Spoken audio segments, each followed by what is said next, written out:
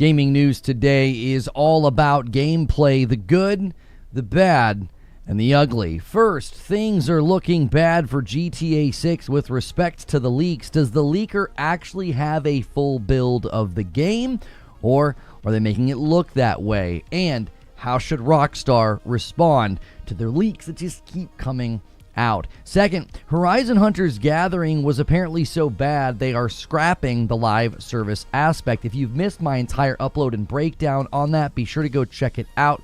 I go through everything as well as say what I think needs to happen. So, can they get a co-op version of this ready by December and hope to recoup some of the cost? And what does this mean for Horizon 3? Third, Black Myth Wukong's sequel just dropped a 15-minute gameplay video. We're going to react to that at some point in this live stream, as long as I don't get carried away and forget. So look for the timestamps below for that if you are watching this stream later. Thank you guys so much for the ongoing support of the stream. Lately, there's been so many people tuning into the streams, watching the shorts, watching the uploads. Thank you so much for doing that, and especially those of you that leave comments and hit like and hype and all of that. You can continue to help us with the membership goal. We are trying to get to 600 paying members. It's $5 a month, and you do get into my Discord. Stuff tends to break in there first, and we also do Green Room, Town Hall, community games. We do all sorts of stuff in there, so consider becoming a member.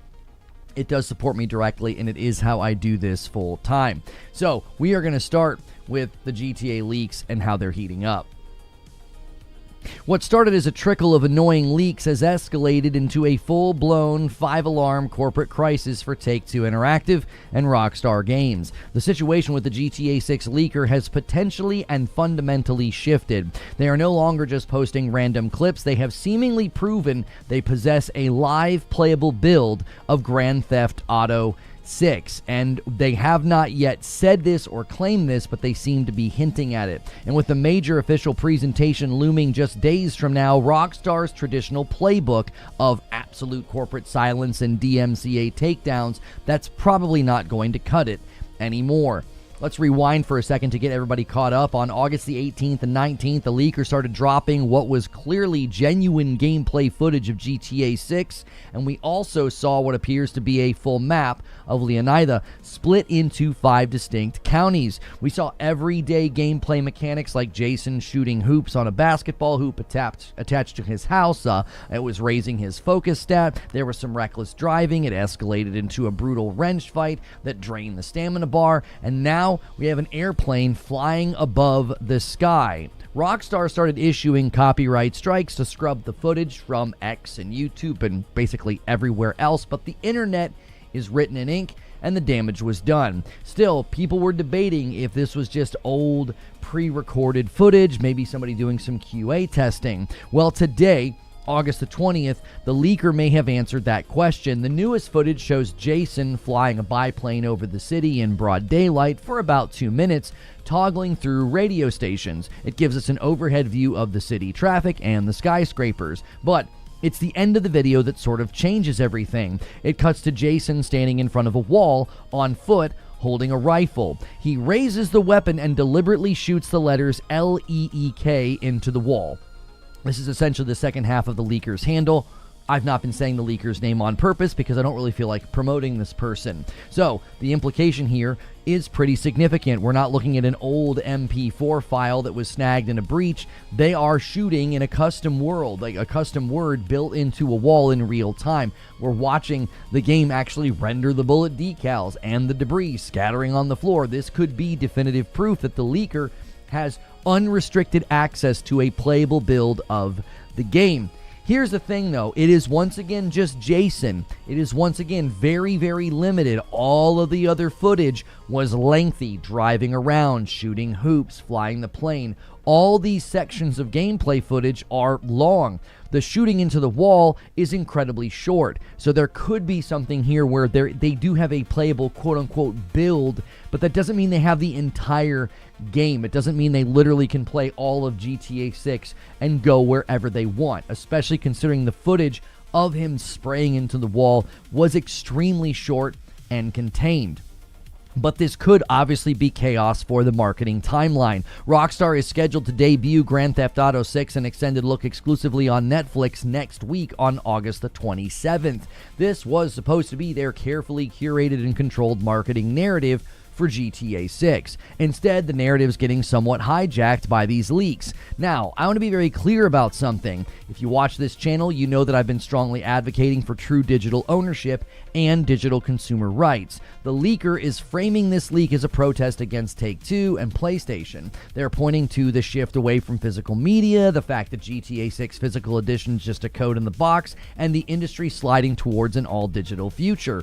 These are valid concerns and criticisms, but weaponizing those concerns to leak gameplay, try to harm the game's launch, and you're doing this while pushing your crypto, this is not really the way. The only thing about this that I have said that I like is that big publishers and studios are now apparently worried the same thing could happen to them. So they're worried about their digital property being taken from them. Well, my saying to that is, how does it feel? Consumers have the same concerns right now as the gaming industry push towards game being revocable licenses and not a digital good that the consumer can own. We don't like the potential of our hard-earned money going to a digital purchase that can be taken away, and studios are now worried that their hard work on their own digital property could be taken away. The bigger question, though, now is, how will Rockstar respond? Because playing the DMCA whack-a-mole game isn't working. When a leak of this magnitude hits, the corporate instinct is to batten down the hatches and just deploy the lawyers and try to find these people, which apparently people are already narrowing down who these guys are. But you can't put the toothpaste back in the tube once the internet has seen it. So I think Rockstar needs a massive counteroffensive. They need to fight fire with fire. Rockstar should immediately release pristine, high-res sneak peeks of the Netflix presentation right now, today, and do one every day until the Netflix event. Do about a minute a day. I'm sure you can grab 5 or 6 minutes from the presentation and not ruin it and build the hype. The PR strategy behind this, I think, would work. First, it completely starves the leaker of their leverage. Their power right now comes from being the only source for new information. If you drop official, high-fidelity footage, Rockstar instantly devalues those unpolished, watermarked videos. Second, it allows Rockstar to take control of the narrative. You shift the internet's focus away from, well, what's the leaker going to demand today or show us today? And instead they say, well, what's Rockstar going to show us today? Finally, it acts as a massive promotional engine. Instead of losing all this momentum to these unauthorized leaks, Rockstar can capture the chaotic frenzy internet traffic and they can funnel it to hype up the Netflix premiere. You don't ignore the fire, you use it to power your own engine of hype. But that's where I stand on the PR front. I want to turn it over to you guys. Do you think Rockstar will stick to their traditional corporate silence and rely on lawyers, or do you think they need to drop official footage today to take back control of the GTA 6 narrative? Sound off in the comments below, and be sure to stop by one of my live streams. But that's not the only piece of drama for you guys today. I know we like to save the drama for your mama, but this one's pretty big, and I already did an upload about it, so be sure to check that one out. Let's talk about the Horizon drama. If you caught the recent Bloomberg report, you already know the headline. Sony and Guerrilla Games have reportedly hit a giant reset button on their Horizon multiplayer spin-off. After getting negative feedback and closed play tests earlier this year, they're stripping out the live service elements and they're scaling the project back into a traditional, focused co-op story experience.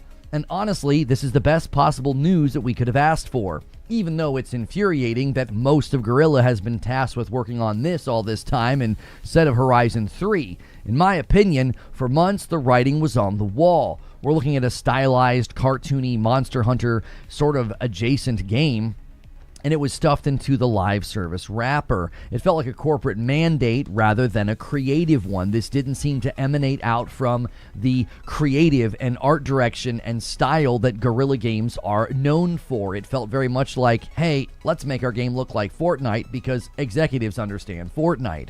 We talk constantly here about the dangers of publishers chasing the endless engagement dragon. We've seen too many studios sacrifice tight mechanical gameplay and meaningful progression on the altar of battle passes and daily login screens. The chase of the live service dollar has made many of these studios completely jettison what they are known for. I have constantly been saying the main lesson that Sony should have learned after they had Bend working on a live service game and Bluepoint working on a live service game, after Naughty Dog was educated by Bungie on what it would take to support a live service game, I thought the lesson was learned that you shouldn't have your single player studios working on a live service game. And they should have learned this in the last 3 years, because 3 years ago is when Naughty Dog decided to not go forward with The Last of Us Factions.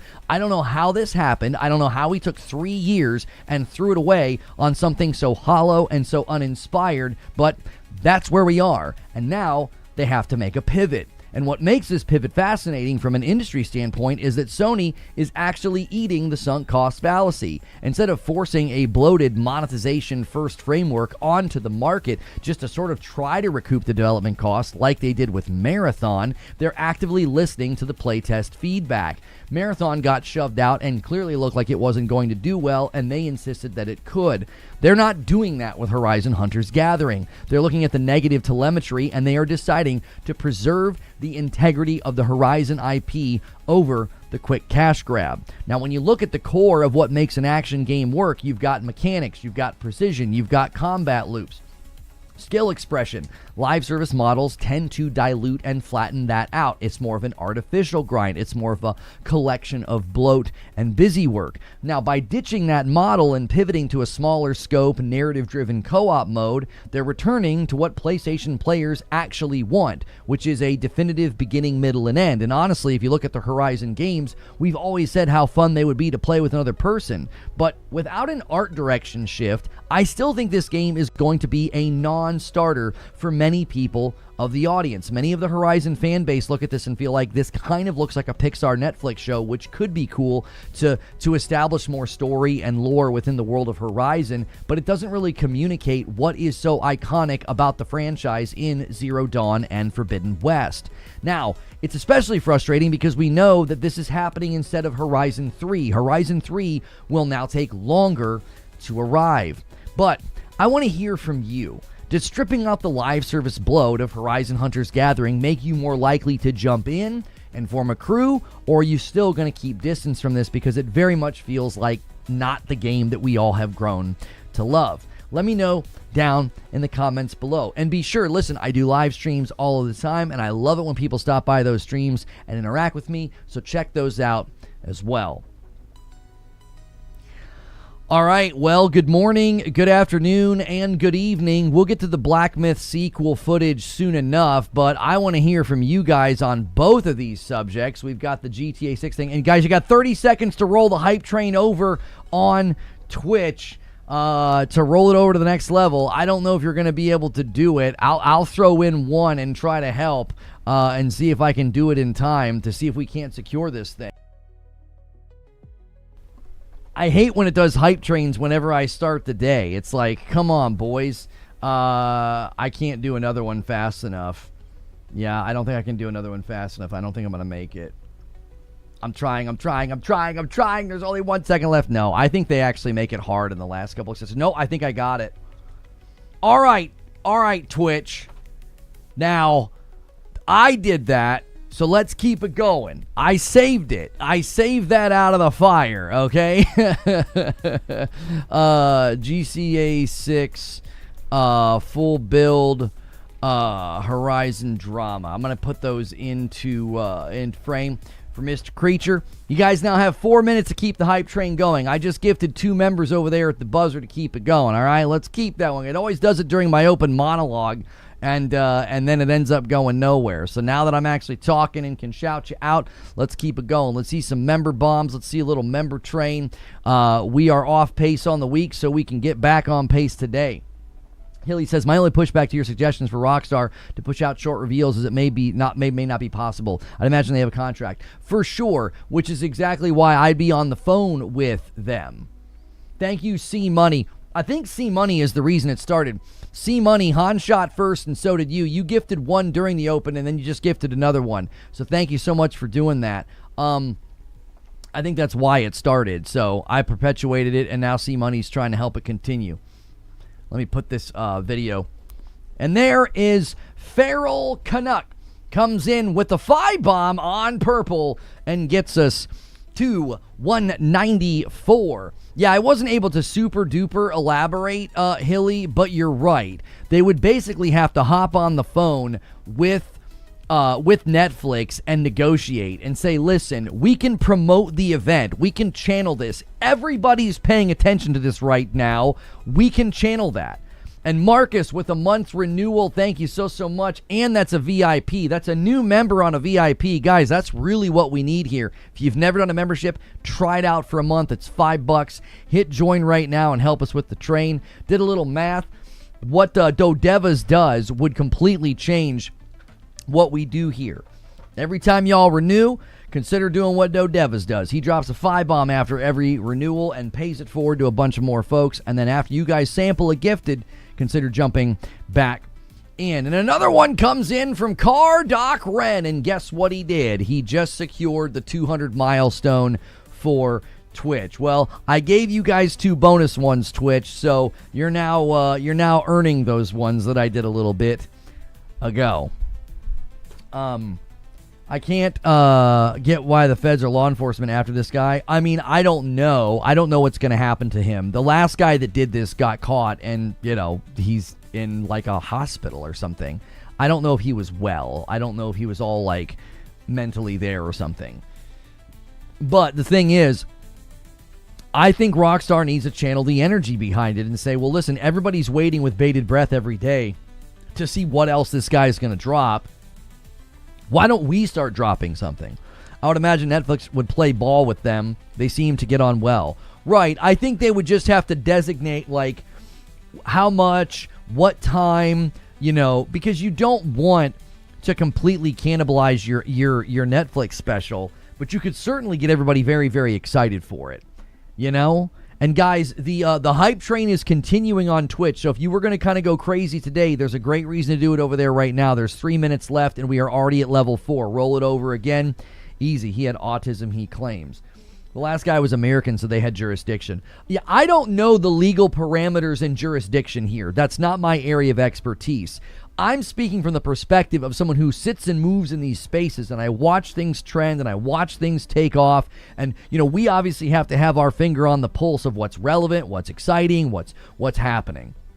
And the GTA 6 leaks, that's all anybody's talking about. Malice 1 drops a 5-bomb and rolls the hype train over, and we're officially 20 away from the next milestone.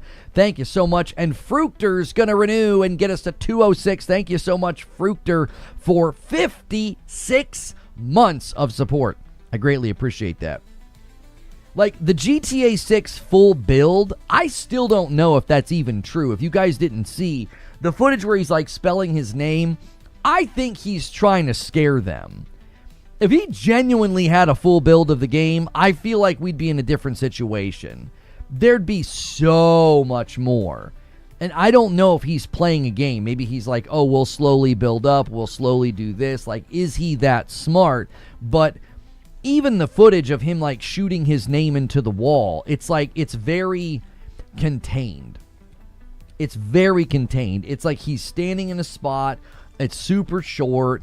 And again, it's Jason again. It's not Lucia. So I'm like, both characters are playable. Why do you always keep showing us the same character in the same clothes? Could have been AI. I don't know if the shooting is AI. It doesn't look like it.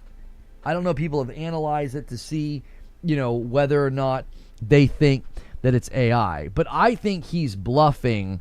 I think he's bluffing about having the full build. I actually don't think he has the full build, personally. What's wrong with YouTube?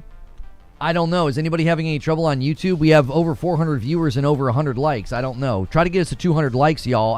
YouTube seems to be fine on my end. Flying a plane and showing the full city was... Well, okay, but that's separate from him shooting into the wall, Jamal. Thank you, Arasaros 9 with 4 months. Let's jumping back in at 207.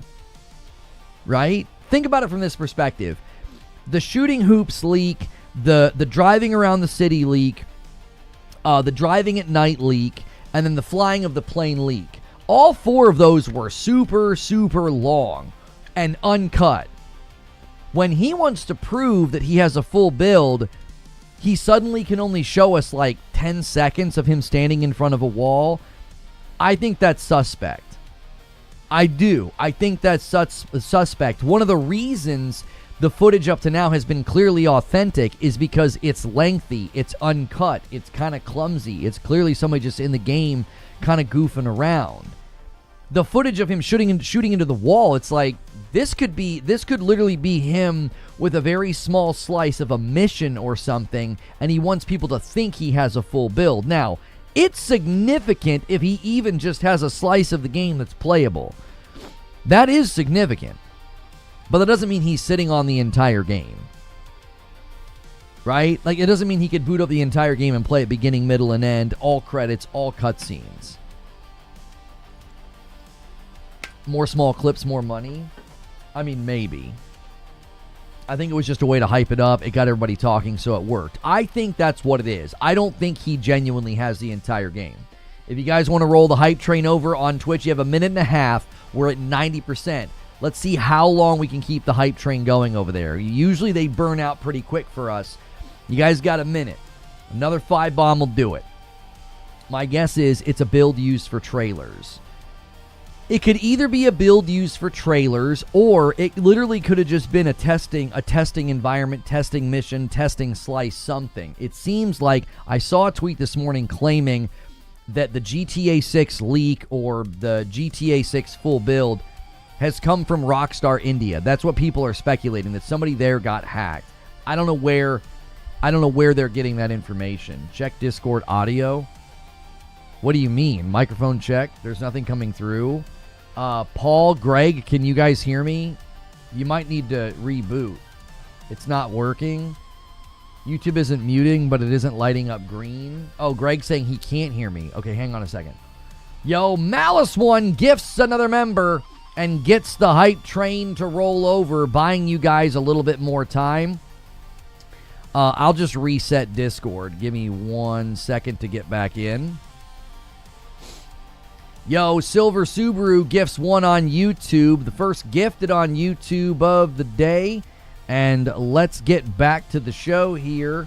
Let's see. Speak on stage. All right, now you guys should be able to hear me. I rebooted Discord. That usually does the trick. And Angry Pete gifts 1 and gets us to 210. We've got a bit of a member train.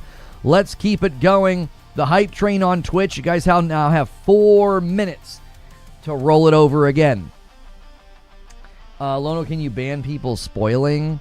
I mean, listen, is there a guy doing that? Hang on 1 second. Okay, I tell you, no, see, that's a different leak than yesterday. I don't think people are genuinely leaking, but I'm going to tell you what. If you guys want to talk today, I know y'all don't like this, but listen, this is a value to the members. It gives them the ability to talk when we kind of have to lock things down. If you suddenly can't talk on YouTube, I am sorry.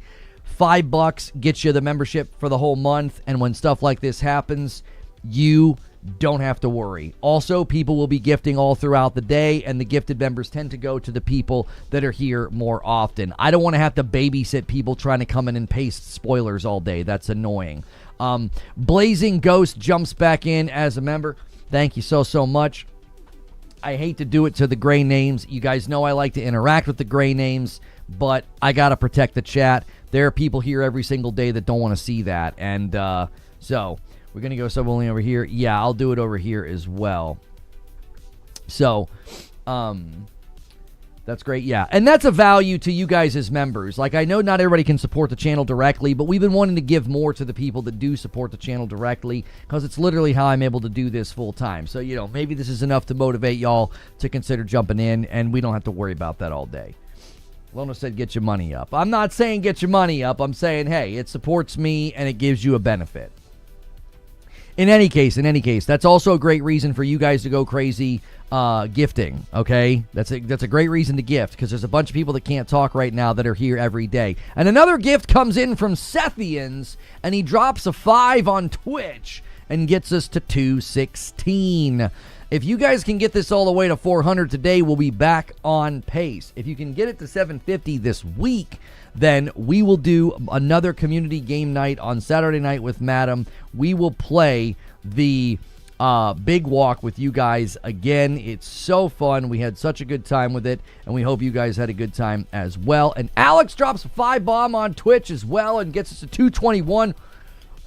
The hype train's continuing over there on Twitch. Thank you so much.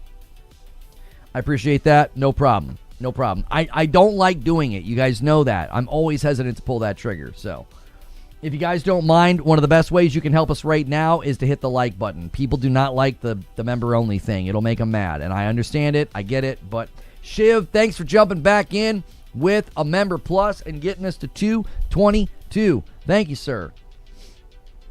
How have none of these hit me? I don't know, Holler Rage. I don't understand that. That's insane. Somebody take care of our boy Holler Rage over there. What's good, Loch-Ness? Good to see you. Awesome value. You're welcome. All right, so let's keep the chat going. Do you think Rockstar speaks today? My estimation is they have entertained all options. They are probably trying to, number one, just DMCA anything that pops up. Thank you, Alex, for taking care of our boy Holler Rage, getting us to 223, and the hype train moves a little bit more. They are probably attempting to figure out, like, okay, we got DMCAs everywhere. The DMCAs are happening faster. Just this morning, I got on Twitter, and there were Reddit threads that were not even an hour old. They weren't even an hour old, and they were gone.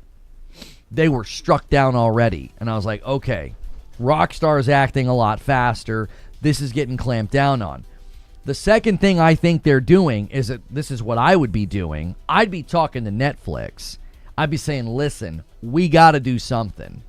We need to be doing, and again, this was my idea from the other day, they should be doing a sneak peek every day between now and the Netflix extended look. Now, that takes time. That has to go through an editing process. It has to go through branding standards. It has to go through marketing. It has to be approved by Netflix. That's not going to be a fast process.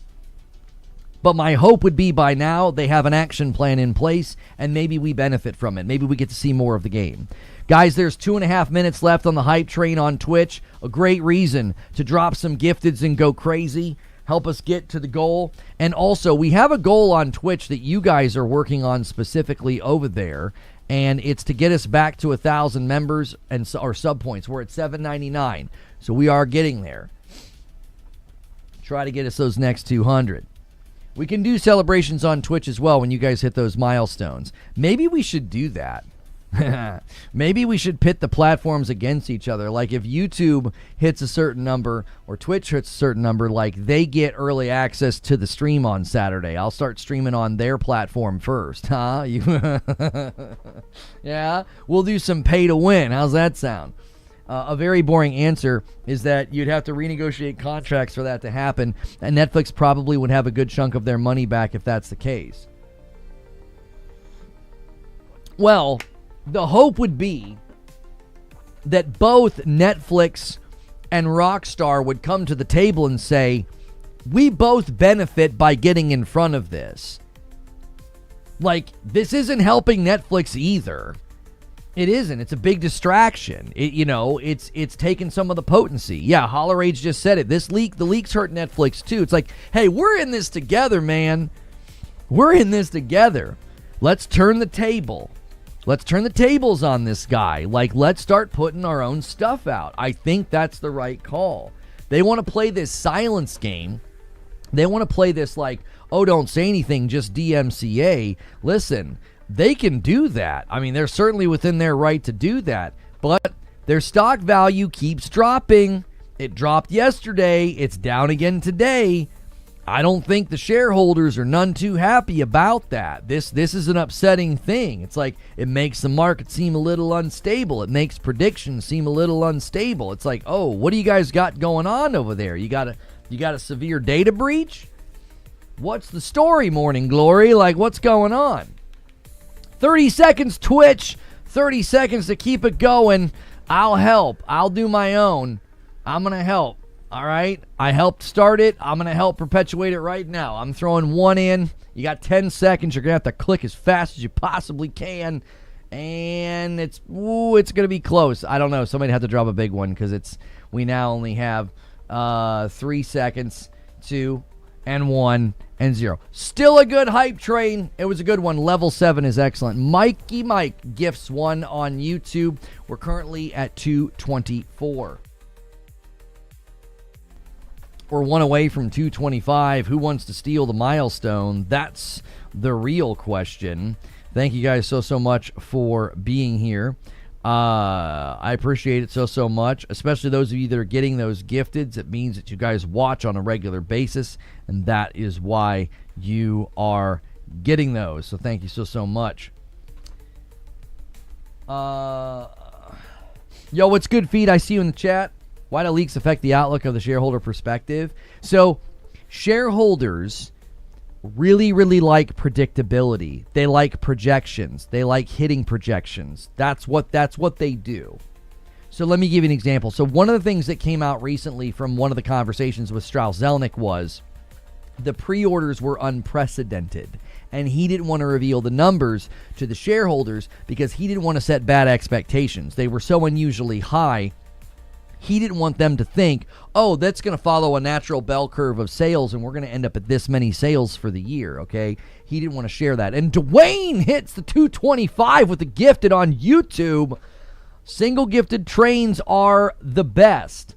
Guys, you can gift to one person and it adds to the total. Thank you so much for doing that, Dwayne. So he basically said, we don't want to set those expectations. Now, somebody explained that. There was a financial guy. There were some articles that came out. I believe Jason Schreier also explained this. If the shareholders are expecting 30 million in sales for the first year and you only sell 25 million, 25 million is still seismic, insane, tectonic. It's otherworldly. But it fell below projections. You fall below projections, your shareholders don't like that. It'll make the value drop. It'll make them sell. It'll make them back out, okay? They're investing for a return of a certain size. When that doesn't happen, it makes them skittish. It makes them angry. It makes them sell, okay? So, in this situation, a leak of this proportion where apparently the guy's got some kind of a build of the game, that causes instability in the market. It's like, wait a minute, do you guys have a major data breach? Is this going to affect sales? Is this going to affect viewership of the Netflix thing? Is this going to affect interest? Is this clouding our marketing plans? You guys are spending millions of dollars on marketing plans, and we got this guy, basically trickling content out. Like right now, weigh in the chat. Have you seen at least one or all of the GTA 6 leaks? Weigh in. Right? Weigh in. Multiple game devs responded to this publicly and 2 in DMs at major studios. It appears that the GTA 6 footage is from a PC version and not console. Are we really going to play this game again? Sure. Uh-huh. I suppose that one can disappear like all the other claims made. Fear, uncertainty, and doubt. Okay, I haven't. We got a yup.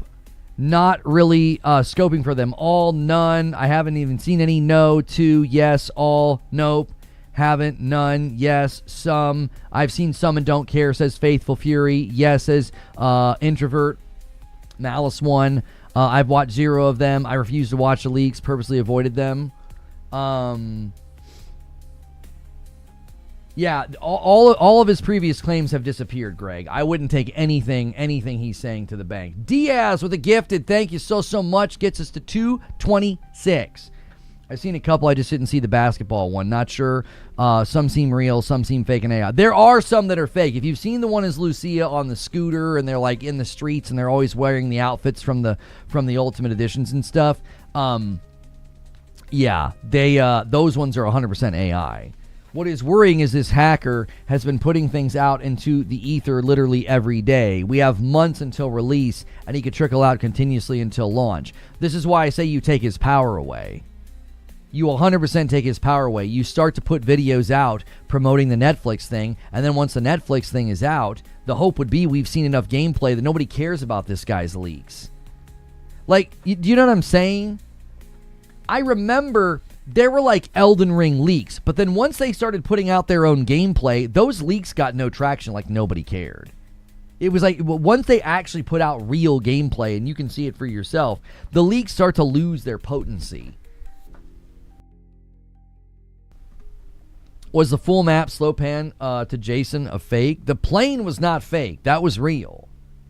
That 100% was real. The ones that have been real are the one him shooting hoops. He gets in the traffic accident and beats the guy up with the wrench. He's driving at night and he fights the security guards, and they have like a couple of them have flashlights. And then the one that just released with the plane, I believe those are all real.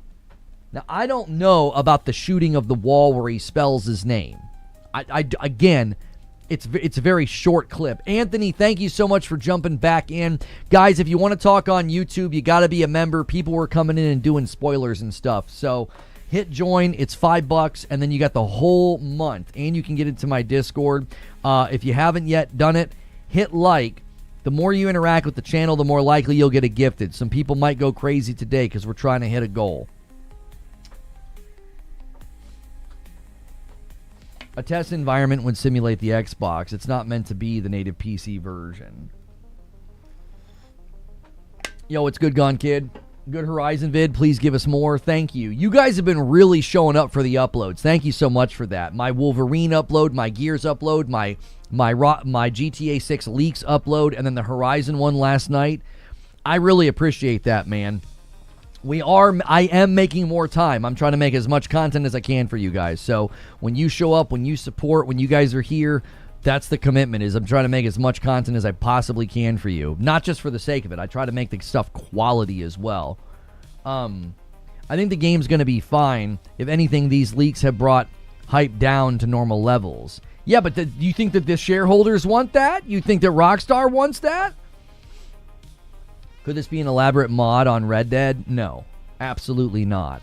The level of work it would take to fake this with the sight lines, the draw distance, how far you can see, there is literally no way someone did this within Red Dead. I don't think so. Early on, when we saw him like jump off the porch, if that was all we had, I still think that alone would have been so impossible to make.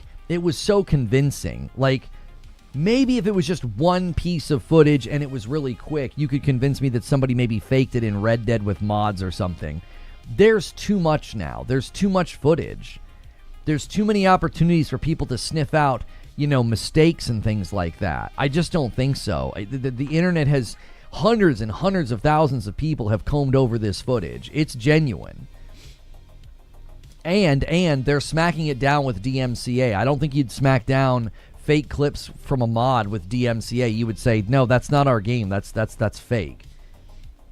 This will just be a stock dip. One trading group I'm in is pretty much buying the dip. Oh yeah, plenty of people will buy on the dip for sure, because they know what's coming.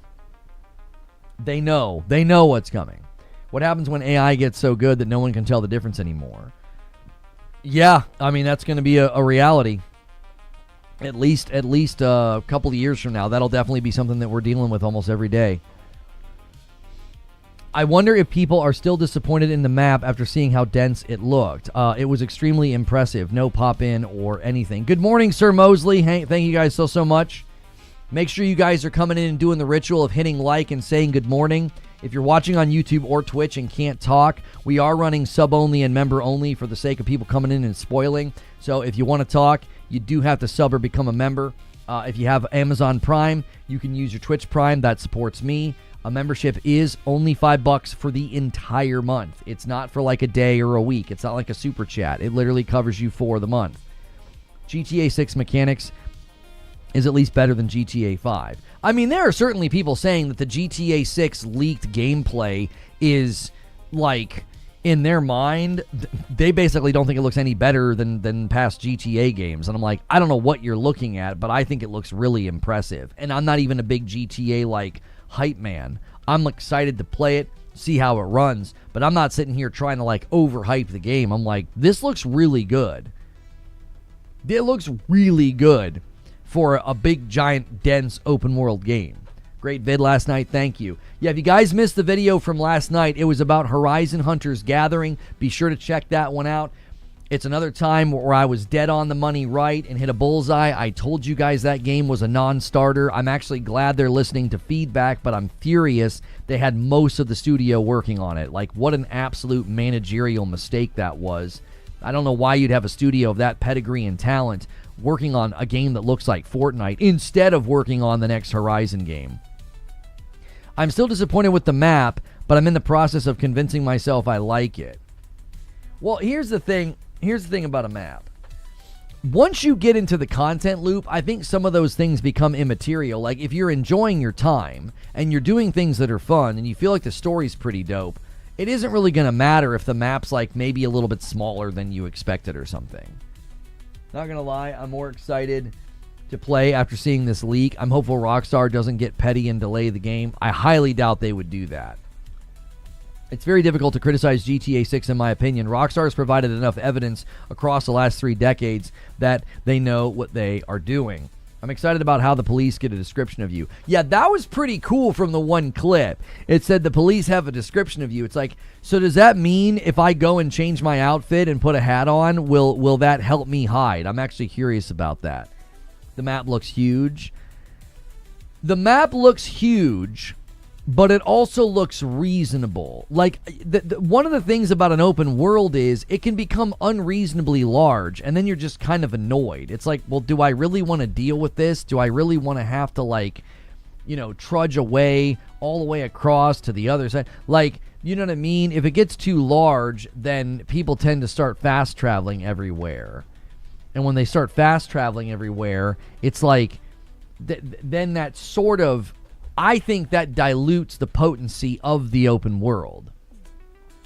Like, I think that dilutes it. Like, if it gets so large where you're just like, the open world is no longer a world that you go out and explore. It's a thing that you almost like daisy chain fast travel around. Like, a big map that's reasonable in size, I think, is far more effective for the experience.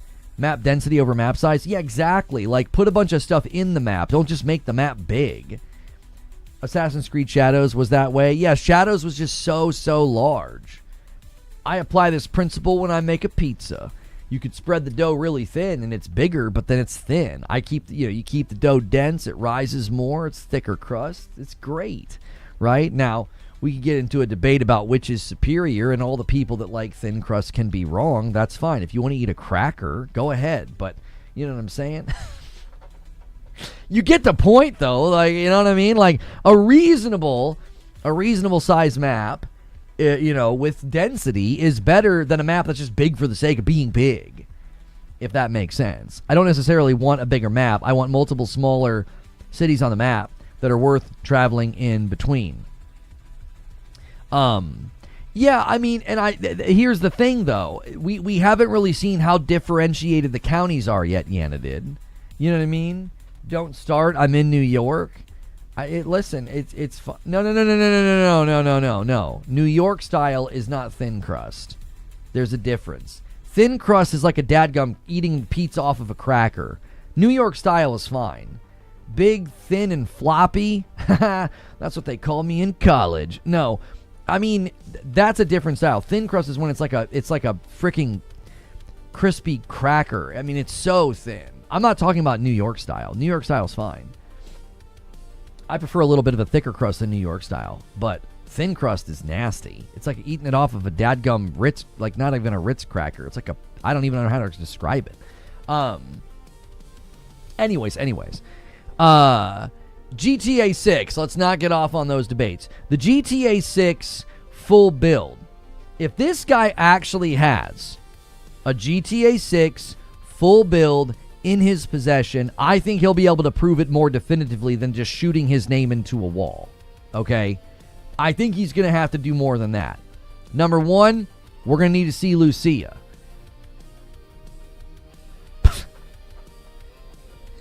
Number two, I want to see him interact with systems, not just changing the radio station. Go into a store, change your outfit. Go into a store, change your hair. Go into a store, change your tattoos. He's not interacting with any of the mechanics in the game a lot of the times. He's doing real surface level stuff. He's not interacting with the trunk of the car. He's not interacting with the safe house. He's not interacting with any of the storefronts or missions. Have you noticed that? If he's got a full build, I'm like, wait a minute. If you've got a full build, the footage is starting to look, and I wonder if that's what he knew was going to happen. Where people are going to start to be like, bro, you're not actually doing anything in the game. You don't have a full build.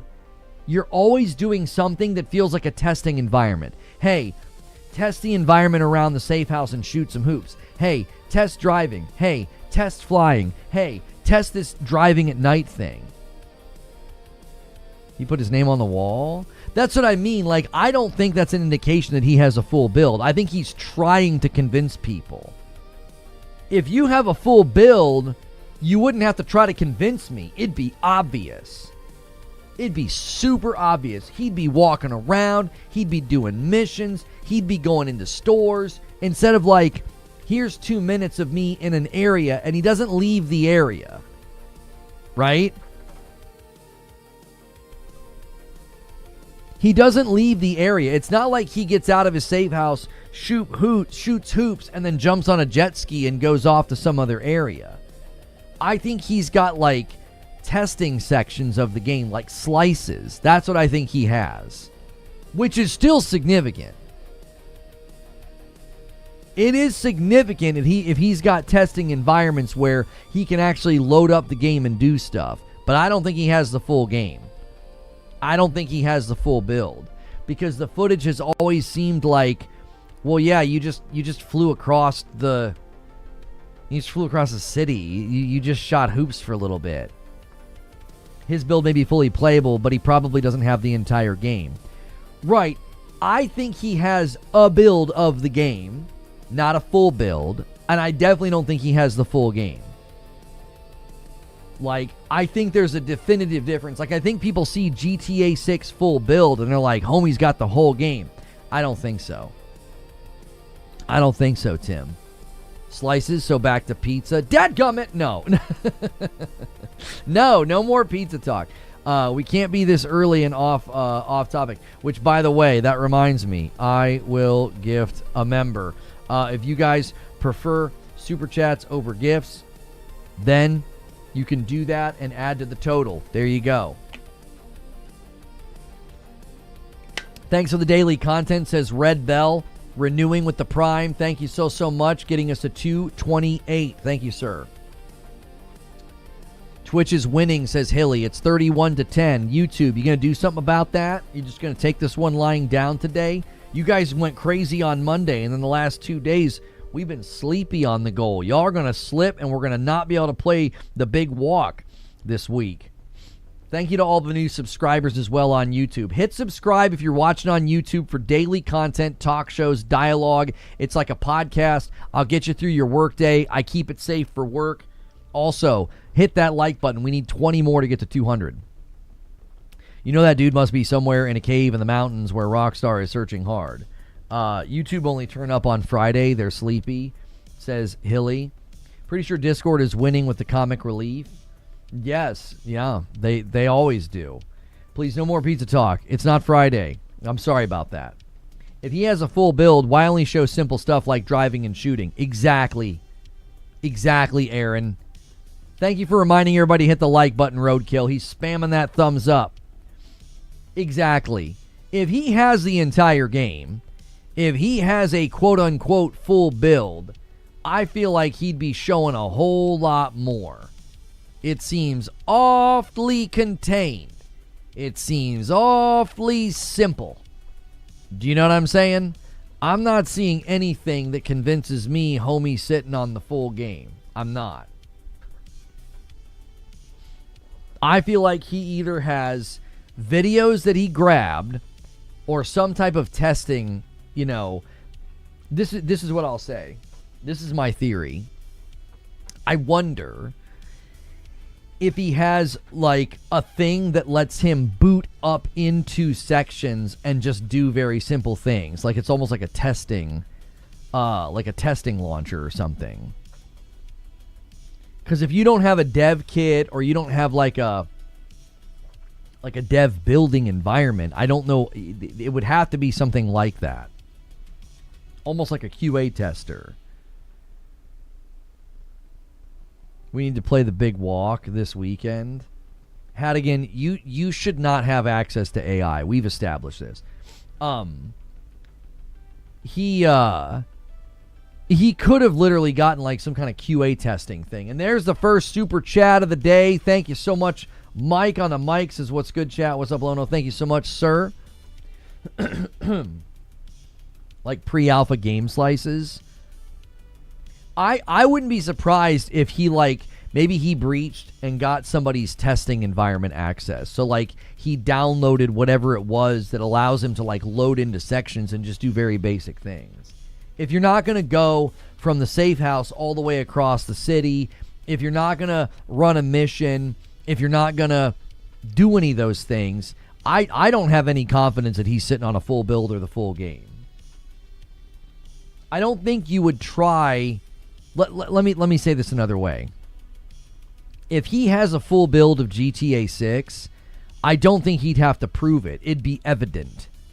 Like the thing he did with the shooting, I think that's him trying to prove it, which to me is a sign that he doesn't have it. Does that make sense? Like if you had the full build, you wouldn't have to prove it. You wouldn't. You'd load up the game, you'd be on the start menu, you'd start the game, and you'd just play. You see what I'm saying? Like there would be no need to kind of like drop a hint or drop a clue. Now somebody could push back and say, well, he's trying to trickle this out and create hype and create attention for himself. Okay, maybe. Like maybe. Yo, Marcus gifts a member and gets us to 229. Thank you, sir. He says YouTube should not be sitting this one out. Thank you. He could still be anyone. Writing League on the wall is undeniable. Well, sure. That he's indicating that he can go in the game and do stuff to some capacity, but that could still be a very stripped down testing environment. That could literally be a shooting range. That could literally be a shooting slice, like go in here and test the guns. Rockstar can probably look at what he's showing and know exactly what he has as well. But you are not the leaker. Yeah, so what does that mean? Me not being the leaker doesn't mean I can't make predictive statements about what he's doing and how he's leaking it. Again, my current opinion and my current conclusion is if he had the full build, it would be evident. He wouldn't need to play games. He wouldn't need to play games and like hint that he has the full build. It'd be obvious. He would be able to do certain things. Load up a mission, go into a store, interact with the store. Full build of the game would mean that all those things would be at his disposal. Again, it'd be obvious. I think again, this is my opinion, this is my prediction. I think he's messing around. I think he's got footage. He may have some kind of a testing slice that allowed him to spell his name on the wall. Outside of that, I don't think he has anything else. If he has the entire build, then here's what I think would be going on. And another one comes in from Marcus, and he sets up potentially the first 20 bomb of the day, which would put YouTube back in the lead at 32. We'd hit 250, and I would owe you guys a member over there on YouTube. So now's the time to strike. The flying leak could have been recorded. He could have done some cool stunts, but instead it was just flying in a straight line. That's what I think those are, Aaron. I think the shooting of the hoops, the driving at night and fighting the security guards, and the flying, I think those are all just recordings that he got. I think the shooting is some kind of a testing environment that he does have access to. If he had the entire game, the entire build, do you want to know what would be going on right now? It'd be everywhere. For his own protection, he would have distributed to other people, and it'd be everywhere. Yo, my man Khaled jumping back in. Thank you so much. Let's add it to the total. 231. What if the leaker is Rockstar using his promotion? Strauss did say unique marketing.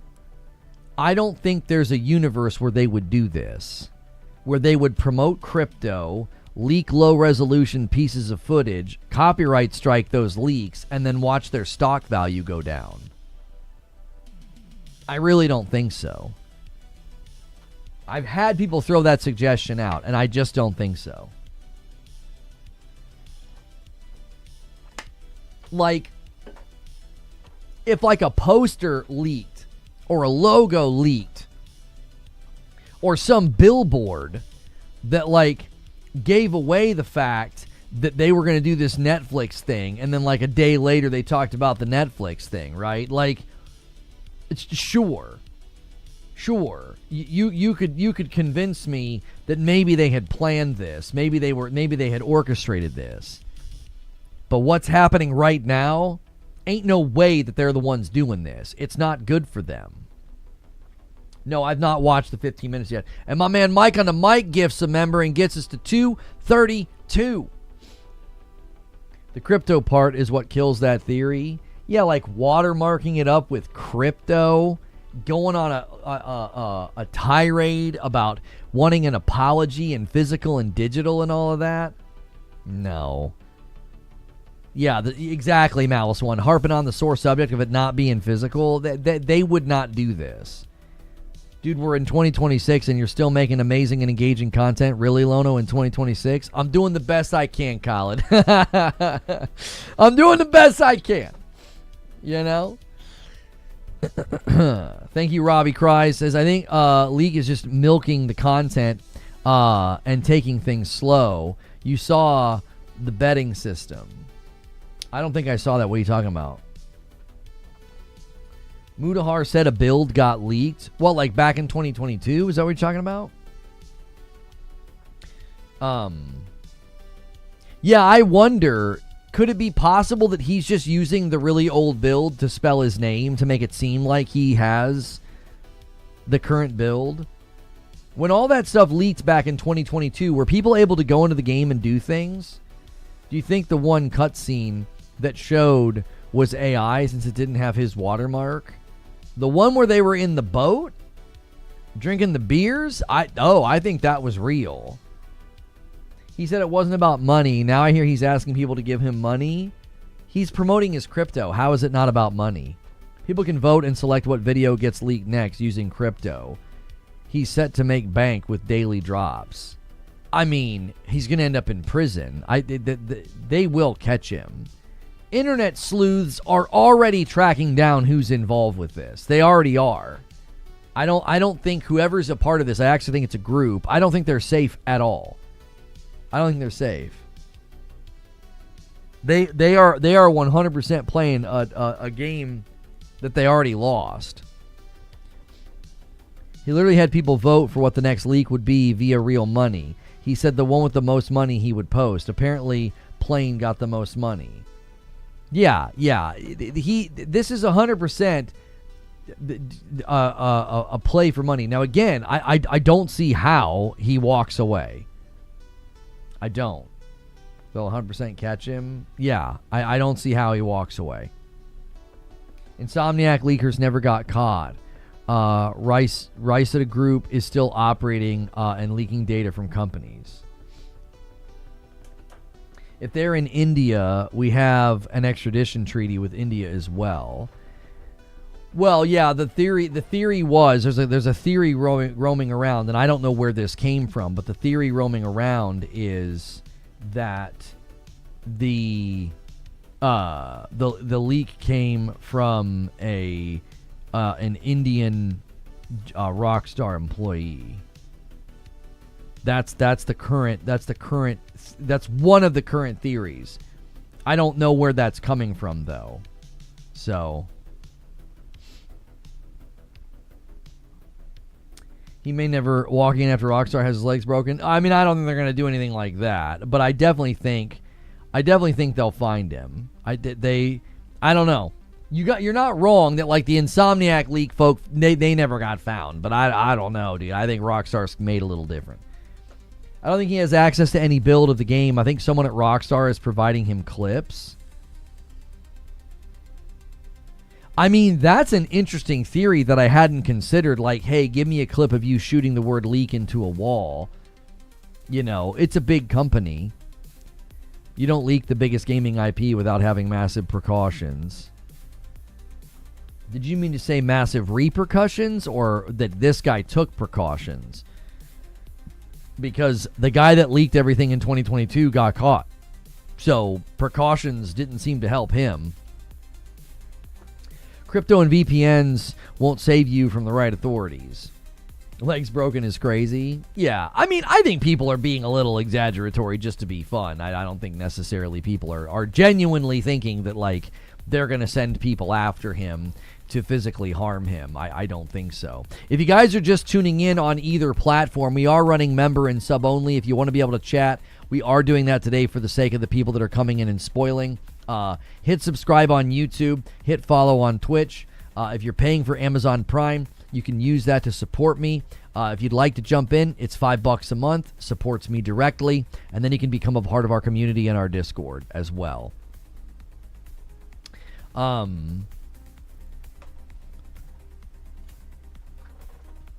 Yeah, I mean, people are totally falling for it. Like, this guy just left a comment and says, there's a new leak, and the hacker actually spells leak with the bullets, meaning he's the guy that's been watching play the game. He has a build of the game.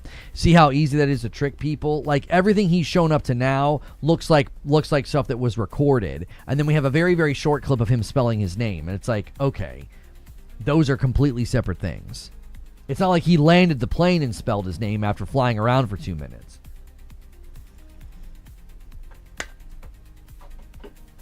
Narrowing paths and declarations, they're toast.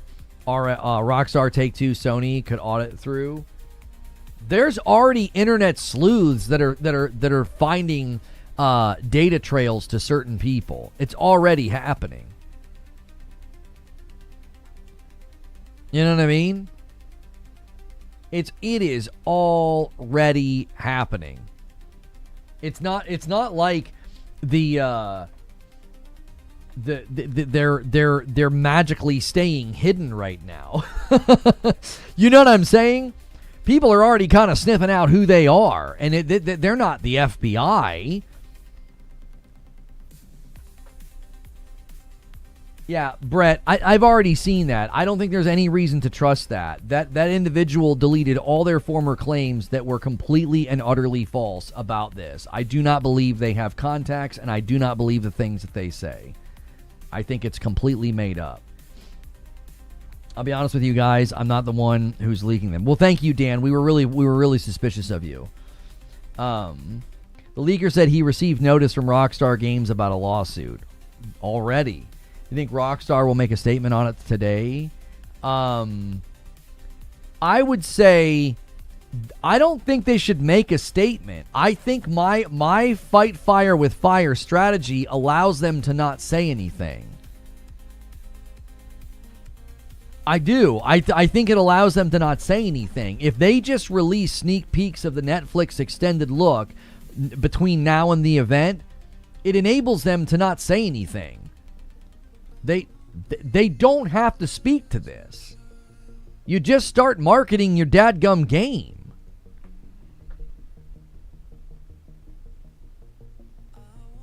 I think the leaker left a comment on your video, something about bouncing.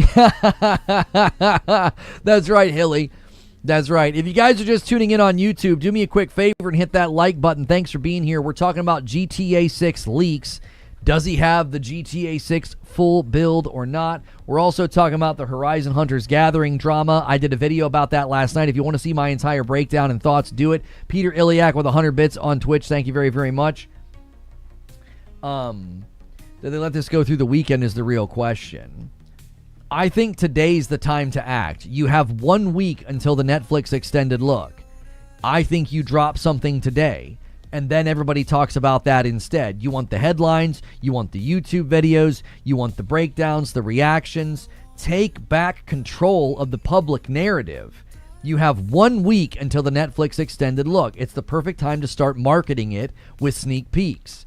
Now, again, that has to go through approval. Netflix has to agree to it. It needs to be edited. It needs to go through branding standards because you have people within Rockstar that have to approve what goes out.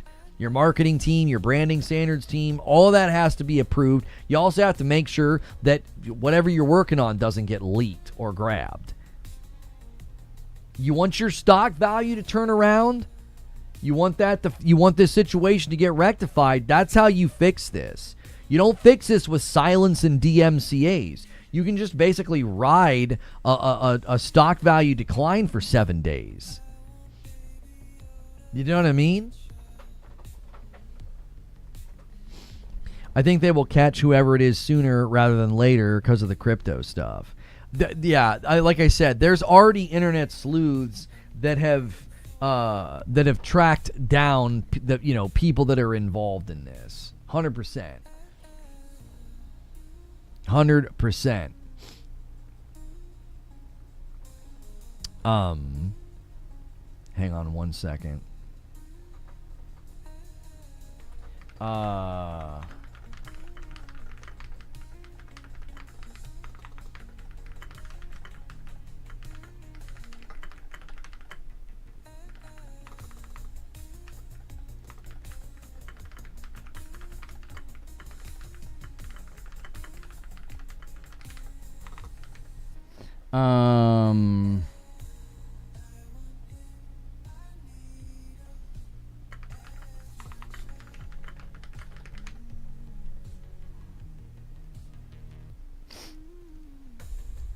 Another thought, maybe the leaker is actually an AI agent that got loose from Anthropic. No, I don't think so.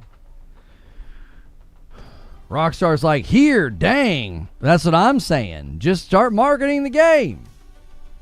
You know? No GTA Online posts from Rockstar's usual time today, or probably not at all. Yeah, I don't know what they're gonna do today. I don't know what they're gonna do. I don't think they're gonna do their normal marketing. I think what they need to do. Is they need to start marketing the Netflix event with sneak peeks. I think that's the call. Another thought. Oh, never mind. I already read that. Yeah, I don't think it's AI. That'd be insane. Like a rogue AI. That'd be crazy. It seems like it's actually attached to real people. They're already tracking down like people that are potentially involved that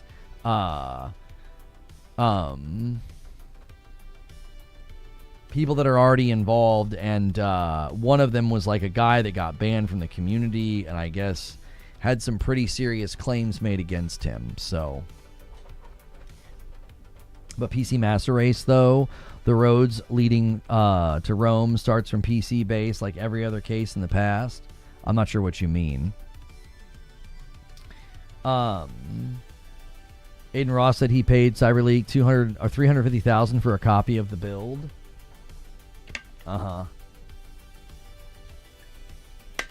What's good, Ginger? None of this would have happened if they just would have released the game on May 26th like they were originally supposed to. I mean, there's some truth to what you're saying, but unfortunately, that didn't happen. Is it possible he could release the build that he has? It is possible if he has a build. I don't think that he does. I think that that's him trying to fake having a build. So I want you to analyze what he has done. I'm just going to speak in facts, okay?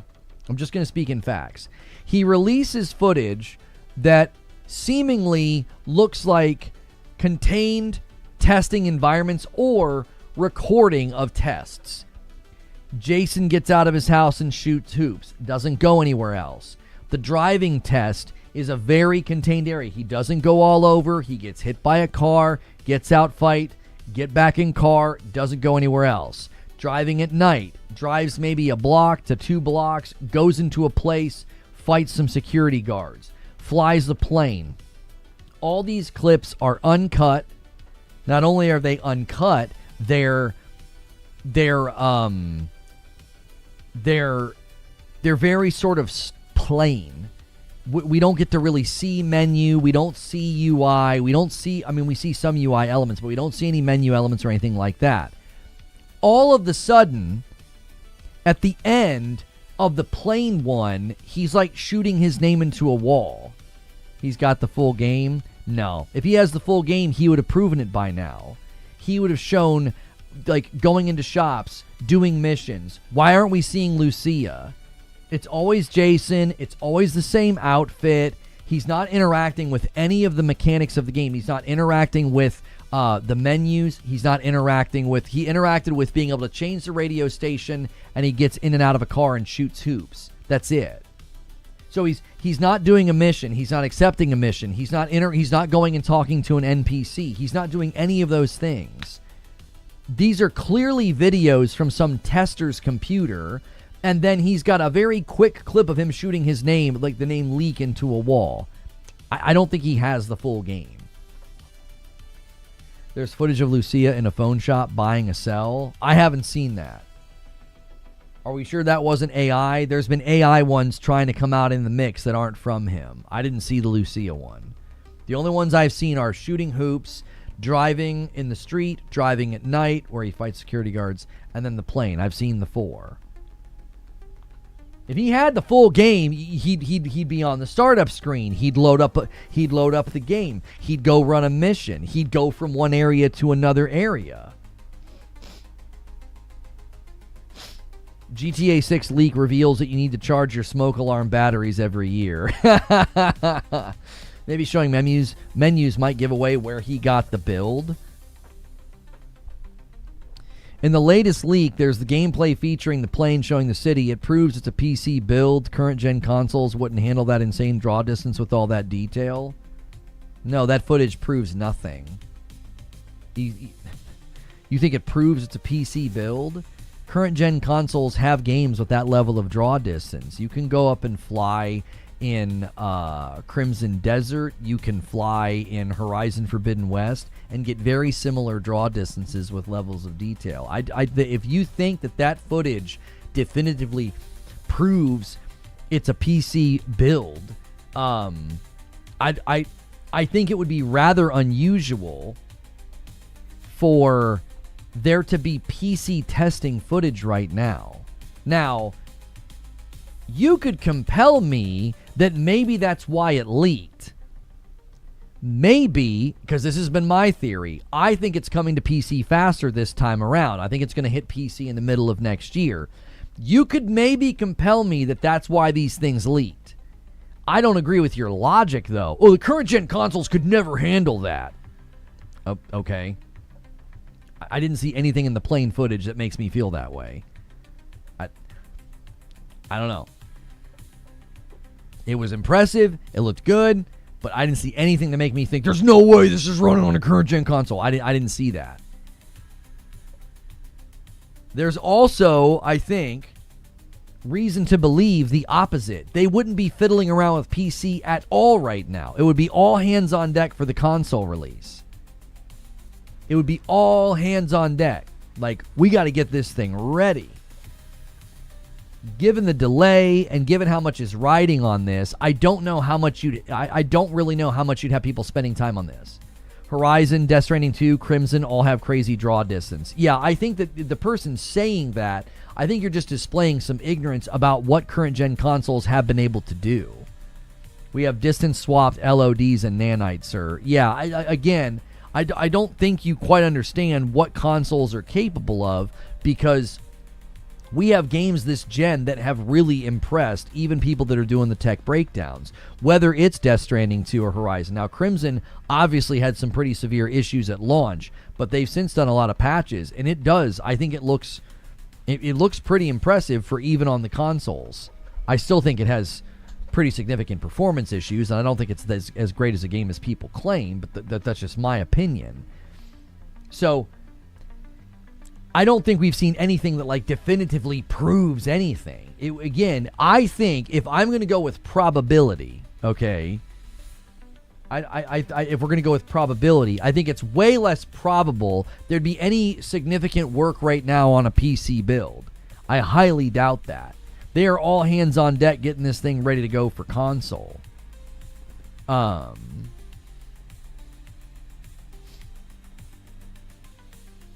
Yeah, I'm being told that PC builds are common in game dev. They're usually very buggy, and they're used for other non-technical testing. Making a PC build PC ready can take years.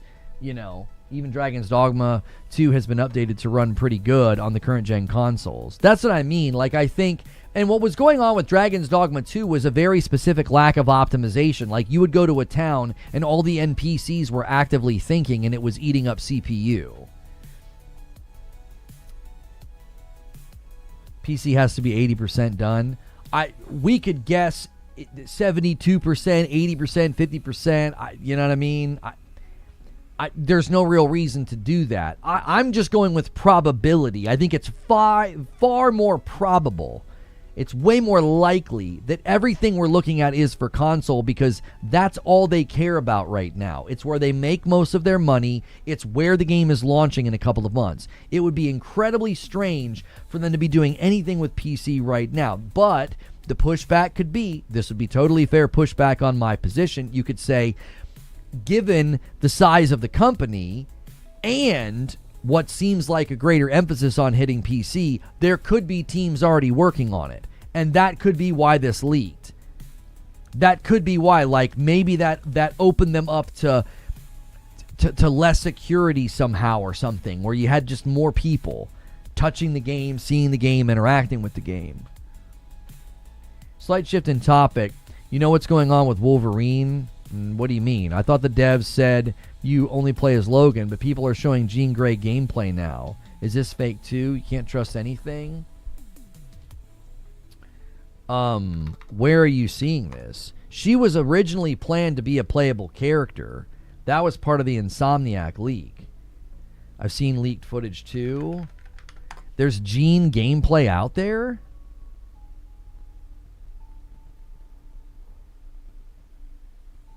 I don't know. This doesn't look real to me.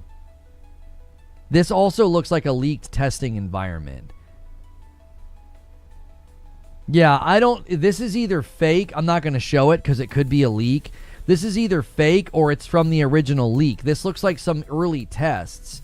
You were going to play as her for 5 missions. I don't think this is from the game that's coming. This looks old. The lighting and the textures look incredibly flat, like they haven't really been properly rendered. This 100% looks like a testing environment. I think this is just people trying to stir up controversy, like, oh, you're going to have to play as Jean and she's going to suck. I don't think that is from the actual game. That is not current Wolverine that we've seen. Yo, the OA with a $20 super chat says, here's a take. If GTA were releasing on PC day and date, and the risk of a working build out there would be a nightmare for Rockstar. Since it's only on console, the guy can only do so much because only so many have their PS5s jailbroken. Thank you so much, the OA. I appreciate that. Is that... Okay.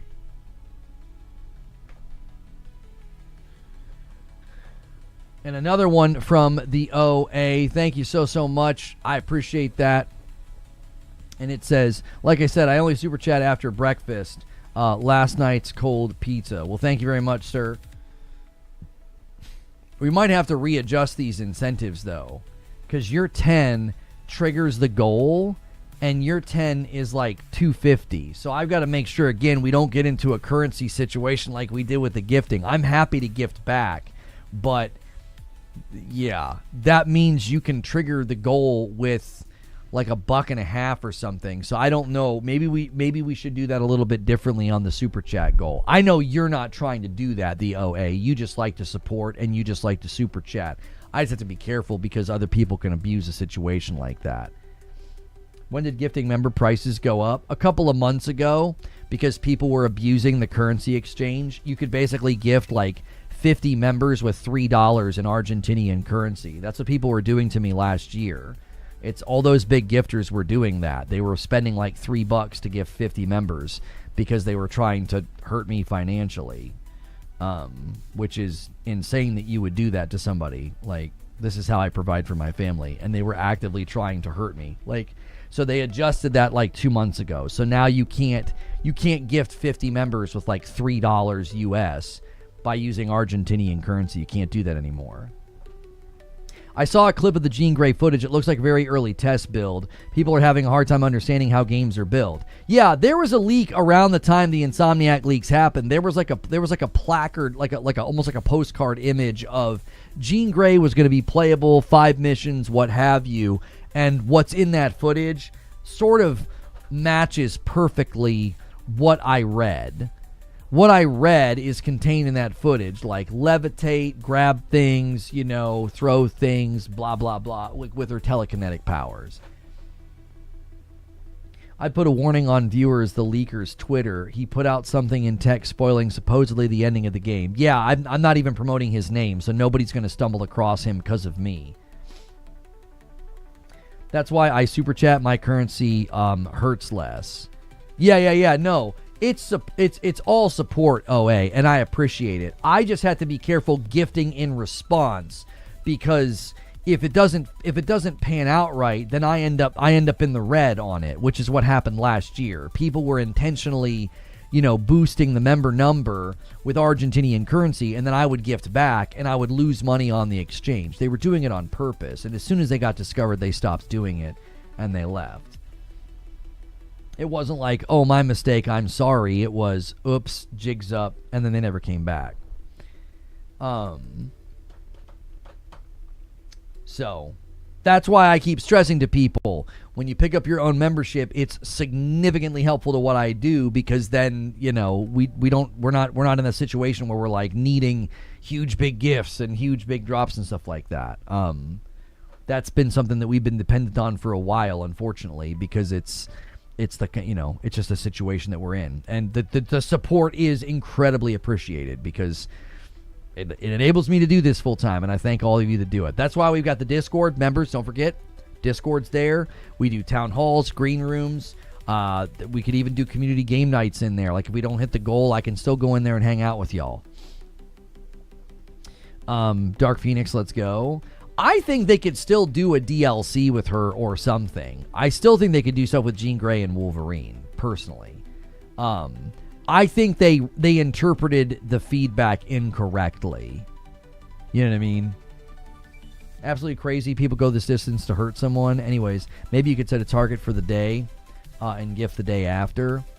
I think currently, if you do every single super chat and you do like a 5, that's still going to be $10.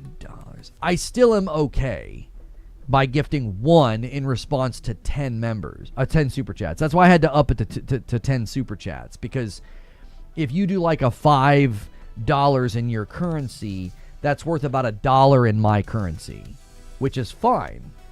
But I have to make sure that when we hit a super chat goal, if I'm going to turn around and gift a member as a thank you, that I'm not doing it in a way where you're giving me less than the cost of the member. Does that make sense? I like to pay it forward. You're supporting me. We hit certain goals, and then I pay it forward back to somebody else. What do you guys think of the Black Myth preview? We will be doing a reaction to the Black Myth Wukong sequel gameplay today. We haven't really talked about it much because the GTA 6 stuff kind of took over. And the big question is whether or not he has a GTA 6 full build. That's ultimately the question. Because we've got a lot of GTA 6 leaks at this point. Some fake, some AI, but overall, it's clear somebody got their hands on actual gameplay, and he might even then also have his hands on some sort of testing environment where he shot his name into the side of a wall.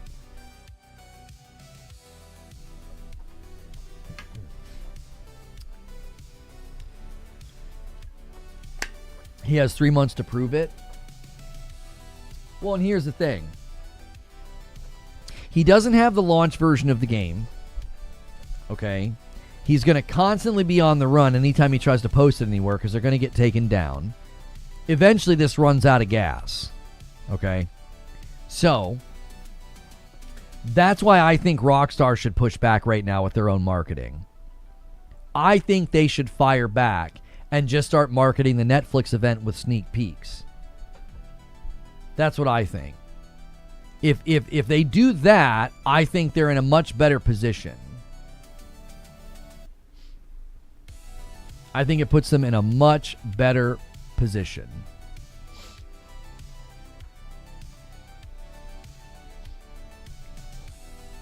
$10 from Street Shadow says, I truly miss the days before Twitter, Reddit, grifters, and fake leaks. It's been so harmful to our communities of gamers. I miss our simple forums and just focusing on games, which is why I like Lono. Well, I greatly appreciate that, Street Shadow. Obviously, we have to cover the leaks.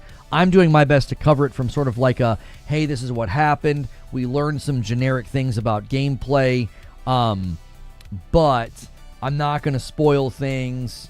And I also feel like I'm not like jumping to doomer, commentary. Like the Horizon Hunters Gathering situation, I feel like my video was fair. I feel like I was critical. I do feel like it was a form of managerial malpractice.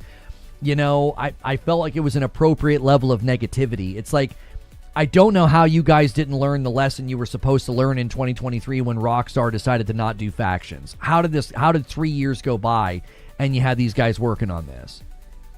Okay, I saw footage of Duskbloods. I haven't seen a lot, but I saw footage of Duskbloods, and it's very different than I expected. It looked like it was running well, but they were literally just in a square room fighting. It wasn't like an open world big game. It looked very contained. Now, I don't know if that's how it's always going to be, but I was really surprised. I was like, it's just a room. It's just 4 people fighting in a room. It looked like a brawler. From the trailers, I expected it to be taking place in like an open world. That's what I expected. So I don't know. I've not seen more of the footage. I need to watch more and make my own assessment, because what I saw this morning, I was like, I don't know if this is going to really be anybody's jam for very long. It's just like you're just like in a room. Look like a network test? Yeah, but how are you really testing the network if you're not testing what the game is going to look like and run like? It looked like a brawler? Maybe they've got something that people are going to love, but calling it like a PvPvE game and showing this big, huge, sprawling world, and then the gameplay footage I saw was like, it's just 4 people fighting in a room, like a literal square room? I don't know. You was talking that talk about Horizon. Keep preaching, good brother. I appreciate that. I was pleasantly surprised. The best thing about the Duskbloods footage was that it looked like it was running well. I don't know if people are going to vibe with that very long, if that's essentially the content loop that like you load into like a room. It's from the network test? Yes. I just don't know. The performance was good, but it was because they were in a very small space. It's like, that didn't surprise me. I was like, you're in literally a 4x4 room, like a square, not literally 4x4, but like just a square room with, I wouldn't say significant like graphical flourish, which I don't think anybody was expecting that. That's not really FromSoft's jam, which is fine. But I'll be very, very curious what the broad reception is to that game, if that's essentially the game. Maybe it's just to test everyone in a single arena for network data. Well, how would you feel, Paul, if you saw that footage and thought, oh, it runs really, really well, I'm going to pre-order the game, and then you get into the open world? I have severe doubts it's going to run that smooth in a big area. I don't know. The Elden Ring footage that we saw of him fighting the dragon, like, it looked better, but it still looked framey. I was like, ooh, I don't know. Elden Ring's got a lot of stuff, a lot of areas, a lot of places to go where the performance can absolutely tank. It had issues on the current gen consoles and PC, for crying out loud. You know? Horizon isn't even my thing, and what's going to happen to the Horizon 3 because of Hunter's Gathering is a disgrace. Yeah, at the very least, Horizon 3 comes out and is great, but it's going to take a lot longer now. It looked like it was running well in the arena. Yeah, that's what I'm saying. Like, to their credit, the Duskbloods footage, I'm like, hey, that looks like it's running well in a square room. So no, honestly, the Horizon situation is what we all have wanted, and it shows the process is working. Taking the feedback and pivot to what people want. We can't change that the game exists, only adjusts. I agree, but not totally. Okay? So, course correcting off of feedback is great, and they get credit for that. It's hard for me to give them a lot of credit because this was my question in the video. What the frick were you going to do if this game was successful? 3 years ago, Naughty Dog was told that in order to support factions, the developer, the studio, the company would have to change. The bandwidth required to support a live service studio is significant, and they opted to not do it. So somebody somewhere decided that the soul of Guerrilla was worth potentially this live service game. Who placed that bet? Whoever it is, walk them to the dadgum door because they're a buffoon. I cannot imagine looking at the pedigree and the talent and what they're able to do as a studio. Decima Engine, people. This is the studio that gave us Decima, that worked with Kojima on Death Stranding. And you thought that this was a studio you should have most of them working on Horizon Hunter's Gathering.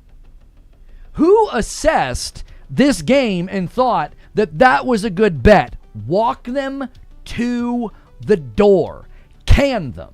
They are an idiot. I cannot imagine looking at the value, the pedigree, and the history of Guerrilla and being like, yeah, we should have most of the studio working on Horizon Hunter's Gathering. Best case scenario, it's successful for like 2 years? What kind of revenue are you going to get that justifies doing that to this studio? It's so stupid. Mind-numbingly stupid. Oh, but single-player games are expensive and they're high risk, and this could have been a small bet. This wasn't a small bet. This is years and years of bandwidth and resources spent on something that looks like a limited-time Fortnite mode. Buffoonery. Idiotic. How did you not learn after 3 years ago when Bungie tells Naughty Dog, you're basically going to have to become a live service studio to support this. And you think, I know what we should do. Let's have Guerrilla all working on this game. Moronic. I'm out of words for how stupid this was.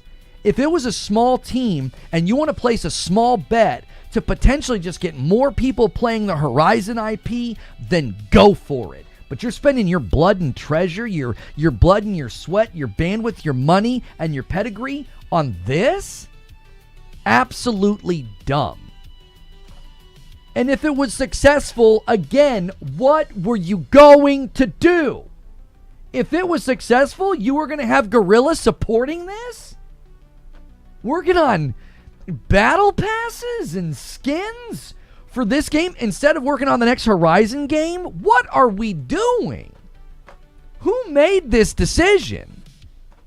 Walk them to the door. They wasted a significant amount of money and time. They are terrible at assessing what a studio is worth.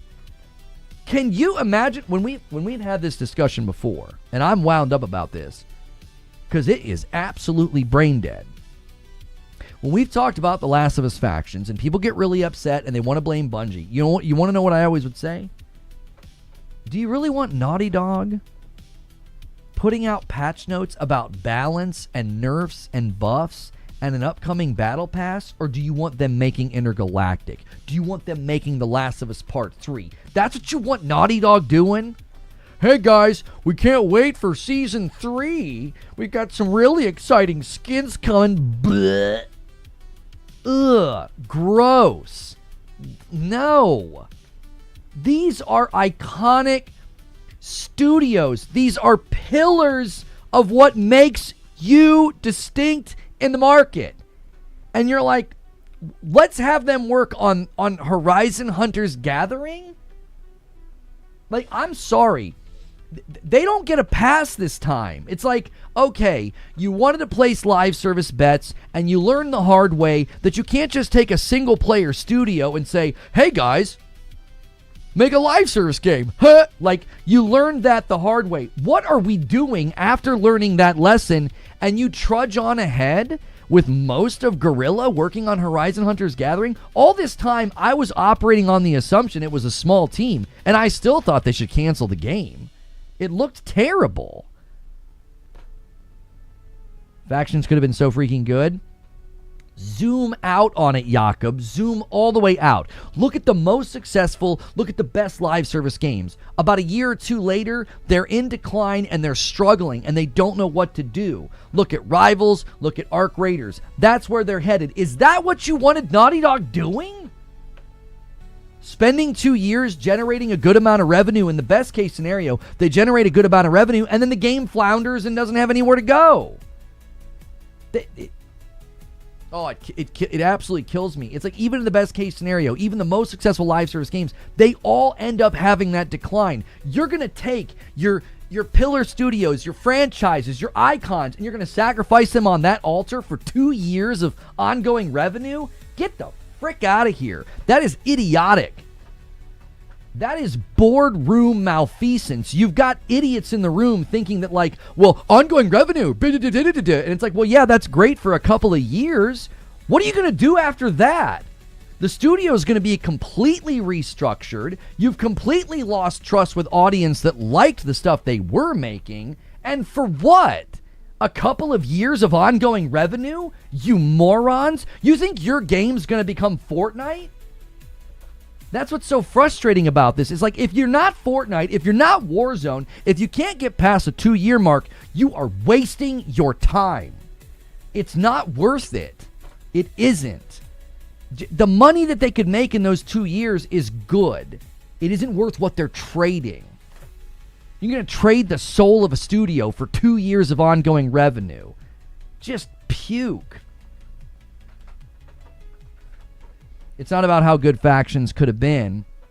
It's about the impact and the support of what it would do to the team. That's exactly right. I don't think people fathom how absolutely stupid this is.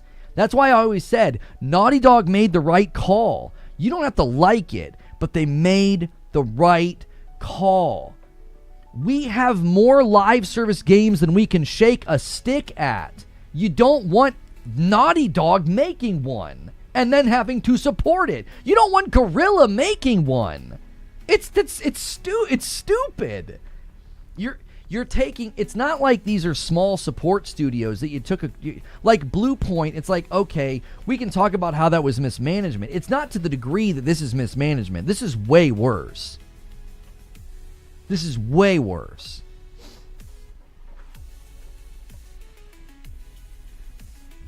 Walk whoever made this decision to the dadgum door. Fire them.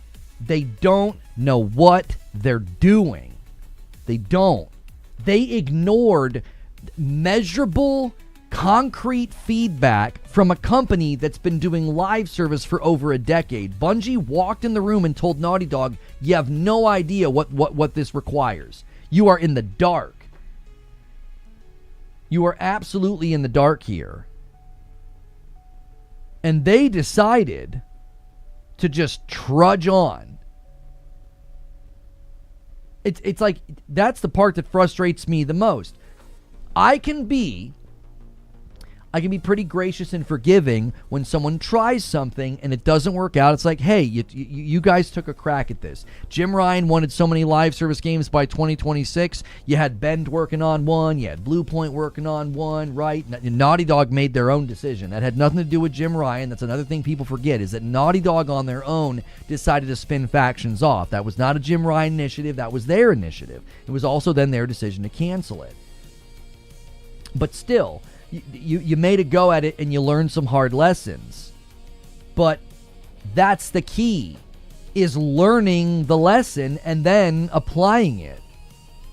So in late 2023, Naughty Dog gets educated by Bungie, and you just ignored what they basically said? When did they cancel the Bend and the Blue Point live service games? When were the Bend and Blue Point live service games canceled? When were they canceled? In January of 2025. So you get to the end of 2024. So end of 2023, Naughty Dog gets educated and is like, we don't want to do this. A year later, a whole year later, you decide Bend and Blue Point shouldn't be doing this. Why? Concord happened. So Bungie to Naughty Dog happens, Concord happens, Bend and Blue Point happens, and here we are an entire year and a half later, and you're like, herder, maybe we shouldn't have had most of Guerrilla working on a live service game. Derp-a-pa-purr. What are you doing? What are you doing? It's like they didn't learn. If they would have immediately pulled up Rain after Naughty Dog or after Concord, it would be forgivable. It would be like, okay, fine. You learned a tough lesson. Get back on the horse. Start making great games. If Guerrilla would have pivoted to working on the next Horizon game, when the Concord thing happened, or in January, a year and 8 months ago, when we learned that Blue Point and Bend had canceled their live service games, it's like, isn't that the time to say, maybe we shouldn't have most of Guerrilla working on this? Absolutely kills me. That's why I called it this is managerial malpractice. You don't know what in the frick you're doing. You're wasting time. You're wasting money. You're wasting some of your best talent. And if it results in layoffs, even worse. If they don't lay people off and they right the ship and they get these games out, okay, we can sail out of these bad waters. You start laying people off, and that's worse, because now you look like Xbox. Xbox makes a bunch of bad business decisions, and then the studios pay the price. The PlayStation does the same thing, and is like, yeah, sorry, Guerrilla. Yeah, we got to lay people off. Whoa. That'll be unforgivable. You let the big guys go. That's where you save your dadgum money. Let the big guys go. Cut those salaries out of the budget. Whoever thought this was a good idea? I'm hot. I'm ticked about it. It's irritating. Imagine if they had done this with Sucker Punch or Insomniac. That's the level of irritation. This is Guerrilla we're talking about. What are you guys doing? What are you doing?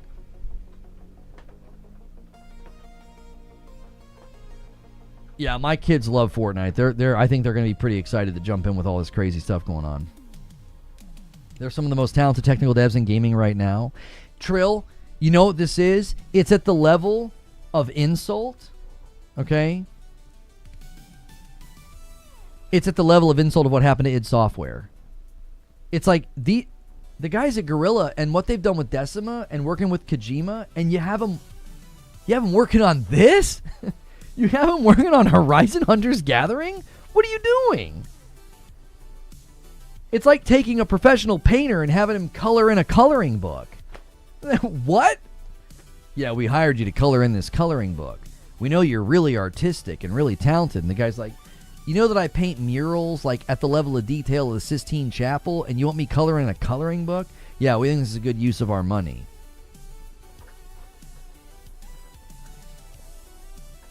Dadgum morons.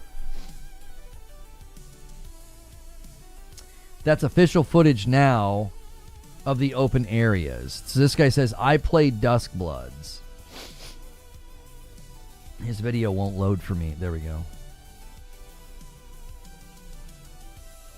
Yeah, I mean, slow walking into the city.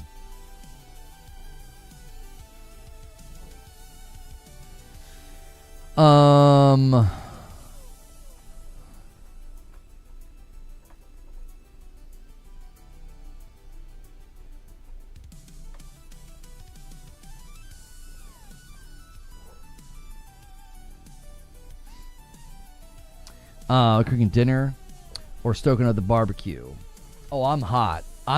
That's why I didn't want today to only be about that, because I knew I was going to get wound up and ticked off about it. The more I thought about it, the more angry I get.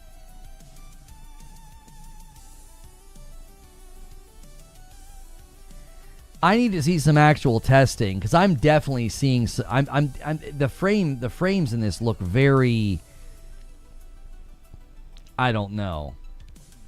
Again, the question is, are people going to put up with it? Are they going to put up with what I feel like is not smooth performance? It's not atrocious. I'll give it that. It's not atrocious. This was the section that I saw. They were in this room here.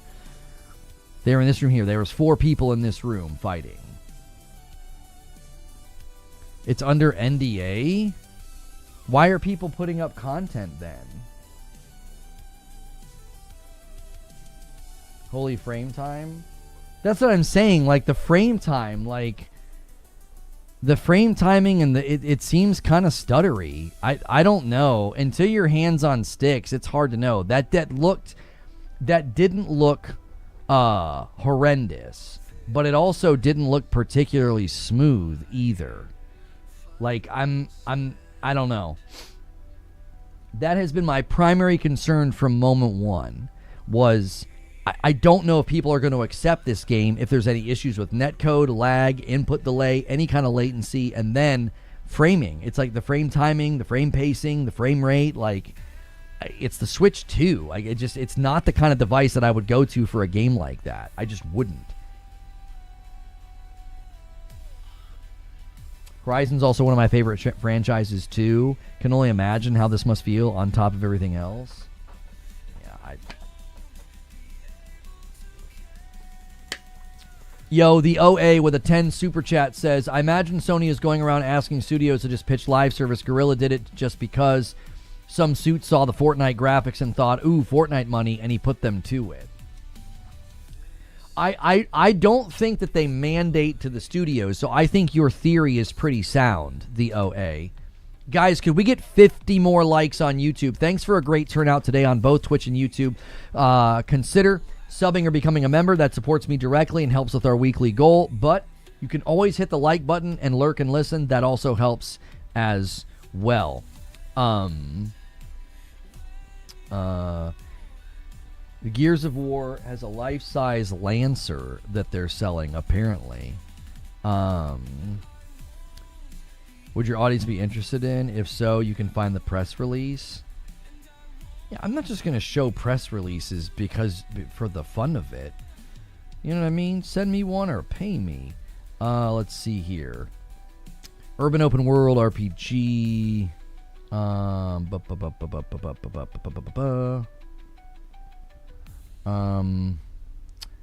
Would love to be involved. We tend to do $250 per. Okay. People have no idea how you can cheese hit detection and special items. I wonder what incentives they offered them for trying live service. Money.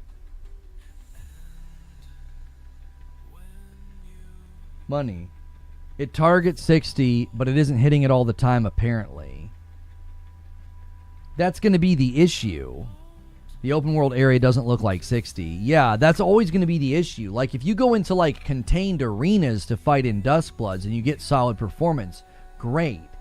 But those open areas, it's going to be like that jarring experience I had in Final Fantasy 16. It's like the minute I wasn't in combat, I thought it looked terrible. I was very critical of FF16 for that reason. And I'm not, that just seems like one of the weirdest exclusive deals I think I've ever seen. It's just bizarre to me. It doesn't feel like brand alignment, so we'll see how it goes. If people have fun and enjoy it, so be it. My primary concern from moment one has been performance. That's not a very strong console for that type of a game, and they're not really known over there for having the best net code and like lag-free experiences. So, Switch 2 dock doesn't even have VRR. And another 10 super chat from the OA. He's working on the super chat goal all by himself. He says, I think they didn't mandate it. They just asked for pitches. A bunch of guys did it as an afterthought, never expecting it to be greenlit. That's literally the history of how Zero Dawn came to be. Well, and right, and I think sometimes that's where the magic can happen, right? The magic can certainly happen with like the hey, pitch us and see what you got kind of a situation, okay? Again, I keep coming back to what on earth did you like? Again, if they're doing any kind of market analysis, what did they expect best case scenario? Like, best case scenario, were they hoping is I said this yesterday in the green room, I'm going to say it again. It might be viewed as a little like weird or controversial or a hot take or whatever. I think one of the worst things that's happened to PlayStation is the success of Helldivers 2. Because I think it convinced them they could place these little stupid bets and make tons of money. They got a hit. Somebody gave them a little hit. First hit's free, right? Give them a little bump. They got a little, ooh. And they saw them dollar signs, and they thought, oh, yeah, we can do that. The Helldivers money. Oh. And then they think, oh, that kind of money for a studio like Guerrilla, that'd be great. Like, I think that's how they viewed it, is like, look at the money Helldivers generated. Imagine throwing the pedigree and the skills of Bend or Guerrilla at a live service project. Oh, the money we could make. And it's like, you completely misunderstood what happened with Helldivers. Helldivers 2 is lightning in a bottle. You should never legislate to that and try to budget for that. That's absolutely insane. You can't do that. It ends up feeling disingenuine. It ends up feeling inauthentic. It ends up feeling canned, which is exactly what Horizon Hunters Gathering looks like. It looks like it's not like an industry plant. It's just a trend grab. And I think Helldivers 2 is one of the worst things to happen to PlayStation because I liked it. I got 80 hours out of it, but its success has been it has been an accidental albatross. It's like, oh, well, we can do that. Let's get more studios making games like that. Because the suits see dollar signs. They don't think about, like, the institutional damage you can do to a studio, suddenly ripping them out of their comfort zone and working on something completely different. It happened with Redfall. It happened with Kill the Justice League. And now we're taking one more ride on the merry-go-round of stupid of, well, let's have a single-player studio try to make a live service game. Dustblood's demo tomorrow, and I'm hype. All the articles that just dropped have me very excited, more than before. That said, FromSoft PvP has always been one of my favorite parts of the games. I hope you guys have a ball with it. I really do. If it's successful, more power to them. I still think it's one of the most bizarre exclusives. And I know people have tried to frame what I'm saying as port begging, which is interesting because I have no interest in playing the game. So I don't tend to do that. I also own plenty of Switch 2s. I would have no issue playing the game if I needed to play it. I don't beg for games that I can play. That'd be weird. A. Willis with 39 months. Hope all is well. Welcome back, brother. Wired Rope decides to drop a big one. He drops 25 on Twitch and gets us to 258. All on his own, dropping the bomb. It's 56-15. YouTube, where are you in the contest? Twitch is just putting it on you today. And we are halfway to the weekly goal to do a Saturday stream with Madam. Is it really just Switch only? I have personally said my own prediction is it'll only be exclusive to Switch for 6 months or so. I don't think it's going to be an indefinite exclusive. I don't think FromSoft would have agreed to that. I just don't. I don't. I could be wrong, but that game coming to PC and console could do numbers, especially if they feel like if it's running well and the reception's good and people like it, you know. In terms of the here's Miyazaki. In terms of the reason that we initially decided to go with Nintendo, we had an opportunity to discuss the idea for the game with them, and I think they seemed very excited and very receptive to the idea. They seemed very forward-thinking in terms of how to do it. Before considering the business aspect of it, that alone was something that I found very appealing and gave me a lot of reassurance for moving forward with this. Of course, the game isn't out yet, so there are more things to consider, but in terms of the relationship currently of how things are going up until this point, the systems and the overall rule set of the game are very unique, and I think having someone who can constantly give us feedback, support, additional ideas, and balancing, first of all, because these features are quite complex and difficult, having this relationship is definitely key to that. Also, with the complexity of the systems, the onboarding tutorials, and making sure players understand how the game works and how to succeed in the game is something that we've historically not been super great at conveying instantly. We've definitely just dropped players in and hoped that they would figure it out. This is interesting that he's kind of owning that that's kind of like part of what they've always done. In this case, Nintendo is definitely the right partner for better conveying that information in a way that is understandable to the player. It definitely suits their strengths. Yeah, that just doesn't read like perpetual exclusive to me. It's like he's talking about like, oh, they seemed really gung-ho about this, so that's why we went with them, and they've been really helpful in onboarding new players because that's something that we're traditionally not very good at. That does not read like a perpetual exclusive. It seems like a timed exclusive. Willie Kale with 43 months, welcome back. This is from the same article. The Dustbloods, hang on. Dustbloods has been in development since 2021 and centers on the bloodborne vampiric superpowered warriors who face off in an event called the Twilight of Humanity to obtain a prize known as First Blood. This development timeline matters as Dustbloods game director and From Software head Miyazaki told other journalists and me that the game was not piggybacking on Elden Ring's success or continuing a perceived shift towards multiplayer experiences after Elden Ring Night Rain. Rather, it was simply the game that Miyazaki wanted to make. Too long didn't read. Night Rain and Dustbloods were both being multiplayer focused. It's just a coincidence. Broken Earth with 18 months. Let me add it to the total. We're sitting at 260. I'm all paid up on Twitch, by the way. I did 3 members over there to help out with the hype trains today. So I'm all paid up. I paid in advance.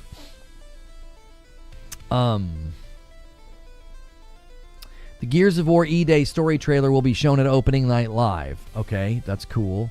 We've seen an awful lot of that story, though. What more could they show us? And a 5-bomb comes in from Broken Earth, and we're 10 away from 275. Thank you so much, Broken Earth. I saw someone talking about the GTA 6 leaks, and they think it's fake footage from Red Dead 2 with the mod to make the game look like GTA 6, and said that's why we don't see Lucia. It's an interesting thought. No, I don't think that Rockstar would waste time DMCAing faked footage. I think they would just come out and say it's not real. Like I think the footage is genuine. I get people's reasoning.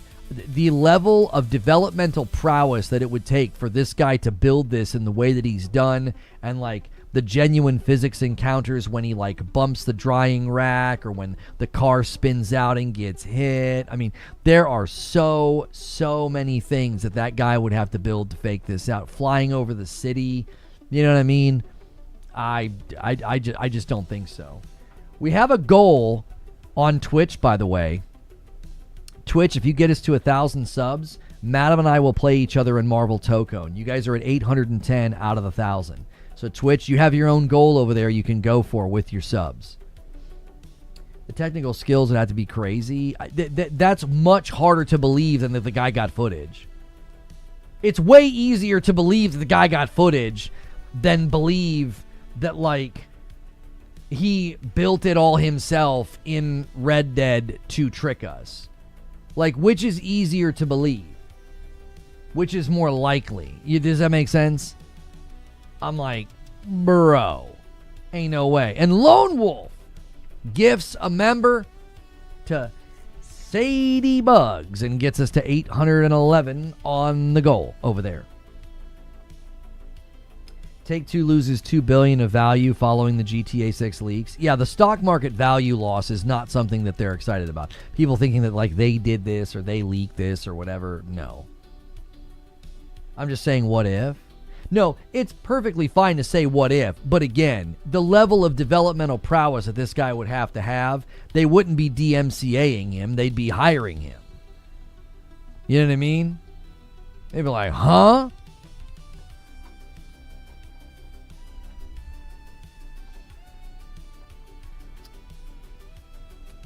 If he built all that, he could just make his own game instead of slinging crypto. That's right. I don't think we have Spartan this week to save us. I think he's always here. Yeah, you guys are not going to get saved this week by Silent Spartan. You're going to have to get the goal on your own. He's away on travel. He did something like the first day of the week and said he was getting ready to go away. You guys might have to do one a year. Everybody does a 5-bomb drills. You know, everybody does one and then takes a break. If he did that, Rockstar would hire him instead of a lawsuit. That's what I'm saying. That's exactly what I'm saying. Like, I just don't know. Dustblood releases September the 24th. Good golly. What a terrible time to release.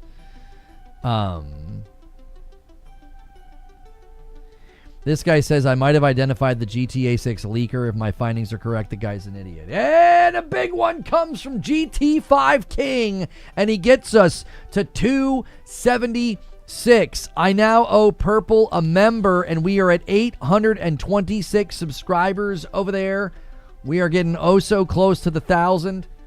You get us to the 1,000, and on one of the Saturday night streams, Madam and I got to play Marvel Tocone against each other.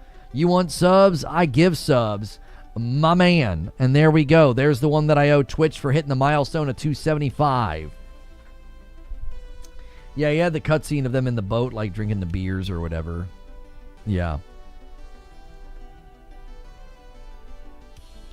IO Interactive has taken to social media to announce that 007 First Light has sold for over 4 million copies. Wow. Good for them. It was such a good game. One of my favorite games this year. Really, really fun. Really enjoyed it. Hoping that they're allowed to build the sequel since like Amazon has the rights now or something stupid. That alone disproves the theory. If you wanted your theory to stay intact, Banshee, you'd have to say that like he made the cutscene with AI, but I don't think anybody saw any like AI markers in the GTA 6 leaked cutscene. I just don't think so. So they just Insomniac just released a trailer for a bunch of the. Hang on, let me see if I can find this on YouTube because Twitter videos are just garbage. Let's see here. Is it on the PlayStation channel? Let me see if I can find it. Let's see. PlayStation channel. It's here we go. So they've got digital deluxe suits. So he's got this leather jacket, new leather suit on the motorcycle. Okay, Age of Apocalypse suit. Okay. Night Hunt suit.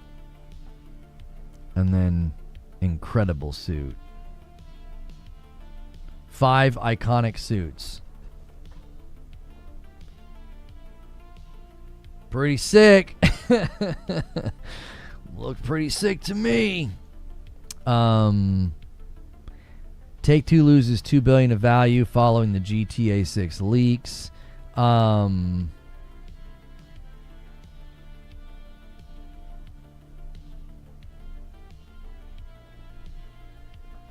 Nova with 56 months bumps us to 277. Thank you, sir. Gonna need a Weapon X suit. Thank you very, very much. 56 months is a long, long time. Thank you, thank you, thank you. I appreciate it. The blue looks like a Batman blue colors. It looked pretty nice. Yeah. New GTA 6 leaked gameplay will never beat this. Modded car in Red Dead 2. Could we get 23 more likes on YouTube? Guys, if you hit sub on YouTube, that helps me out. Hit sub, hit like. Very, very much appreciate all those thumbs up presses as well. We've been discussing various things, and we will get to the point where we do react to the Black Myth Wukong, sequel gameplay. We will do that. Should Naughty Dog be worried about Intergalactic? Why would they be worried about Intergalactic? I need you to explain that one to me. Like, I know there are other studios that might be worried about leaks. Why Naughty Dog in particular do you think is a potential issue? I think they made it so long to show how they made the performance better. Oh, yeah, the Black Myth trailer. Yeah, but again, here's my concern with the Black Myth trailer, okay? Here's my concern. Everyone's like, oh, it looks even better. It looks even better. The graphics, the realism, da-da-da-da-da-da. And I'm like, yeah, but that was the problem with the last game, is it looked incredible in the trailers and performance was not good at launch. Like, the last time I played Black Myth on my PlayStation, it still didn't feel very good. It still felt framey and stuttery. It still did not feel like a very polished game. And when I play a game like that, I need it to be pristine in the realm of performance. They toned the graphics down, in my opinion. You think so? Even on the Pro? Yeah, even on the Pro. I don't feel like it runs very well. I went from Death Stranding 2 and Yote, and those felt immaculate, smooth, flawless with respect to performance. And then I went into Black Myth even after a patch. And I was like, it feels stuttery. It does not feel smooth in comparison. I'm telling you, you can feel the difference when you play a game that has been incredibly optimized and runs smooth, and then you play a game that hasn't. I mean, it is immediately noticeable. I'm running EU5 OG with none of the current EU5 optimizations.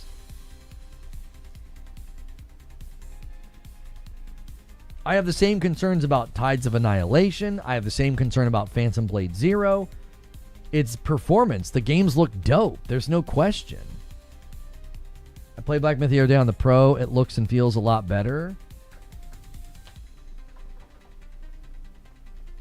I haven't tried it in a while. I went back in and I beat the bear, and I got to the very next section. It was an area with like rivers and water and stuff, and like it was kind of brown. And I was like, I felt like it ran really, really poorly. And they had just done an update, and people said it was running better. The Zhong Kui gameplay was dropping frames all over, says Z Valor. Thought they filmed some of it. Thought production started a while ago. Oh, what are you guys talking about? Batman 2 production finally started. Okay. Input latency is still awful, says Odinero. Yeah. That's always going to be the issue to me. That's always going to be the issue, is the input latency. Like, I literally felt like I was just pushing buttons and they weren't doing things. Like, it dropped inputs very, very regularly in that game. It was extremely frustrating.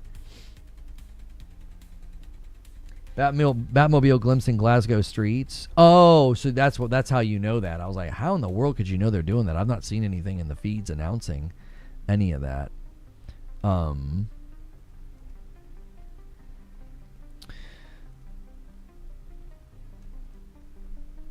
I could see 2 days ago posted. Sorry. Okay, you saw that 2 days ago? All right. Zhong Kui seems closer to God of War than Souls. Yeah, I wonder, are they going to pivot away from it being, like, incredibly difficult? I also noticed there were blocks and parries in the game. I thought that was pretty cool, that, like, maybe it wasn't just going to be all about the dodging.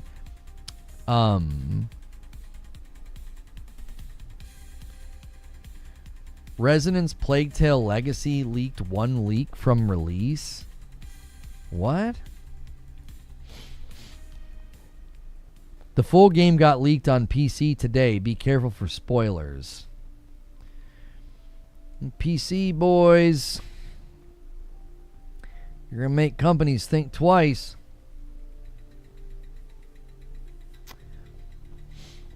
Trails in the Sky second chapter demo is now available. I'm not sure what this game is. Looks like from the art style, maybe a JRPG. Let's see here. Oh, this is an opening movie. Any gameplay?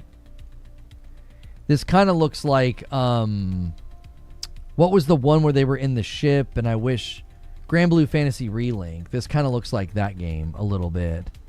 Let's see if we can't get some gameplay. This might be the same trailer but in Japanese. Yeah, I think that one is same trailer. Let's see. Trails in the Sky second chapter.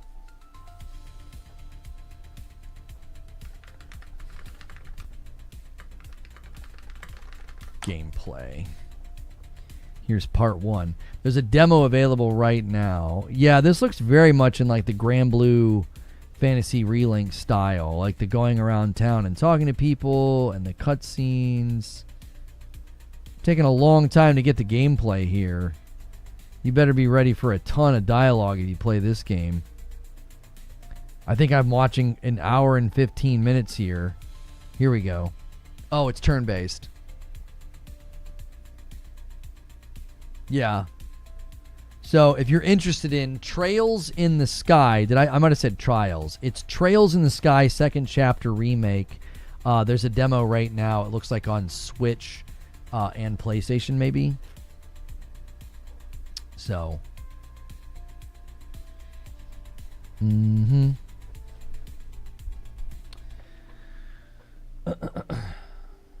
Robert Pattinson's the busiest actor in the world now. You see how this looks, right?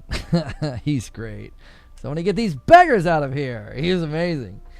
It's a remake. The original was 2D sprites. Okay. Cool. Cool.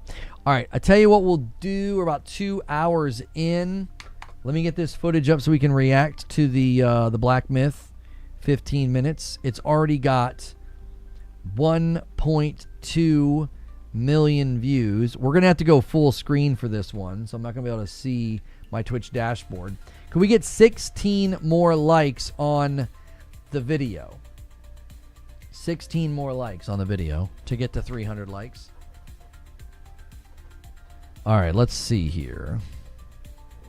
We're gonna want sound. I may take a quick break at the beginning of this. Just so you guys can continue to have something to watch, but I need a quick restroom break.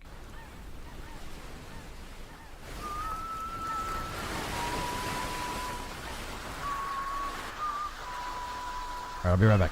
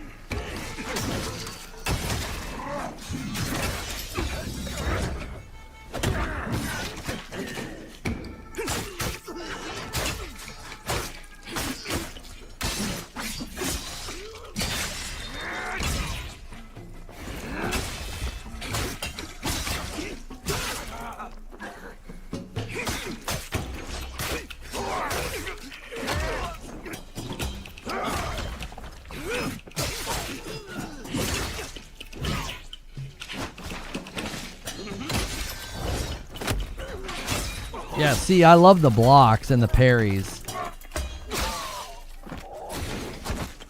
Like the shadowy dodging is cool and all, but like way cooler to be blocking and parrying.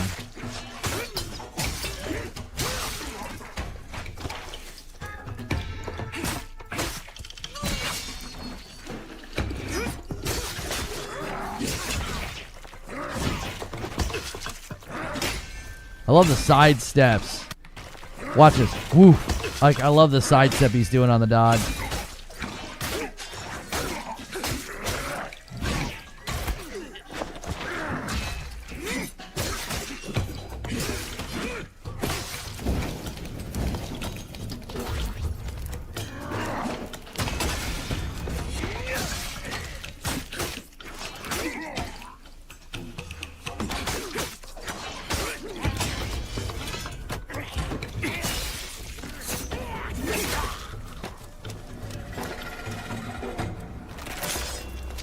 So, just a quick summary. Like, I like that the combat seems to be a little bit more block and dodge based. It's not just all dodge. I do like that. I still feel like the camera and the frames, I'm seeing a lot of there's something muddy about it, dirty. I don't know. There's something at an engine level with the camera and the frames that I just don't like. The combat, the animation sets, the vibe is all great. I hope we don't run into the same problems we ran into Black Myth Wukong.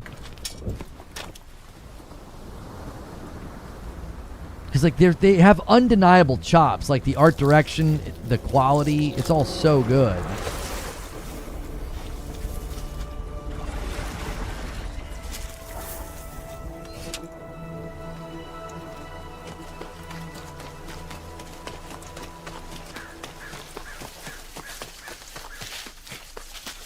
Yeah, this is the sequel. Oh, I don't know if you're going to call it a sequel. I think it's going to be another, like, Chinese folklore story. This is Black Myth Zhong Kui.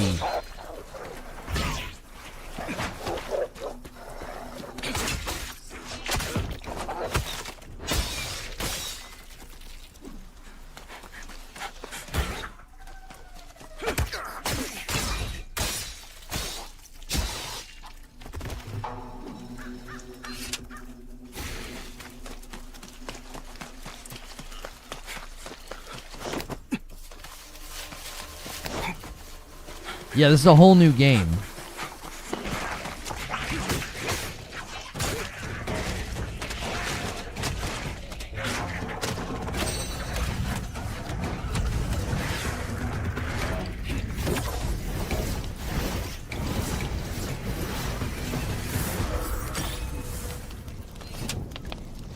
I'm sorry, what?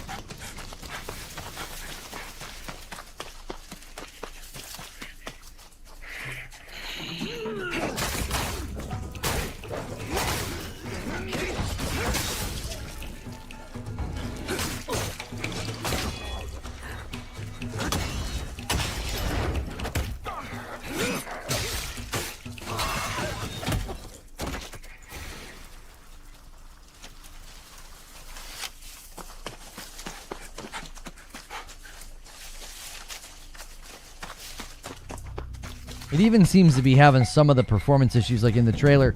To me, it's like going to a restaurant and they cook and the food's amazing, but there's all this other stuff that can affect your enjoyment, like the table sticky, somebody's behind you smoking and coughing, and like the ambiance is bad, but the food's amazing. Like, these guys can cook, right? Like Black Myth was a vibe, but performance was just not good at all at launch on console, and I still don't think it's very good today. Like that's the frustration I have. I wish they would have stayed in Unreal 4. Like a lot of games that stayed in Unreal 4 launch in a much better state.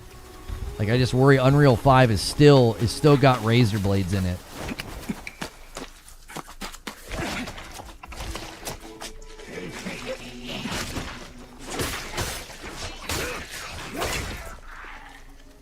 I wonder if this is an early build. Early build or not, Black Myth released and had some of the issues that I'm seeing in this trailer.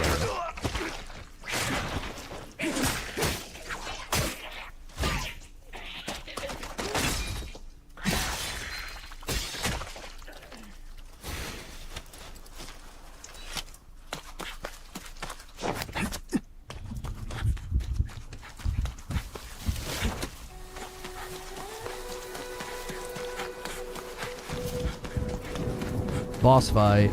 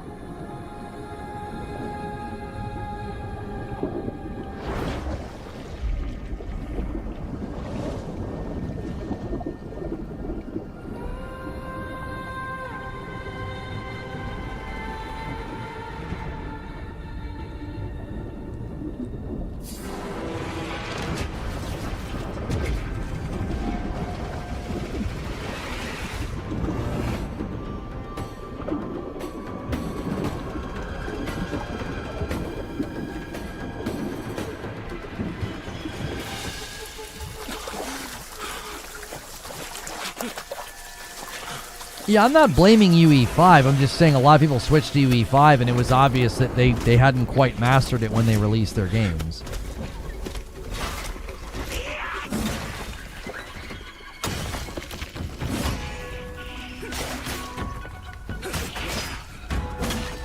Okay, hang on. I want to go back. Okay. Okay, so those are successful blocks. He's not taking damage from those. Snap, he broke his wing.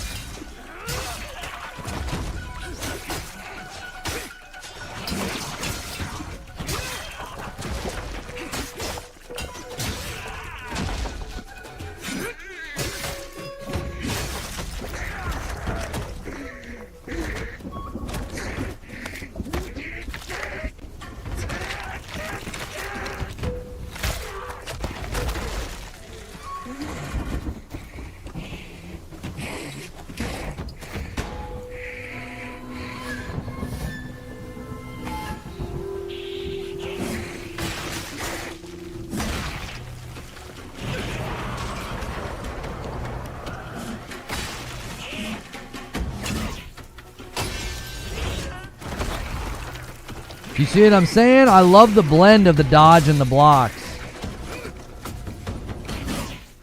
Yo, Booty with the Prime sub. Thank you.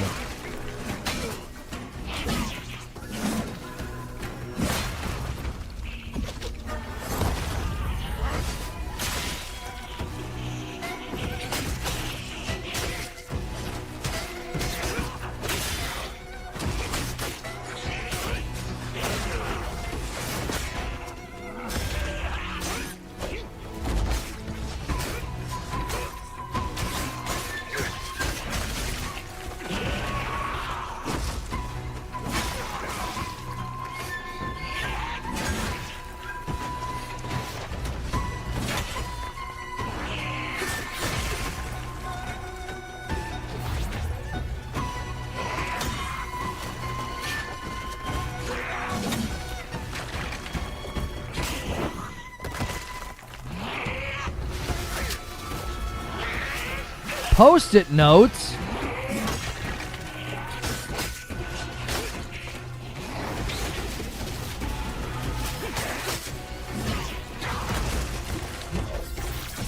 He's being attacked by my to-do list, like, jeepers. Oh.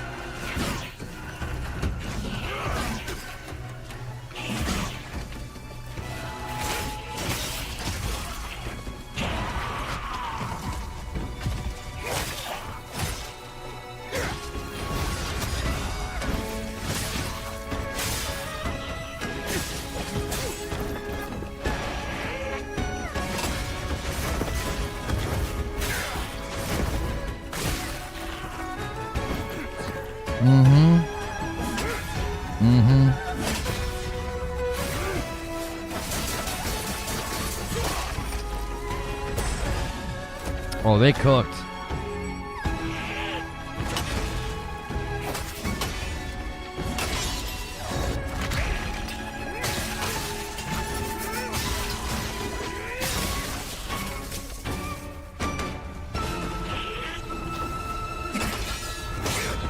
Yeah.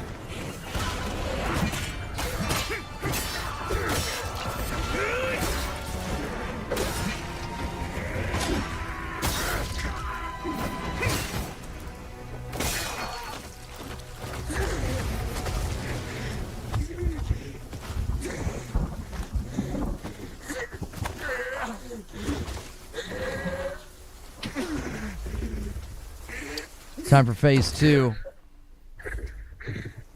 We're going to go in the water and become a water mutant.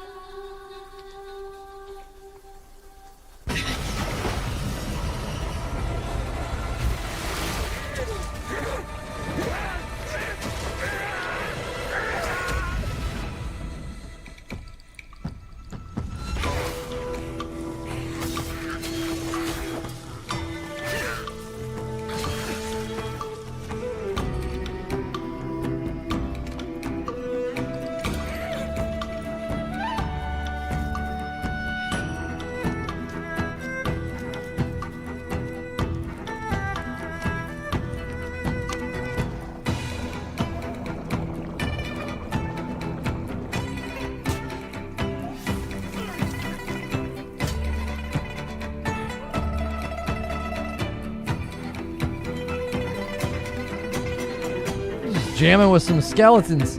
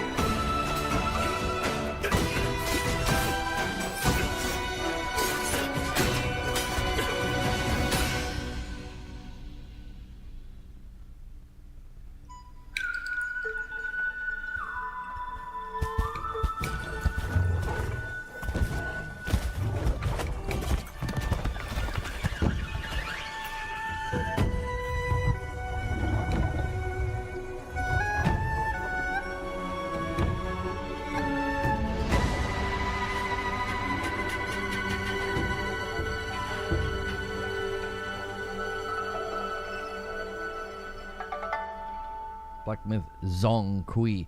So I'm always going to kind of come back to the same thing. Like, these guys can cook. Their art direction's great. Their combat ideas are great. Boss design. I don't think they'd make any mistakes or missteps there. I really, really don't. Like, to me, again, I'm like worried about performance. It got a little framey. You know, it was stuttery. Like, Black Myth had input issues, input latency. Like, I don't know. I don't know. They make so much money and they do so incredibly well on PC. I really just hope we don't see a lot of console afterthought here. I know the PC guys have had to deal with that with certain games that come out and like PC's an afterthought and they get terrible optimization and problems. And we don't want the other direction happening either. It's not good for the consumers. And so that's kind of my hope, is that same thing with Phantom Blade. Like, they're going to make so much money and do so well in the Chinese market on PC. You don't want the console to be an afterthought. Yeah, Tides of Annihilation, same deal. Tides of Annihilation, looks like a great game, but it also looks incredibly visually cluttered. It looks incredible, like a lot of visual pollution, a lot of things that could mess with performance. So, all right. So, new developments with the GTA 6 leak. It appears a Rockstar India employee got phished, and the result seems to be a screenshot of a GTA 6 dev build from 1 month ago. So this guy might actually have some kind of a dev build of some sort. We'll have to wait and see what else he posts. Again, it may not be a dev build. It could be a testing environment. It could be some fraction of the game. We haven't really seen enough. We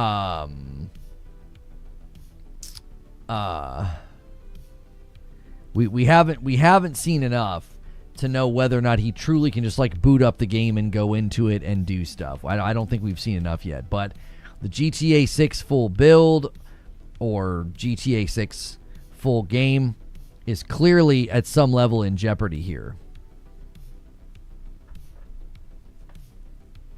So you're sold on Tides? My issue with Tides of Annihilation is there's performance issues in the one trailer. I mean, you can see them. So again, the hope would be that it doesn't turn into an issue at launch. Like,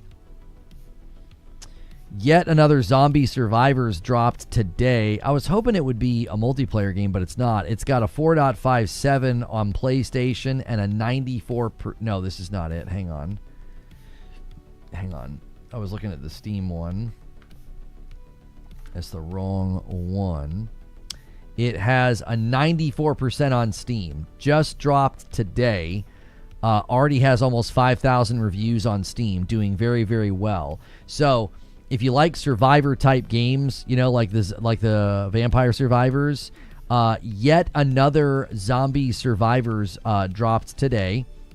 Great for Steam Deck gaming, Portal gaming, and it's got a really, really strong score out of the gate. Again, a 94% on Steam. It's got a looks like a 90%, almost a 92% on PlayStation. So many games to play. Just unbelievable. You bought it back while it was in early access. It was fun. It's good to see a game like that launch, have the early access or whatever, do its official launch and to get such a good score.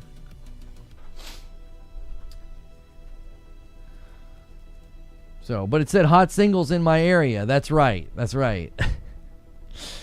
Yeah, somebody got fished, unfortunately. Guys, thanks for 300 likes on YouTube. I greatly, greatly appreciate it.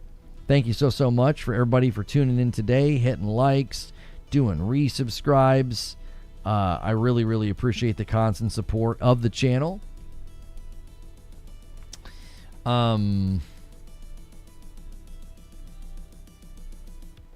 Looks like we're going to get a look at Minecraft Dungeons 2 during Gamescom.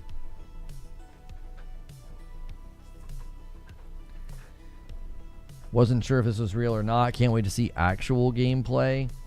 Yeah, I got to be careful to not show anything because you just never know.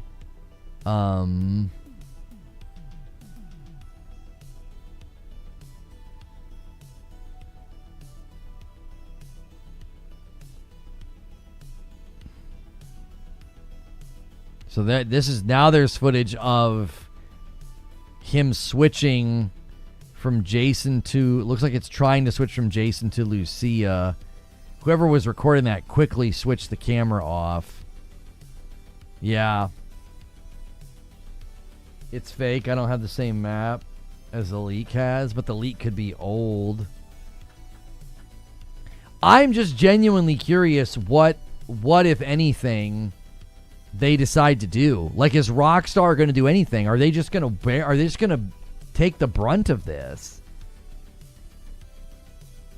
Yeah, Mortal Shell 2 is doing very, very well. Yes. Yep. Yeah. We had a stretch goal incentive, and we're trying to think through how to do that. Like, it's fun to have goals and to go after them and then do extra segments, but it doesn't seem to be something that people respond positively to. So if you guys have suggestions, I'm open to them. Every once in a while, I'll just throw an idea out. It doesn't have to be like a concrete thing. So I thought, when you guys hit stretch, Madam and I play a game with you guys on Saturday night. Like, what if every day had a little goal where we would do an extra stream or whatever? Because typically I go for 3 to 4 hours, then we go to the green room. Happy to extend. We used to do that. Like, we would extend and do almost like mini subathons. And so I know people wanted me to try that game out. I got the demo installed and ready to go. We just haven't done it. Had a blast with the beta. Can't wait to finish up this work and play. YouTube is reportedly offering its biggest creators millions of dollars to keep their content off of Netflix. The platform wants creators to post their videos on YouTube first, and those who don't are potentially facing consequences. So is Netflix going to get into content creation? That's what that seems to indicate. This guy says, hey, Kirk, is it true that the game's release date on the 24th of September? I just want to double check. Now, the editor said that by mistake. That's not accurate. We're amending it. Oh, Dustblood's on September the 24th was a mistake. If they do, I called it. Yeah, Deserto is saying creators who work with Netflix could lose major perks, it says. Really? I wish we had a contact at Netflix. You know what I'm saying? Let's get a little negotiation going. Okay. You know? Doing some daily gaming podcast content over there, Netflix. If they do, I called it. I said a while ago that I thought they might get into it as well. It seemed like they were leaning towards that. Like, maybe they pumped the brakes after all the Dr. Disrespect controversy happened, because it seemed like maybe he was going to be doing something with them. Isn't that illegal? Isn't what illegal? Oh, like Miss Rachel's taking her content over there.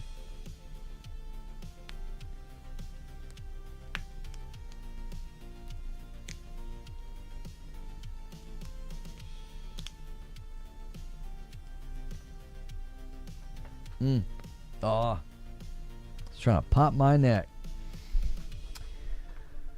Both games are, for me, just worried about the performance. Yeah, at this point, that's always the primary concern when I see a game that looks kind of crazy, maybe a little too good to be true, you know? Like Tides of Annihilation, Phantom Blade Zero, Black Myth Zhong Kui. It's like, okay, that looks incredible. Hopefully it runs well, you know? Thunder at the moment. You getting some serious thunder? Let me check our forecast. We got some rain slated for Saturday. Hopefully it doesn't rain on our game. Like, if you're on YouTube, for them to basically say, if you go somewhere else, we're going to screw you over. Where would the legality come into play?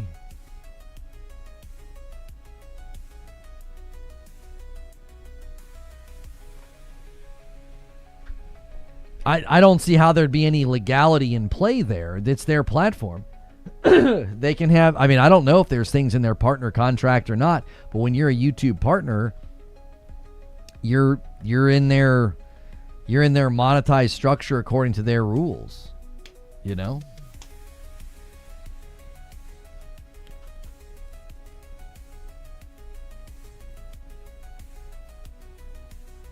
Netflix pays. They're throwing millions of dollars at podcasters.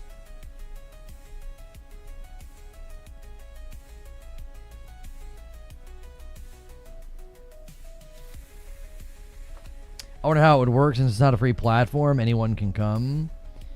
Well, I think the difficulty is, like, you would need significant reach to negotiate with Netflix because you'd have to be able to argue your worth of, like, getting people to sign up. Right? Like, before the doc had all his controversy, I said you could put something over there called the Doc Talk Show. That's you know, he could have had other big streamers come on, you offer them money to come on the show, then all of their subscribers are like, oh, I want to see that episode, and they're motivated to, you know, to sign up for Netflix. There has to be some kind of an intrinsic value for signups. Like, we would have no negotiation going over there. I'm like teeny tiny in the grand scheme of things. So I could never negotiate a contract and be like, oh yeah, you'll be able to get so many people to come over. Now, if they're looking for, like, on-air talents to leverage for a show like that, for interviews and stuff, well, that would be different. Yeah, like, I could definitely do that. I've done that professionally in multiple occasions. Main stage at E3, shoutcasting in New York for Fortnite, like, but they're probably going to be looking for really, really big fish if they're writing, you know, if they're writing checks. That would probably be their goal. You start to try to create an idea of, like, you want to be subscribed to Netflix because we have podcasts or shows or whatever about gaming. I think they're being pretty aggressive to kind of get into that space for their platform with Netflix gaming, their relationship with Rockstar, things of that nature.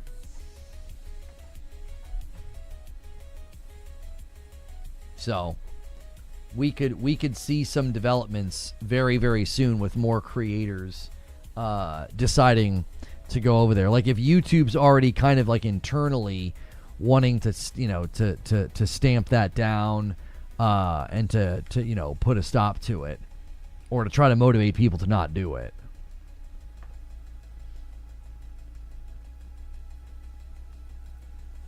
Might try to get Rogan, but that's one big check. Yeah, getting Rogan would be pretty tough. Because a guy like Rogan's not going to want to turn his back on his existing footprint. Like, he's just not going to. He's going to want to stay put for sure. Because if he approaches a sponsor, if he approaches a guest, his current footprint plays a role in his ability to negotiate. And when you shrink that footprint, you potentially put yourself into a situation where you disrupt your entire business flow.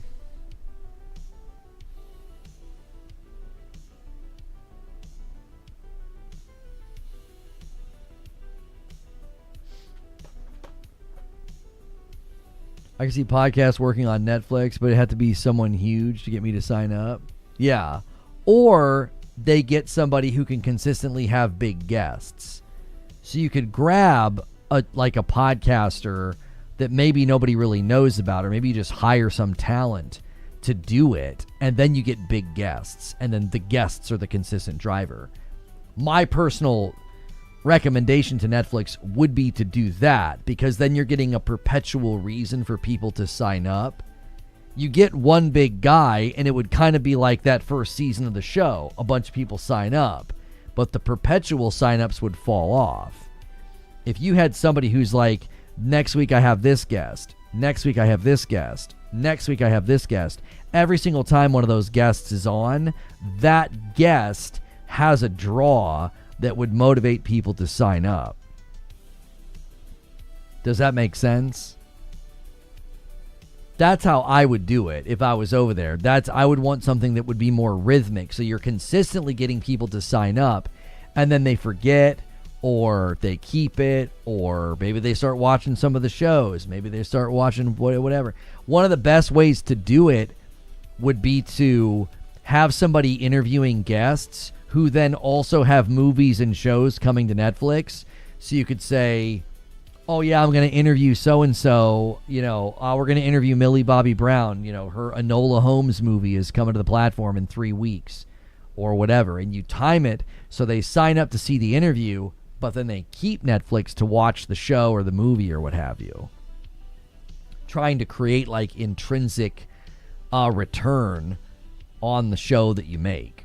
Does that make sense? I don't know. That's how I would do it if I was over there. When they announced that they could make real money in GTA 6, I thought maybe players would be able to upload straight to Netflix from the game. Maybe. Maybe. You never know. There's all sorts of ways that they might let people create content with this game. I think you're going to be able to literally post directly to Twitter and TikTok and YouTube right from the game. So, like, you can create viral moments in the game. You can create viral moments in the game. You can create viral moments outside of the game. Like, it'll all work intertwine with each other. We're gonna have Lono's podcast in GTA 6. Yeah, I don't know about that. We're not even sure how that's gonna work. We're not sure we could do that in a way that we feel like is conducive to like my own brand and stuff. So, if you guys are enjoying the show and you can't talk, we did run sub and member only today. That was something that we did because we were getting a lot of spoilers.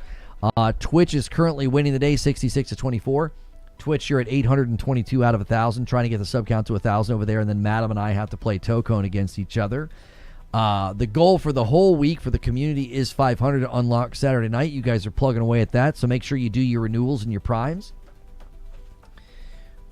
They've created the term organic ads for podcasters, segments of the show that flow naturally.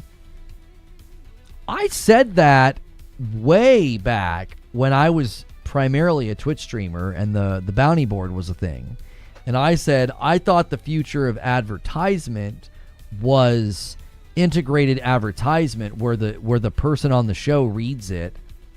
You're more likely to get, buy-in and awareness, and people are less likely to click off. Like if right now something popped up on my screen on YouTube and it said ad read available. Do you want to read an ad read for Neutrogena? And I was like, yeah, sure. And I clicked yes. And it would activate it.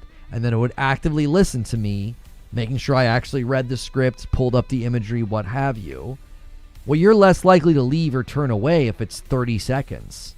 Just quick 30-second ad read. If I hit an ad or run an ad, well, then that makes people leave. They get frustrated. They're like, what the heck is this?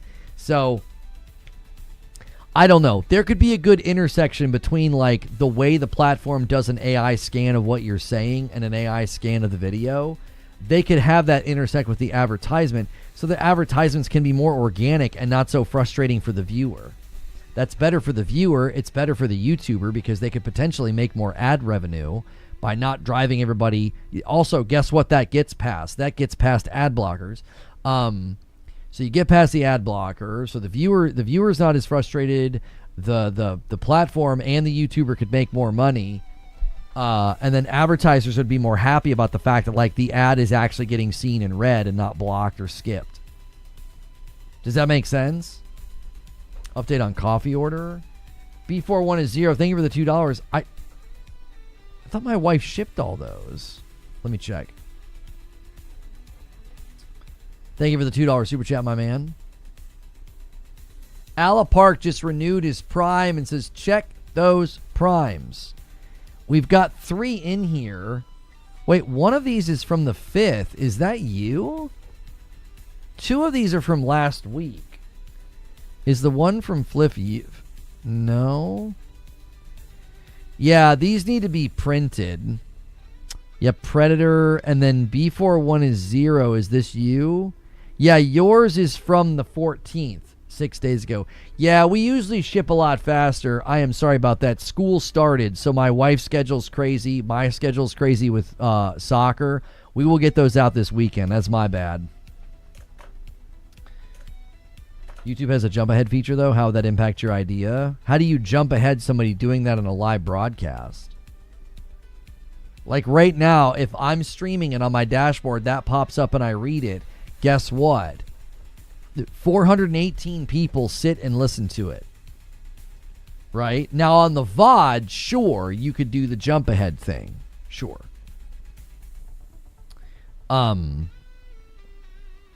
Yeah.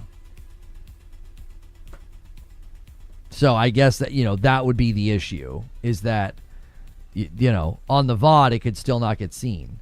The hope would be you'd have all these streamers reading organic ads midstream, getting paid for the organic ad read. People actually sit through and listen to it. Oh, and then guess what? If I was doing that every 45 minutes and didn't have to run mid-rolls, then you guys could just watch the show uninterrupted. It would be better for the viewer as well.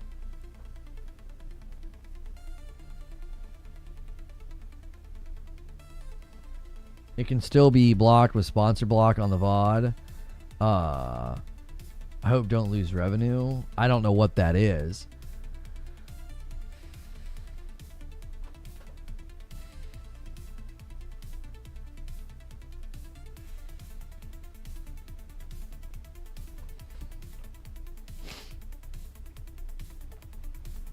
You didn't hear the streaming part, you just tuned in. Yeah, I've always thought organic ad reads would be better for everybody. Like, it would be less annoying for the viewer, and it would be better for the advertisers. It would be better for YouTube. It would be better for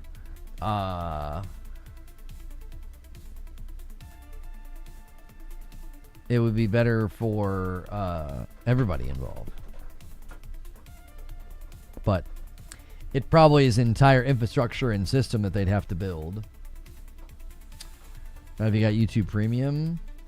Yeah, but if you got YouTube Premium, again, you wouldn't be able to not hear me read the ad.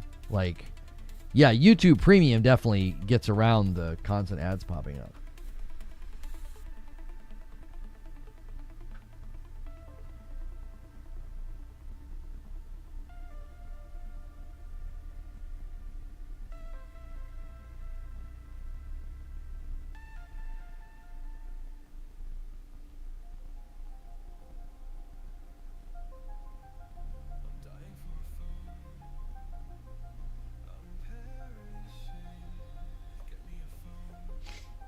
Yeah, Xbox Wire dropped a blog about Resident's Plague Tale. It's unfortunate the whole game apparently leaked or whatever. A potential second leaker group has now hit GTA 6.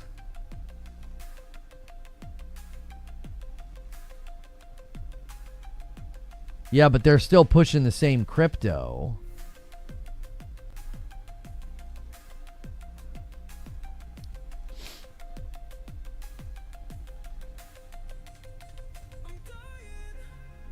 Yo, good morning. Good afternoon, Ani. They're still pushing the same crypto, so how is that a different group?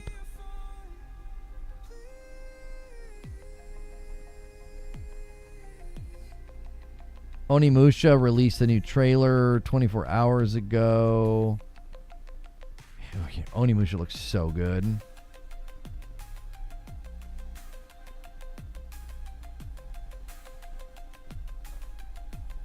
The leaks are getting ridiculous.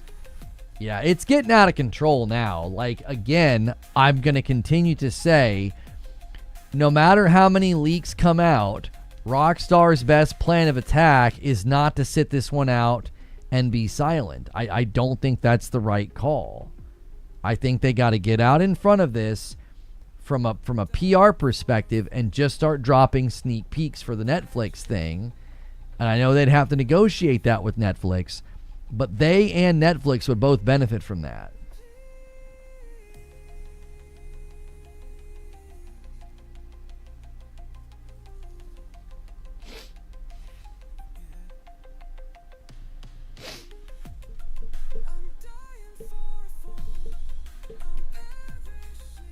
My daughter's dying for a phone song is playing.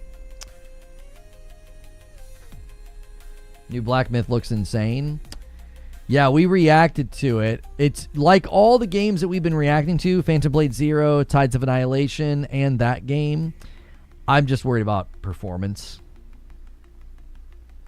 That's it.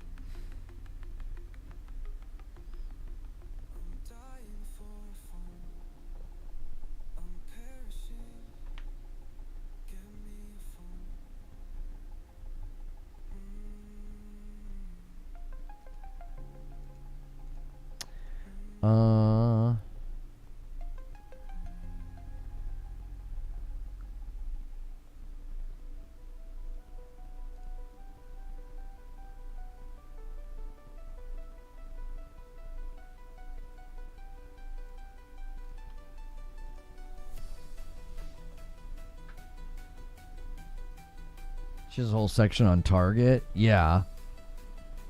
Yeah, she became like a brand. Like, she became a nationwide brand. She did very well. Had developer code. Yeah, now apparently there's a group claiming to have the source code of the game. They're pushing the same crypto though. They're pushing the same crypto, so I don't know. They definitely won't do that. If they don't do anything, again, I think their stock value is just going to keep dropping. I don't think this looks good for them. They're not in control. They're not posturing strength or power. They're DMCAing. Imagine seeing the game that you built in the last 13 years getting leaked just 3 months before launch. I feel so bad for Rockstar and the GTA community.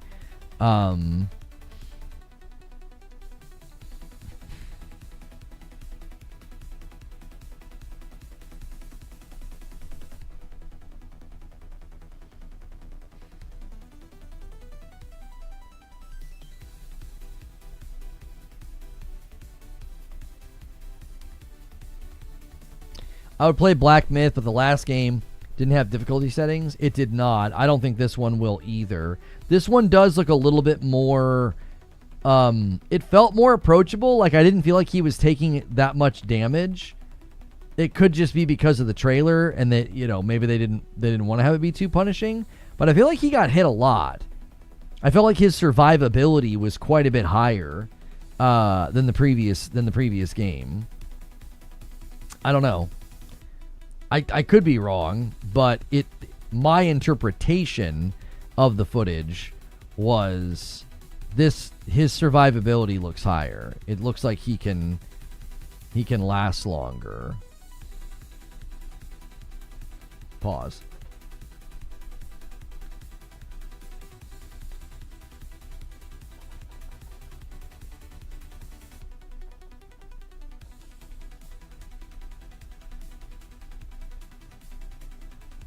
You think Rockstar is going to trudge ahead? Here's the thing, though. I think executives, Compulsion Games has successfully pulled off a management buyout and is no longer part of Microsoft. This just broke 4 minutes ago. The CEO of the Montreal-based game studio confirmed the deal is done in an exclusive interview with GamesBeat. Everybody got a clue when the Steam version of South of Midnight flipped in its ownership from Microsoft to Compulsion Games last week. At the time, Compulsion had no comment. The deal has been expected to announce ever since Microsoft announced layoffs and divesting 5 game studios. Compulsion, we're confirming we're getting all of our publishing rights back, says Provost. I can confirm we have regained ownership of our IP and the publishing rights are transferring back to Compulsion. It's just that there's a transition period where that happens with different platform holders. Buying the games is supporting the studio as a result of that change. He noted, we've completed a separation process to become independent again.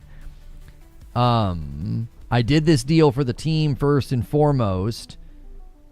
I asked the team, do you want to stay together? The team told me that they would rather eat rocks and drink gasoline than to be split up. There's work to do still. Provost has been meeting with various parties to secure a stable future. We're getting a sense of what the management team's interested in doing and building. I just want to make sure that we're setting the team up for success, he said. More than likely what's going to happen is they are probably going to end up doing a trim down, like a layoff. And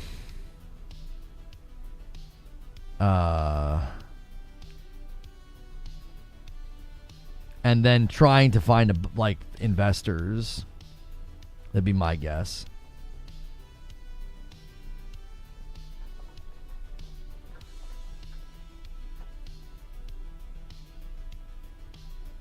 It looks more like God of War than Souls. 45 months from Arthur Torres, and he gets us exactly 20 members away from 300. We'll see if that's a nice setup, and that's a big renewal. 45 months See if you can't tempt anybody to drop a 20 gifted member bomb to get us to 300 on the day.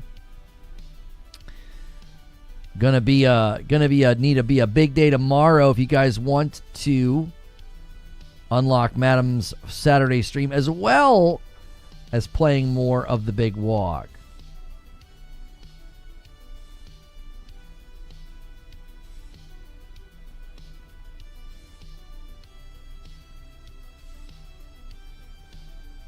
I will now buy South on PS5 to support them. It would be cool if, like, everybody scrambled to buy their game everywhere to support them, to give them a nice start. I don't know. It'd be pretty hard to mobilize a lot of people around that game in particular, because it wasn't insanely popular, unfortunately. I also really, really wanted them to rework that combat. There was so much about South of Midnight that I liked.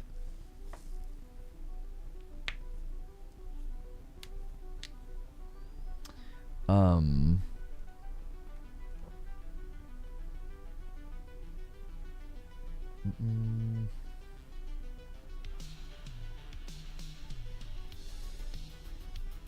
have additional information from a source. The build he possessed appears to be from April and runs on a dev kit, not a PC.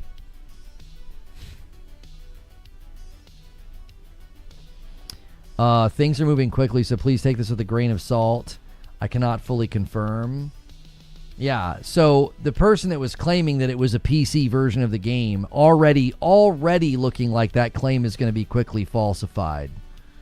Surprising literally nobody. There's already conflicting information in the wild now that it's a dev kit, that the people that have access to the game, they're promoting the same crypto. It's a dev kit. It's not a PC version. Like, I'm so shocked. I think Rockstar is confident that the Netflix and YouTube premiere will dispel any doubt. To me, it's not about dispelling doubt. It's about taking power away from the leakers. Right? I tend to agree with you that, like, once this stuff gets out into the wild, people are probably going to be like, oh man, this game looks great. Oh, my confidence is back in, full swing or what have you. It's about taking the power away from the leakers. Like, you're giving them all the power. It's like there's nothing to see. There's nothing to watch. They have a week. You know what I mean? They have a week until the Netflix thing. It's like, and you're just going to let these guys keep doing this?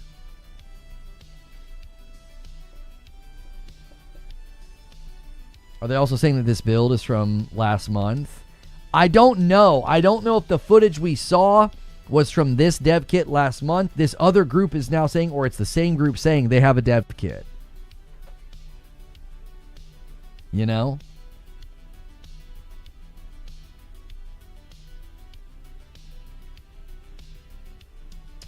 They showed someone loading up GTA 6 on their PS5. The post says 32 minutes ago. I didn't see that. I did not see that. I saw a Reddit post screenshot.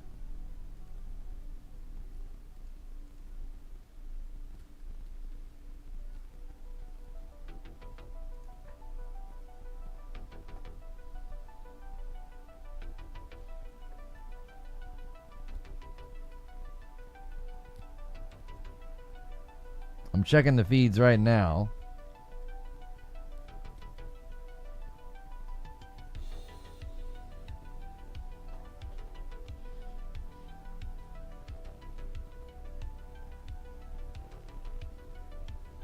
Four hours ago, current leaks indicate leaker doesn't have a build of the game.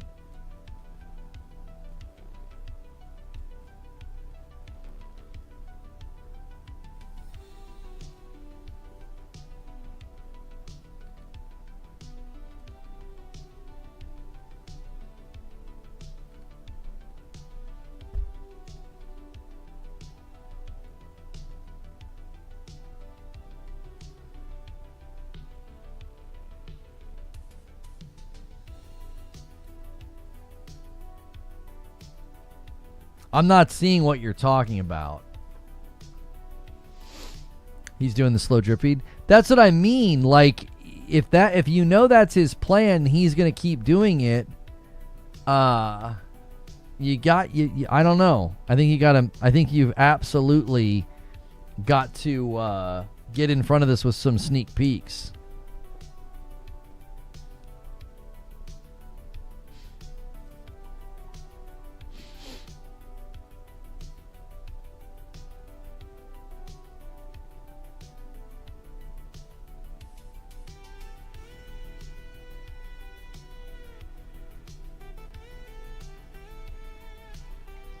Yeah, I'm not seeing the clip that you're talking about.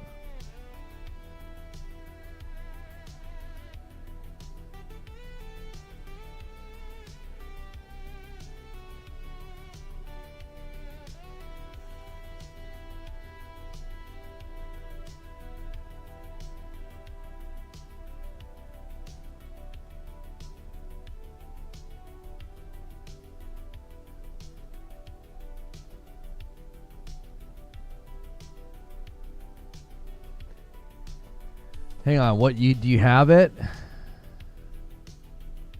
Oh, that one? I don't feel like that one's legit though. The guy that booted it up and he was trying to switch characters from Jason to Lucia.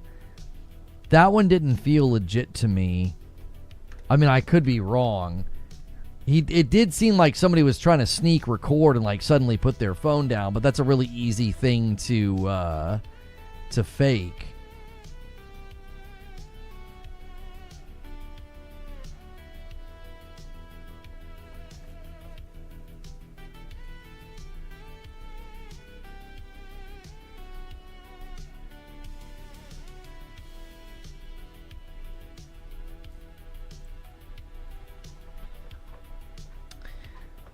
I said the name in chat. Gone Kid. Where?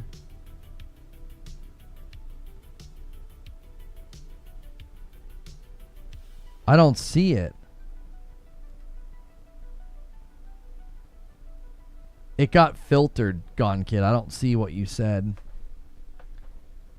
Somebody in Discord posted it. It doesn't look real to me.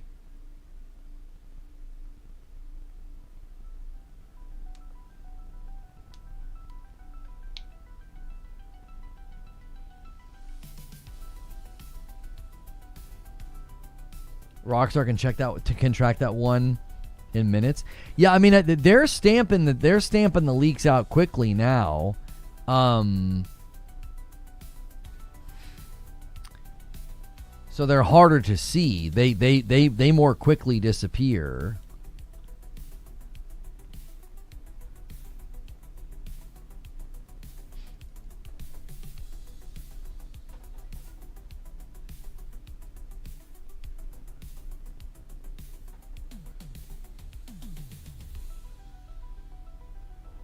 Some short gameplay clips directly from Rockstar along with an advert for the Netflix special. That's what I'm saying. Because, like, Rope is right. Rope pointed this out on Twitch that, like, you can't turn the ship around. You're already doing pre-orders. It's like, the train is in motion. Rishi? Okay, I got it.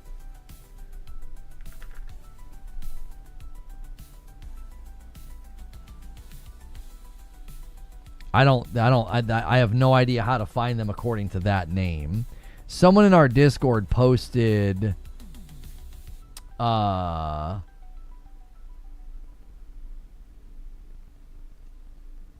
is the footage that you're talking about, are there like a bunch of rocks in front of the television? Or are you talking about something else? Because I don't know how to find the person that you're talking about with that username.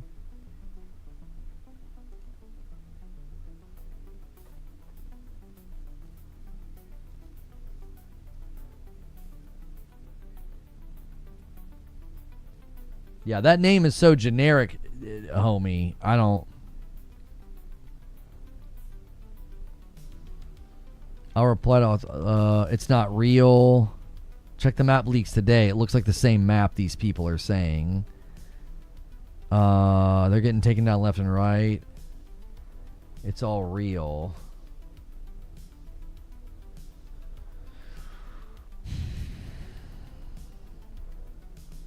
This guy says, I feel sorry for the people who believe this. Yeah, the playing it on the PlayStation 1 looks fake to me.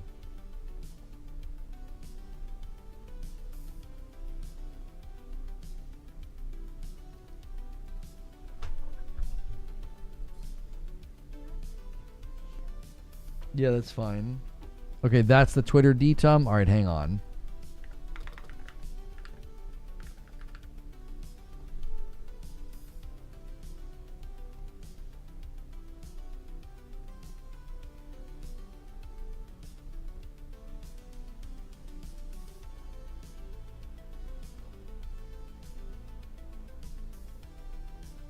Yeah, I don't think this guy's posting any of the footage.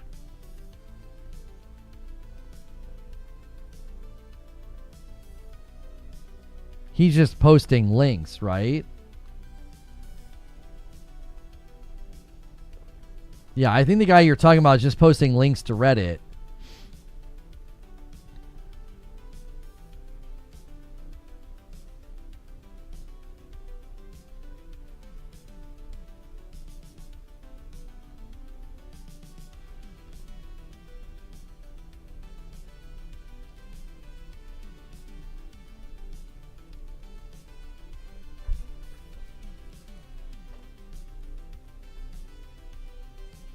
Or it's all fake and Rockstar don't want a bad image.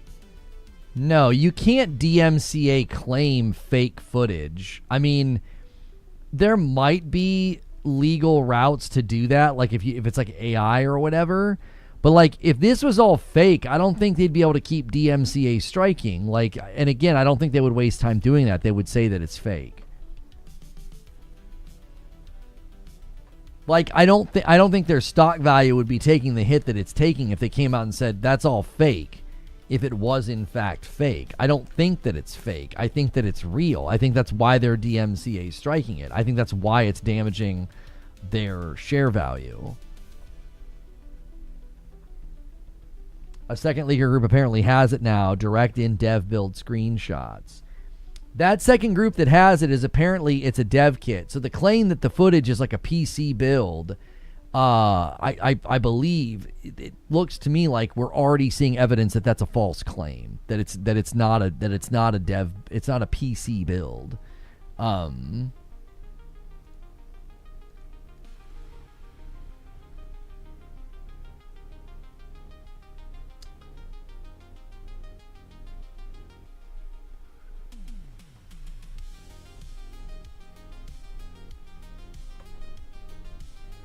They show two PS5s, a TV, two glasses sitting in front of it, and then somebody boots up the game. I've not seen that footage. Yeah, I have not seen that footage. The footage I saw was like the game was already running. There was a TV. It had like rocks in front of it, and it 100% looked fake. Aiden Ross revealed he paid the leaker $350,000 for a copy. After confirming he actually owns it and is planning to reveal his rating for his viewers on Kick.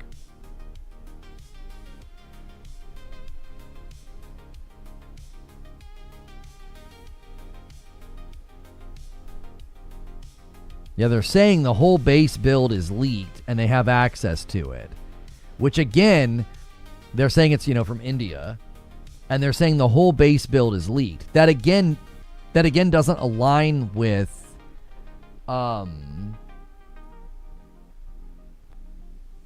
that does not align with it being a PC build.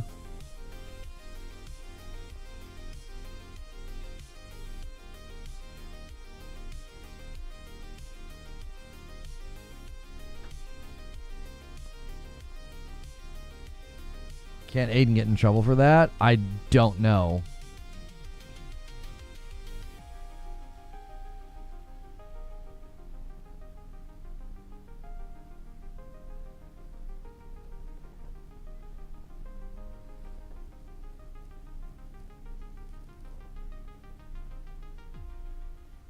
Is there a shot of the window in the room they are in? Rainbow will find them. Yeah, those guys that can geolocate, absolutely crazy.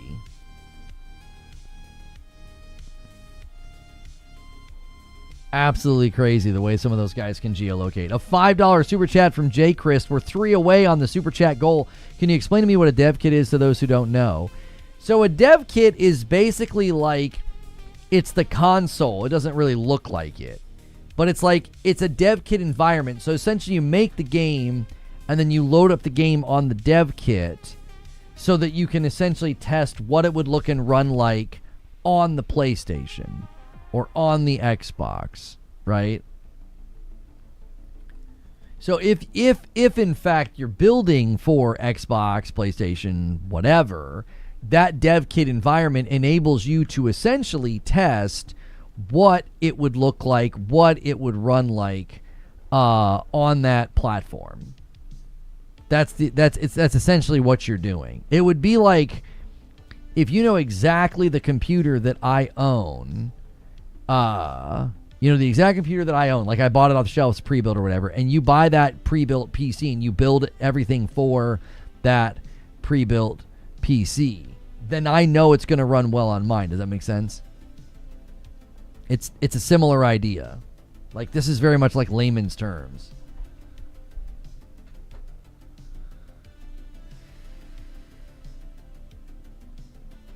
You can absolutely get in a lot of trouble for buying and selling known stolen goods.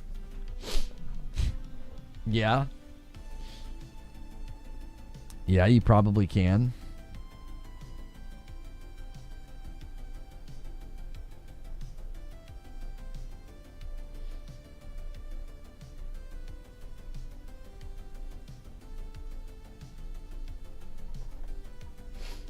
It's similar to an emulator.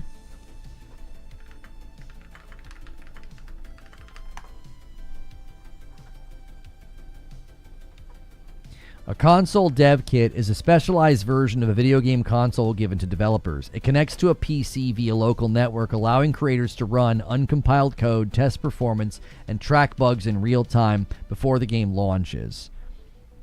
Dev kits often have more memory and beefier components than real units to handle heavier error logging and profiling software running in the background. They frequently look completely different from the final consumer product. They often have extra ports as well, for like other things to connect to them.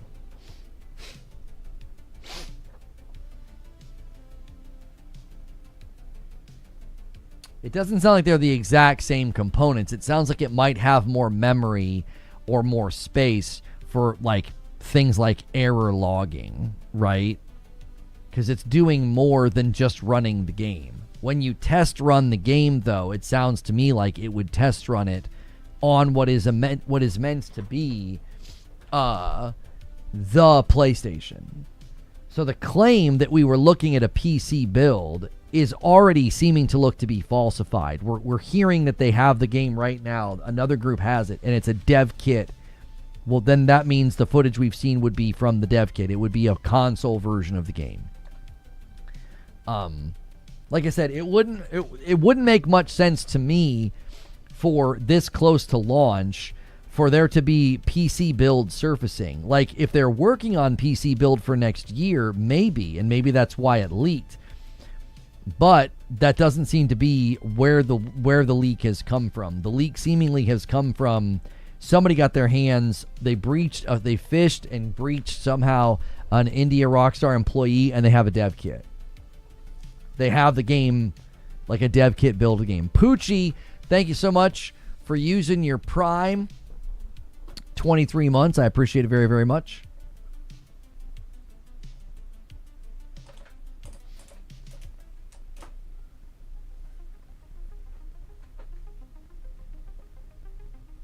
Was it on a Pro or basic PS5? We don't know. Correct. If they have the kit, it's the console version. If they don't, it's just a build playable on PC. Right. Even then, I don't exactly know how it works. Like, when you're building for PlayStation 5, can you move the character around and do stuff on the PC? Right? And when you do that, are you still in essence playing the PS5 build or the Xbox build? Does that make sense? Like, just because I'm moving the character around on the PC and recording the footage doesn't necessarily mean I'm interacting with the PC build. You understand? Like,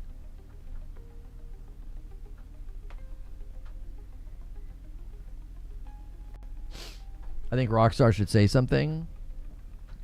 I think their best course of action to not say something is to start marketing. I think you should start marketing. Push out stuff. Sneak peeks in Netflix, something like that. Put yourself in the position of power here.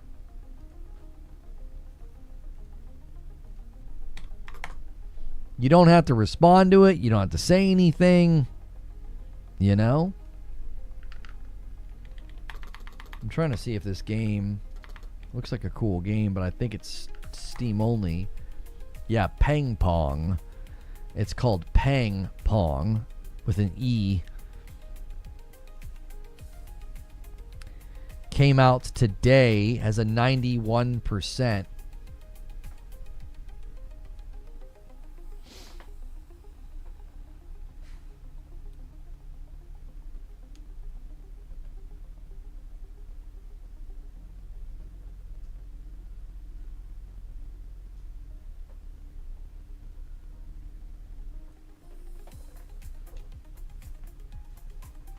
Wolverine, for example, they do build test environments on PC, but it's not the console version. Well, it's not really any version, right? It's a testing environment. So they go in so they can jump and slash and run around. You know what I mean?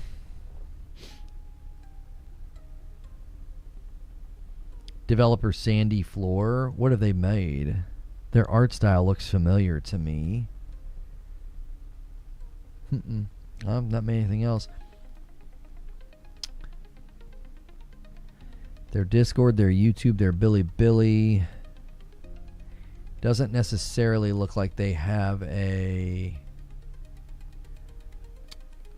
That's unfortunate that their YouTube link is broken.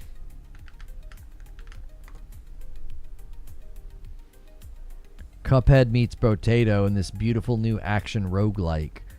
It's a slap shot roguelike.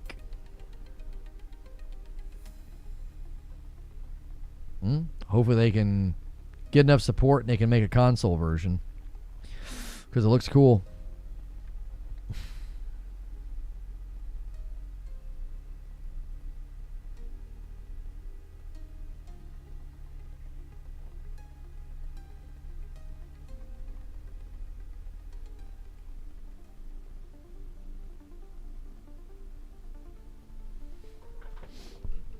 I think they're going to let the game itself do the talking. They'll start dropping videos and clips afterwards. I mean, I don't think your prediction is off the mark, because that's very much their playbook, right? Their playbook is you stay quiet, you let the trailers do the work they do, right? And the quiet ends up helping them. I don't think you can do that this time, because now you're facing down the barrel of the next week just taking a stock dive every day that these guys keep doing this. Take-Two is starting to climb, though. They're back up today $1.72. So I don't know if they've made any private assurances to the shareholders, or if people were just buying on the dip and the buy on the dip is causing it to go up. I don't know. You would think that you don't want the next 7 days to be this. Just every day, what's going to get leaked? What's going to get dropped? What are they going to put out, you know?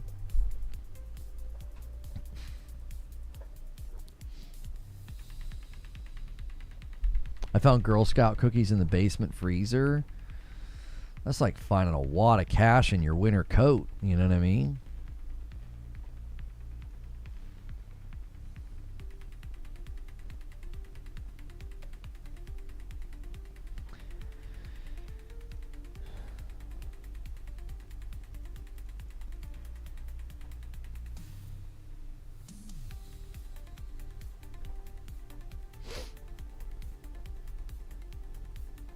Stock bounces back the second we see something from them. Sure. Do they want to ride this pain for a week is the question. They may say yes. I'm trying to dodge the leaks as much as I can. I keep telling myself it's AI. They may ultimately conclude, yes, we'll just endure this pain for one more week. The Netflix special will be just an anvil on these guys' heads. It'll, but again, my personal thought was I wouldn't let these guys have the run of the narrative for the next week. I would take that power away from them. Nobody's going to be interested in your leaks and your dev kit screenshots and your flying over the city slowly if you start pushing out sneak peeks. Because look at what happens when they drop something on Twitter. Look at what happens when they drop something on YouTube. Millions upon millions upon millions of views. That becomes the eclipsing effect. Again, they may conclude the exact opposite. They're like, nah, we'll wear this for a week. It sucks. We're mad, but we'll wear it for a week, and then we'll come out swinging. We'll come out swinging with Netflix and whatever else they have planned.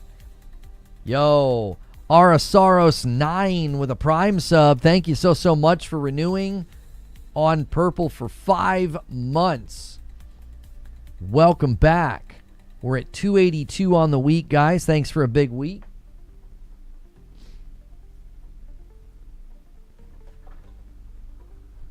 From a financial stand, I doubt they care. Seeing their work leak, sure, pissed.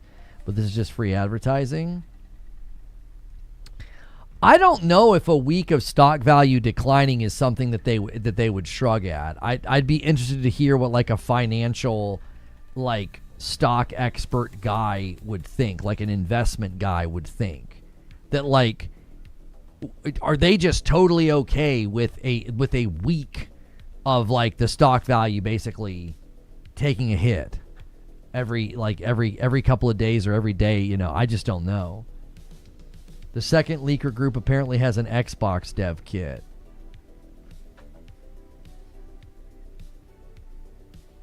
There's a team who's saying we told you so about how long it's taken to show anything. Possibly. There could be some internal irritation. It's a gargantuan undertaking, though. It's a gargantuan undertaking. It's not like you can be yeah, just push the game out.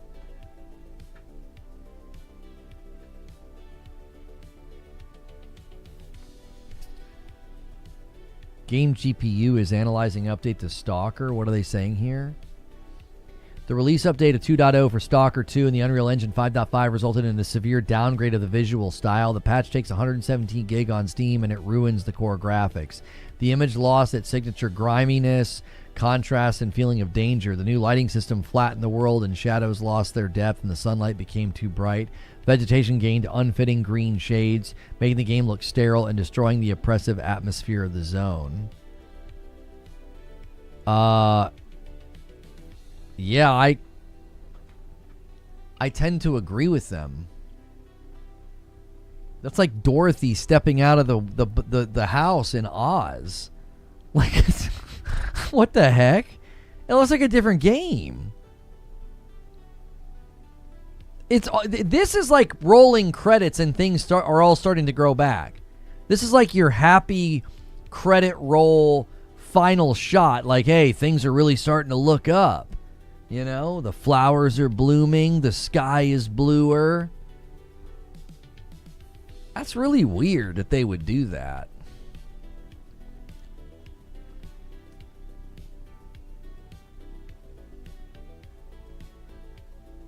We keep saying Twitter and Reddit don't matter. Why are stock going down? Just curious. Well, I don't necessarily think you're engaging with when we say that and why we say that. When a bunch of people say we're angry and we're going to downvote your video and not buy your game, that doesn't tend to have an impact on stock or the sales of the games because it's not a very large group, right? It ends up actually being a small rabble. Out of the grand scheme of the millions of people who own PlayStations, 100,000 people really angry on Twitter doesn't really matter. Share value going down in response to this is because this is not negative feedback from consumers. This is instability, uncertainty. This is, oh, you had a data breach. you guys got hacked. Like, that makes shareholders skittish. Shareholders like predictions, and for those predictions and those projections to be met. It's why Strauss Zelnick wouldn't tell them what the pre-order numbers were. He didn't want to set false expectations. If they're expecting 30 million sales and you get 25 million sales, they're upset. 25 million sales is insanely good, but if it falls below a projection, the shareholders are upset. So, this is causing a sense of instability of like, you guys got hacked, you got data breach. What else is going to come out? What else is going to get seen? Like, there's a tangible and measurable damage that a game can experience when people see it too early. There's an entire philosophy and psychology behind when and how they show games. And all the shareholders know right now is that hundreds of thousands, if not millions of people are seeing this game with its pants pulled down. So, like, that's different than people saying, I'm angry and I think your game sucks. Like, okay. Like, I feel like they kind of expect that. They expect blowback, pushback, angry consumers, what have you. So, yeah. When we say, like, Twitter and YouTube doesn't matter, usually what we're referring to is anger and loud voices versus the millions of wallets that are actually opening for a particular game. That's your indication. That's your true measurement. And I think shareholders know to pretty much ignore Twitter and to ignore backlash. Usually that's like, that kind of falls under the old adage of like, any press is good press. Like all these grifters making videos about Wolverine, it just makes Wolverine hot in the algorithm. And then the trailers get more views, and they probably get more pre-orders, because real fans are going to ignore all that crap. Like, oh, it's woke, it's this, it's blah. Like, that actually probably doesn't hurt the game one bit. A hack, a data breach, instability, uncertainty, what the heck's going to happen, that'll cause shareholders to dump and to get out, because they're like, whoa, I'm gonna sell my stock while it's still got some value. This is probably going to hurt. You know, it's bouncing back today a little bit because maybe people are buying on the dip. So, hard to know where this all ends up. I'm going to continue to say that if I was in charge, I would be 100% getting in front of this, taking their oxygen away by pushing out sneak peeks and marketing the Netflix thing. That's what I would be doing.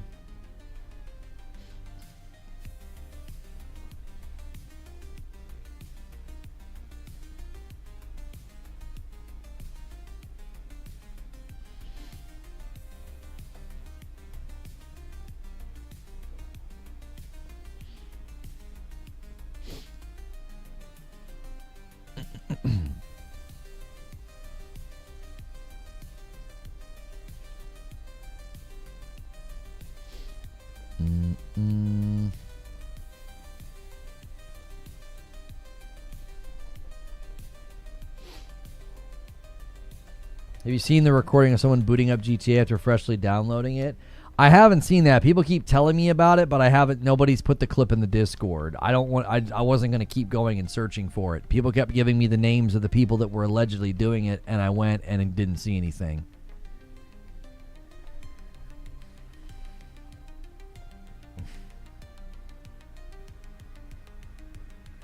They're calling the new Wolverine all sorts of things, Sethians. I mean, what are they supposed to do? They've created a brand where if they're not hating on something, they get no viewership. Like, that's what they've done. These people have created brands where their sub base will only watch if they're hating on something. So, that's what they're doing. They're hating on things. It doesn't have to be factual. It doesn't have to be, thoughtful. It just has to be hate. You know what I mean? It's literally manufactured at this point. It's like, I want to be angry, I want to stay angry, give me something to foster my anger.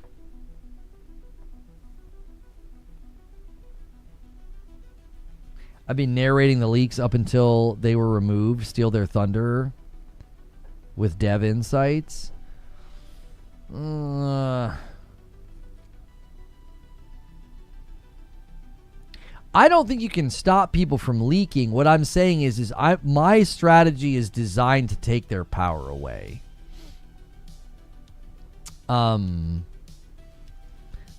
Studios survives. New project on the way. After a stage of absolute nightmare, the creators of Days Gone are coming out on top, and their next game could be revealed sooner than expected. According to Jason Schreier, after Days Gone 2 was scrapped, Sony canceled their service project in 2025, triggering a 30% layoff. The studio hasn't given up and is already working on a new title. Schreier says estimates we could get the first look at the game in the next 1 to 2 years. So Bend has seemingly survived the live service nonsense over there. I call the new Wolverine great looking. Can't wait to play it, even with the lazy eye.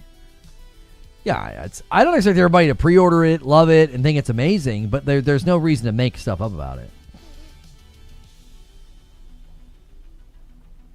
Bend announced it's taking over development of Horizon Hunters Gathering.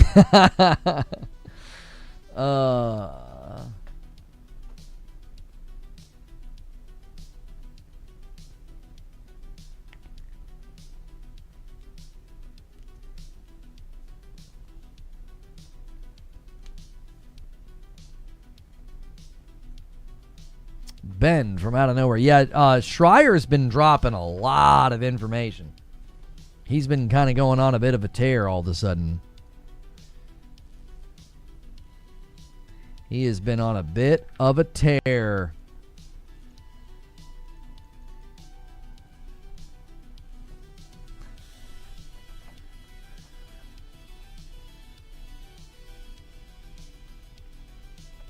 I unironically think Kirby Air Riders is the best Switch 2 game.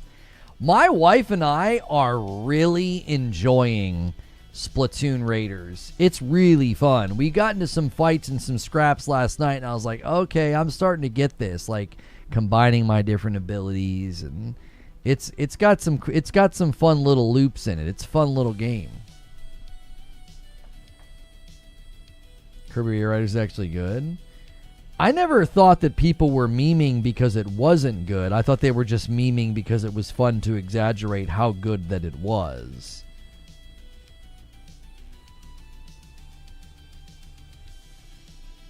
The link is this guy here. Okay, hang on.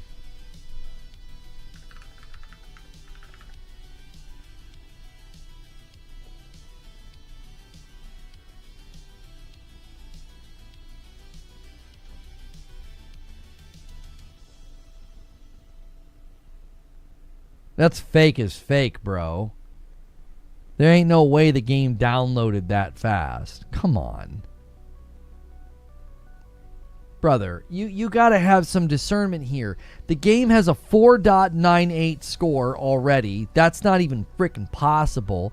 The game downloads in a matter of seconds. Yeah, all these loading images too. So fake, bro. Come on. Come on. It's a not safe for work account, so be careful.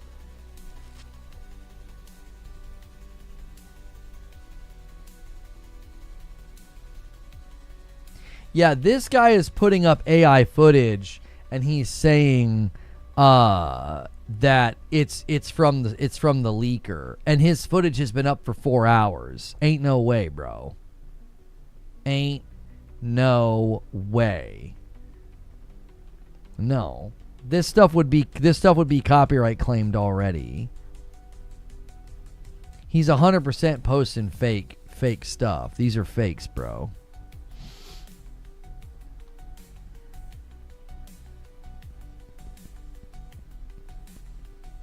Yeah, he's got another one that's fake. It's so obviously that these are fakes.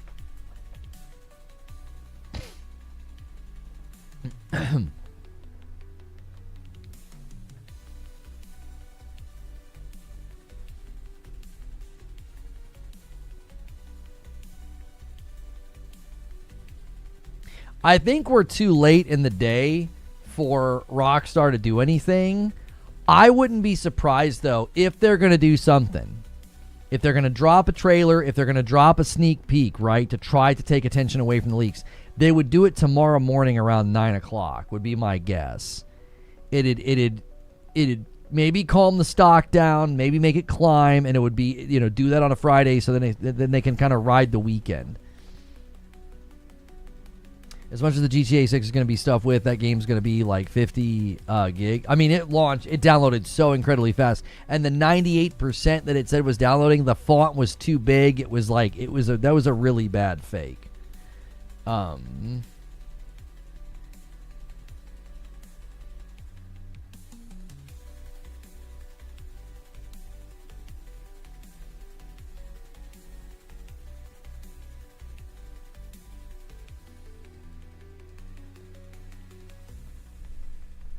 It's going to be over 100. Yeah, it's going to be over 100 gig. It would not download that fast.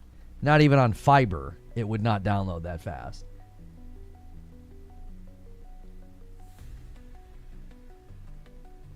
Can they do that? They have a Netflix deal. They'd obviously have to negotiate with Netflix. And again, Netflix is probably... There's no way Netflix is thrilled about this either. There's no way. Netflix is in the game. They're part of the game. They're part of it's all a part of the game, right? It's all a part of the game. They're part of this. That's why if I was Take-Two, or if I was Rockstar, I'd be going to them and I'd be saying, "Hey, listen, we got to do something here. These guys are going to be able to run narrative for a week. We need to be in control. We need to be in control. Rather than let these guys trickle out dev kits and screenshots and gameplay for the next 7 days, no one's going to care about that if we drop some sneak peeks. I'm just finishing working, reporting what I'm seeing. No, you're fine. Those are just obvious fakes, brother. I'm trying to help you out. Like, those were not real.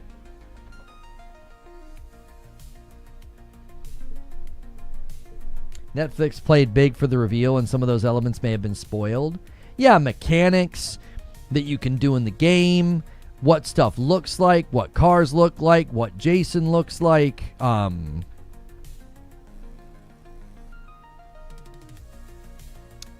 Yeah, these guys now, a second group of leakers apparently have an Xbox dev kit.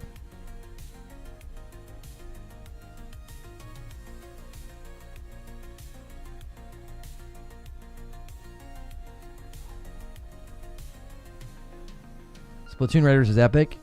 Is there an actual extraction element? No, not really. You go in and fight, and there's treasure at the end. That's it. Like, they call them raids. You go on raids. And some of them have waves where you keep going deeper and deeper and deeper, and then there's like a final boss fight. Some of them are just a level. You go on a level, you go around and look for treasure, look for secrets, and get into fights. And when you get to the end, you get the final treasure and you leave.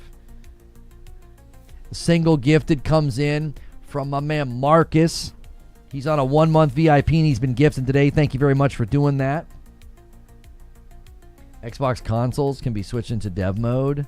You don't need the unit. What are you communicating to me, Paul? That they could basically boot up the game on an Xbox if they know what they're doing? Is that what you're saying?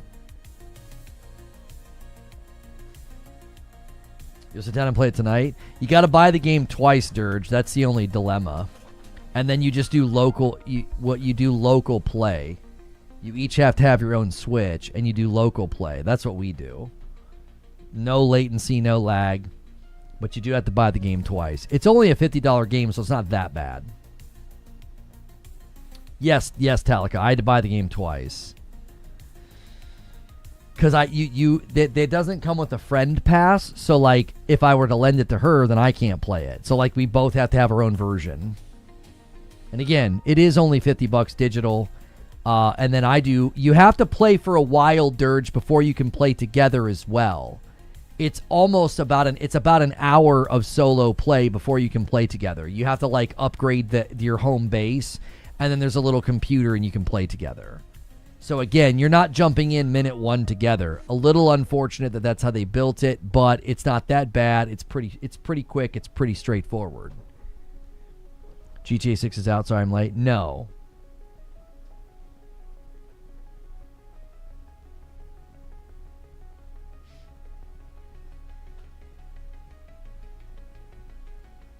What have we been seeing the gameplay from a Series S? I don't think that's the case.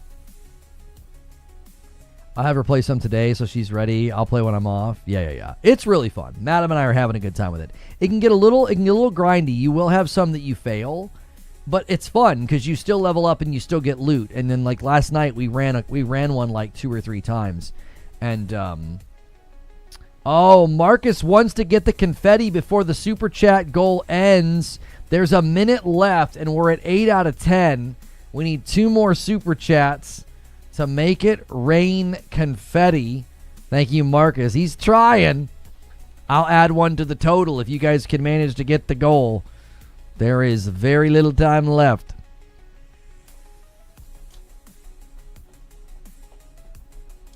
$100 isn't cheap, but I suppose it's for 2 games. Yeah, I mean, I've purchased a ton of games on my PlayStation for, 60 or 70 that we've gotten tons of time out of. So, buying Splatoon Raiders for basically $100, I wasn't thrilled about it, but I knew we would enjoy it. There's another 5 from Marcus. Thank you so much. We're 9 out of 10. Can you get it in before the buzzer? Pause. Can you get the final super chat in before the buzzer? 30 seconds left. We shall see. He's going to do it himself. Don't need no help. You are very confident in him. He has 20 seconds. I don't know if I've ever seen anybody try to beat the bullseye on this, try to beat the buzzer on this one. This is going to be tight because it's at 10 seconds now. Oh, and Jack Garland does it. Zinthos tries. Jack Garland gets it and says boobs. And thank you, Zinthos, for the 5. Thank you very much. Marcus trusted you guys. Marcus trusted you to deliver. Jack Garland gets it. Zinthos was like a half a second late, but it's okay. Liquid Smoke with a $5 super chat says XCOM 2 is fun. Didn't expect to like it very much. Hoping Zero Company is the same. Here's the member that I owe, and I am going to add that to the total. We're at 284 on the week. Really, we should try to end the day. Try to end the day as close to 500 as possible so that you guys could work on the stretch tomorrow for more Big Walk on Saturday night with Madam.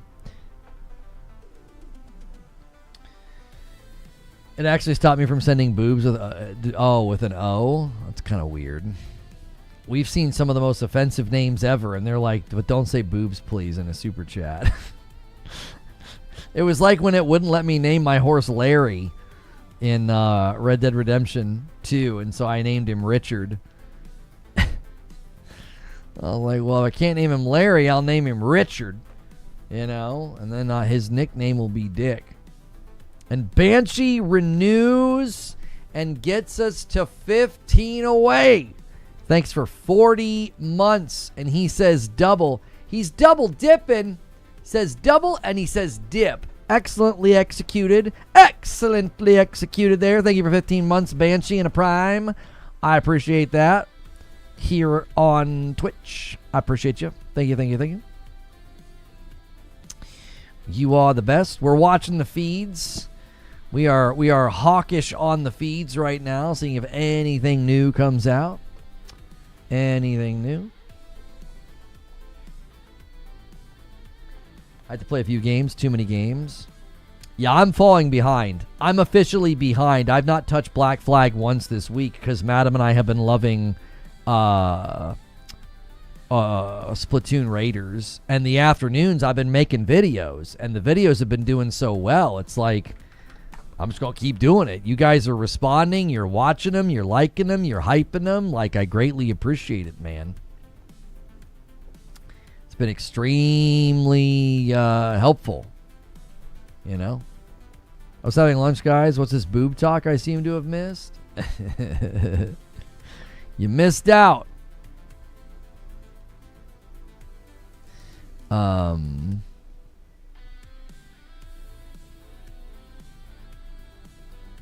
Yeah, the Gears video just continues to do well. People are really appreciative of my take as a casual. They're like, you know, like, you're a casual, but, you know, it seems this is a very fair video about the GTA 6 situation. I'm sorry, not the GTA 6 situation. I'm sorry, the Gears situation.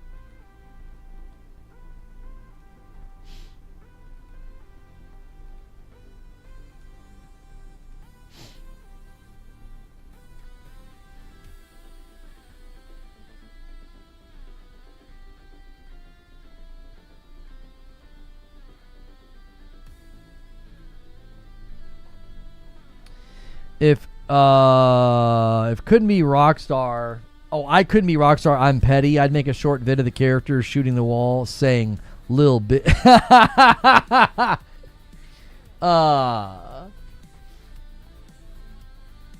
That guy replied and said, "Game dev here. This is likely a PC build. Play with a controller. Console dev kit is possible, but their credentials are frequently reset and required new authentication, periodic online check-ins, making it much harder to keep up and run without approval."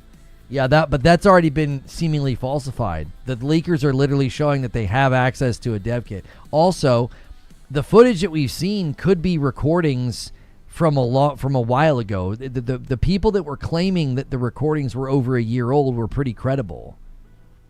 You know what I mean?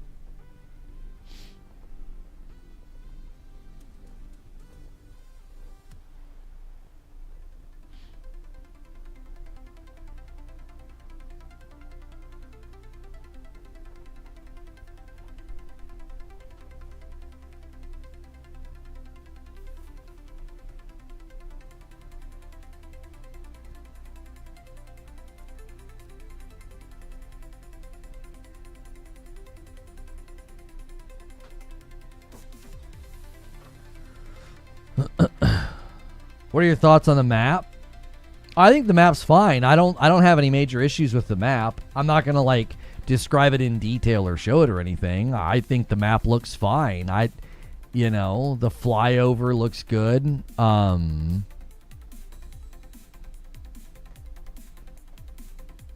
Yeah, TikTok Live is currently streaming GTA 6 leaks, including a short cutscene, homeless encampment, and a use of tasers in the game. Oh, yeah, there was that footage of him going along and beating people up. It was like a homeless encampment. The other group has an Xbox build. They're leaking the entire code base. It's a disaster.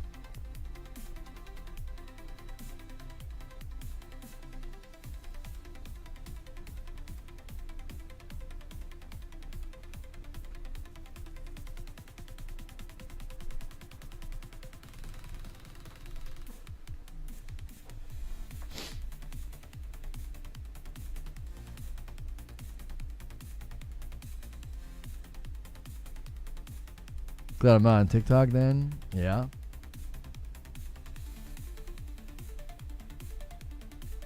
You'll be on every pirate website by then.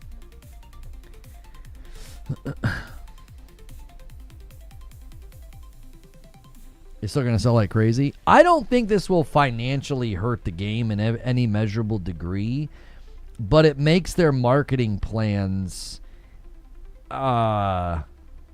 undeniably, there's a level of short circuitry going on, right? Like, you have plans, trailers, posts, images, all sorts of things that they've got planned between now and November. This slightly short circuits that, does it not? I mean, I don't see how it doesn't.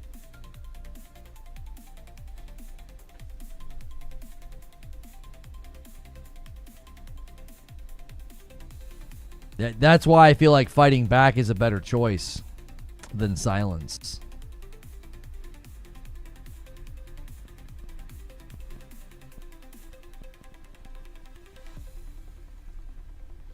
They have their own opinions, their own approaches, and if we don't hear anything by end of day tomorrow, I think it's clear that they chose silence again. So they probably have their reasons for that. They probably have their own internal justifications for that, where they think it makes the most sense. You know what I'm saying? Like, they've been doing this for a long time very successfully, and if that's what they think needs to happen, I just continue to think you take away their power by actually taking over the news cycle. You're letting them take over the news cycle. It's your game. Own the news cycle.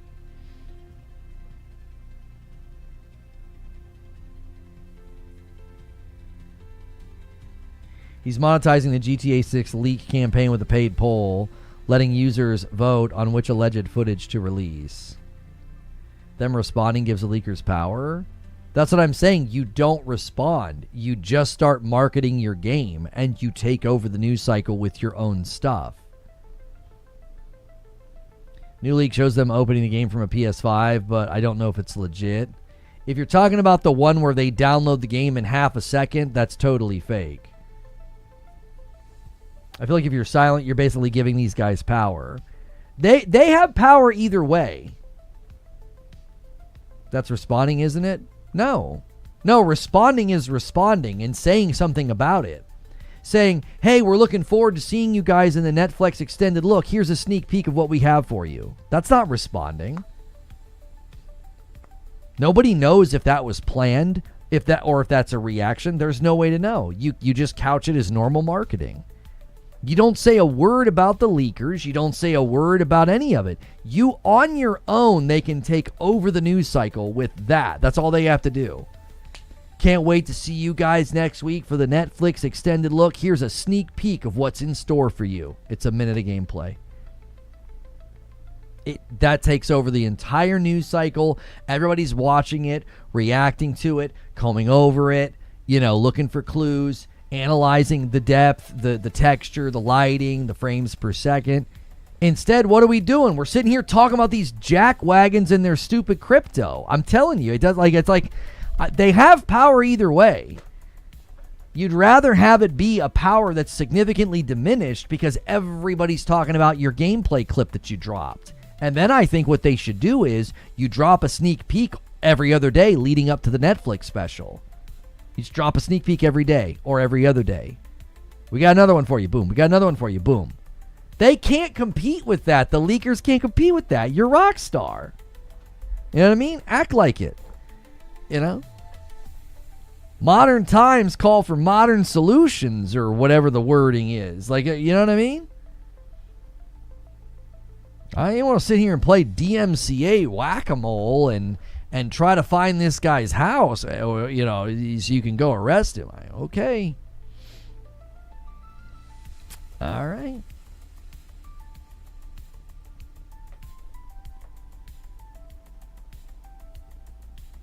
They're pulling out the shaders while making memes about the 6-7. The second group of leakers being Tung Tung Sahur, and this has me dancing. The mess that's brewing with Rockstar and the GTA 6 leaks. Yeah, it's going to continue to unravel between now and the game's launch.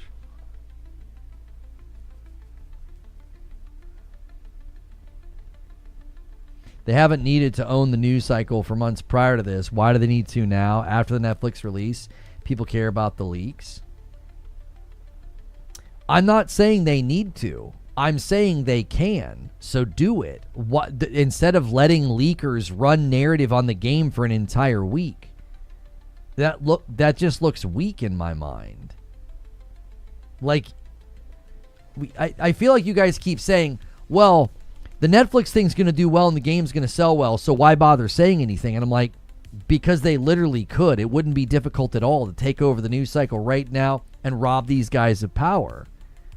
They're thieves. They're pushing their crappy crypto. What?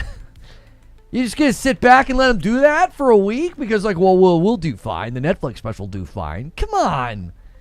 That's some weird... That's like a weird mixture of like limp-wristed confidence, being like weak about it, but also being like, well, whoa, it'll be totally fine. You're just going to let these guys do this for a week? That's stupid. Marvel had many leaks and never responded. Marvel. I was going to say Insomniac had a leak. They definitely responded. Yeah, they responded when the one trailer leaked. They literally responded when the one trailer leaked. They said, well, here's our trailer. It got leaked. There's already grounds to say hey, we're not going to let some leaked version of our trailer with crypto, scrabble all across it, take over the news cycle. We're in the same scenario now. You got gameplay everywhere with this stupid crypto being promoted. Squash these guys like bugs. Drop some stuff. If you breach my company and started trying to undermine and steal stuff, why wouldn't I try to take back control? That's what I'm saying. I think them responding would look knee-jerk and reactionary. The leakers will feel justified if they force Rockstar into marketing the game early. That's what everybody wants. Yeah. They have power either way. Wouldn't you rather have the power be diminished and people see good versions of the game and then subsequently look forward even more to the Netflix special? They have power right now. You're acting like they have no power. Thank you, Malice One, for the Prime, getting us to 287. You guys are acting like they don't have power now. They have power now. We're sitting here waiting to see if there's more. It's taken over everything. The news cycle, YouTube, the algorithm. All it is GTA 6 leaks, GTA 6 full build, GTA 6 dev kit. They already have the power.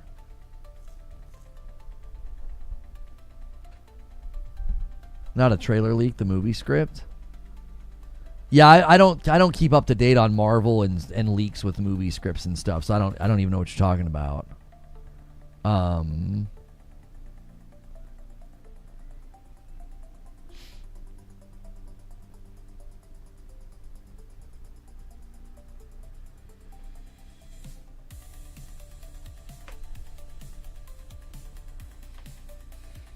I said limp-wristed. It just looks weak. It looks weak to sit here and let these guys run narrative for a week. It just looks weak.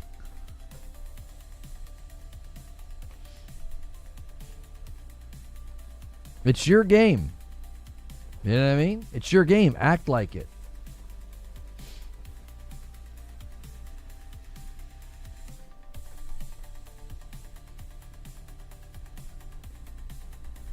But if the leaker has the full game, the leaker is childish enough to spoil everything.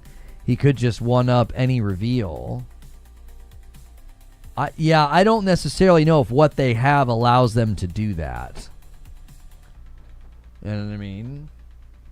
I don't know. We don't know the scope of what they can do with what they have. Sound files, texture files. The video files are probably...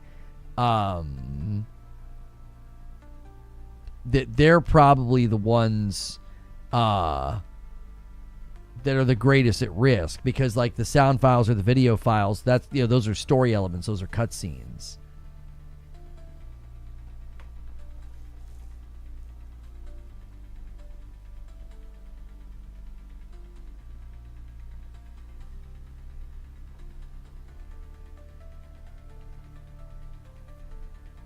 They're going to do that anyway, Dirge. Like, you guys have to understand something. Rockstar doing nothing or doing something has no bearing over the fact that if these guys have the full game, if they have the video files, the sound files, these guys are going to trickle this out for as long as they can, promoting their crypto, trying to make a bunch of money off of it, okay? They're going to do that regardless. One of the best ways to drown them out, you get less eyes on what they're doing, less eyes on their stupid crypto. Who gives a frick about voting on a leak with crypto if Rockstar's giving you actual gameplay to look at? Like, you say nothing, ignoring's the best move. I could not disagree more. You're basically saying, yeah, go ahead. Just slowly leak out every single thing about our game and promote your crypto and get people to vote with crypto. There's hundreds of thousands of people that would take less of an interest in that if they're getting to see actual, real gameplay from the source on a regular basis. You want to sit back and let these jackwagons do this for 3 months because, like, you think silence is the best policy. I mean, go right ahead. They're going to do it regardless. I think the best course of action is to diminish their potency. Diminish how many times they can actually get people to care.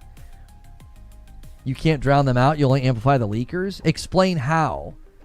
Are you going to go vote to see leaked footage of a motorcycle or a plane if you can literally watch a Rockstar video of actual gameplay of those things? Those things have no potency. Yeah, here's a sample of what it is like to fly in the game. Here's a sample of what it's like to drive in the game. Here's a sample of what it's like to steal a car. Why do I give you money to see your crappy low-res footage if I can see the real thing from Rockstar? It wouldn't amplify them. It would absolutely deflate their potency. You guys, some of you guys are upside down on this right now. The reason that people are spending crypto to vote to see the plane footage or a motorcycle or a boat or whatever is because there's nothing else to look at. You get real footage, you get real gameplay, you get real breakdowns. Who the frick cares about this guy's low-res crap? Who cares? Oh yeah, you slowly flew around in a plane, ooh, at 720 res with crypto spammed all over it. I got a 4K video from Rockstar I can watch. I'm not giving you any money. You guys are upside down on this. You're looking at it backwards. You're like, no. Just let him do that for 4 months and say nothing. What? Are you kidding me?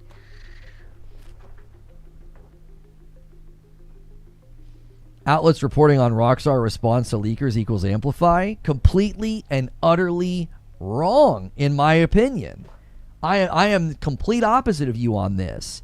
If hundreds of thousands of people see articles and videos saying we have brand new footage from Rockstar of what it's like to drive around the city, you don't care if this guy's like, I can show you what it's like to drive around the city. Why would I care? Why do I want to see your 720 crap video? I got a video right here from Rockstar. We're getting a Netflix look next week. What do you mean? That's what I've been saying. Between now and Netflix, you drop sneak peeks. Post Netflix, you just keep putting stuff out. Every week. Every week put something out there. Why? What's this guy going to show you? What's he going to show you? At that point, the only thing you'd be spending crypto on is spoilers. The average person's not going to want that. I don't think so. People want to see the gameplay. They want to see they want to see the world. They want to see the mechanics. They want to see the performance. If Rockstar is providing that in high quality video format and the gaming presses cover it and the YouTubers are reacting to it and there's all the TikToks and all the shorts, you flood the internet with real footage. Nobody cares about that stuff. One of the main reasons these leakers have so much potency right now, there's no gameplay anywhere. There's none. That's why people care. They're desperate to see the dadgum game. You take that desperation away if you start marketing the game. Listen, we all know this. We all know this. Look at trailers of any game. The initial reveal always has the most hype and the most views, and then it diminishes from there. The same rule applies here. You start showing people gameplay, it'll get the most views, it'll diminish from there. And in the process, you diminish demand for leaks because it's like, we've already seen gameplay, bro. We don't need to see you slowly driving around on a jet ski. I think people are willing to spend their crypto and vote and spread and get excited about leaks right now because we don't have any gameplay. They have all the market demand right now. That's why this is getting so much traction. The videos on Streamable when they first hit, the basketball one and the driving one, by the time they finally got taken down, they were up for about 2 hours. They each had over 300,000 views. Like, that's insane. Like, the interest is so high. And that's some offshoot, weird site that people can use. You're giving money to somebody no matter? Yeah, that's just nihilistic. Like, oh yeah, who cares? What do you mean? Like, nobody's going to give money to Rockstar to watch gameplay footage on YouTube. Giving money to somebody so that you can vote on the next thing he leaks. What do you mean? You don't have to give money to Rockstar to see gameplay over the next couple of weeks if they decide to go. I think they should go full press market blitz on this. That's what they should do. It's likely tied to the contract with Netflix. Oh, for sure. I mean, I've conceded that 1,000 times today. If they want to do sneak peeks, they talk to Netflix and they say, listen, we're in this together. You're getting hit by this too right now. And the best plan of action is for us to say, hey, we've got sneak peeks. You get to take over the narrative. You get to take control of the press and the circuit, the press circuit and the news circuit. And you promote the Netflix special. You get to hit two birds with one stone.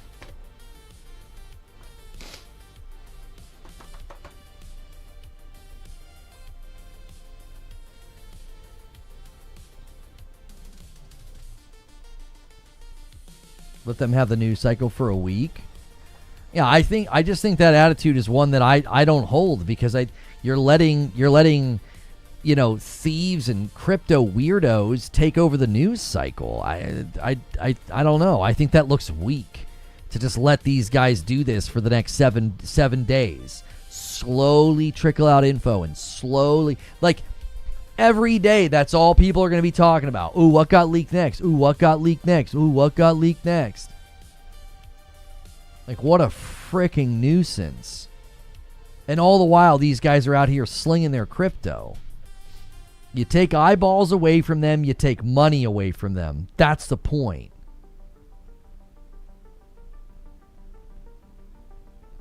That's the entire point. That's my motive. Like, if I was in charge and I was putting together this strategy, that's my entire motivation. Is if I can get 500,000 people, or however many thousands of people, to pay less attention to these jackwagons in their crypto, then good. I hurt them. It's free advertising no matter what. I don't necessarily agree with that. Yeah, I'm not buying GTA or care for it, but I watch the leaks and see what the gameplay looked like. The last GTA I played was in 1997. I'm not going to pretend to be able to run a multi-billion-dollar company, but I agree with Lono. This is a completely different scenario than we've been in before.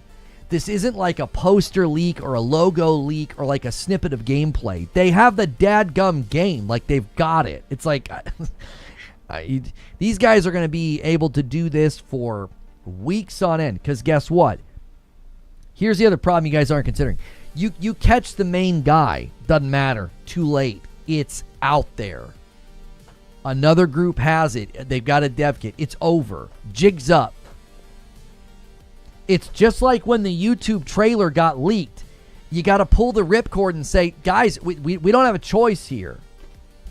Malice One, thank you so much. Oh, hang on, no. They should just try and move the Netflix event to this weekend. This is not what some of you guys think it is. It's not some guy who they can like eventually find and shut down. It is out there now. It's over. Jig's up. Dev kit in possession of a group. They're going to distribute it to all these people. Everybody's going to have it. There's going to be no stopping this. It's just going to be a constant deluge of cutscenes and dialogue and audio files and all the rest. I just think ignoring that is absolutely not an option anymore. And you guys can have a completely different opinion than me. That's fine. I simply don't agree in allowing these guys to run this for the next couple of months.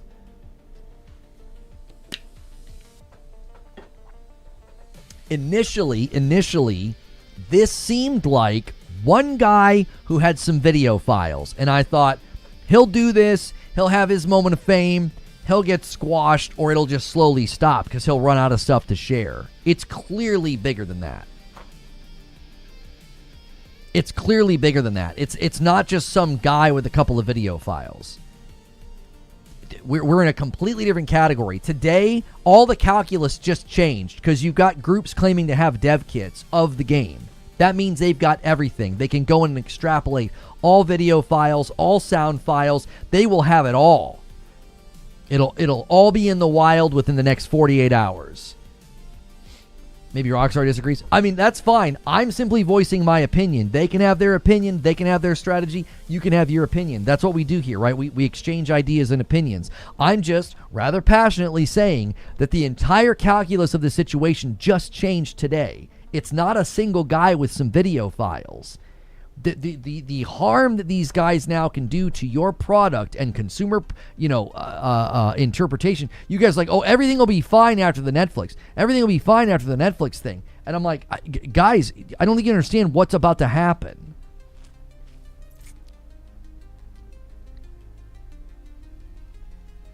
I think we're as Doctor Strange says, we're in the end game now.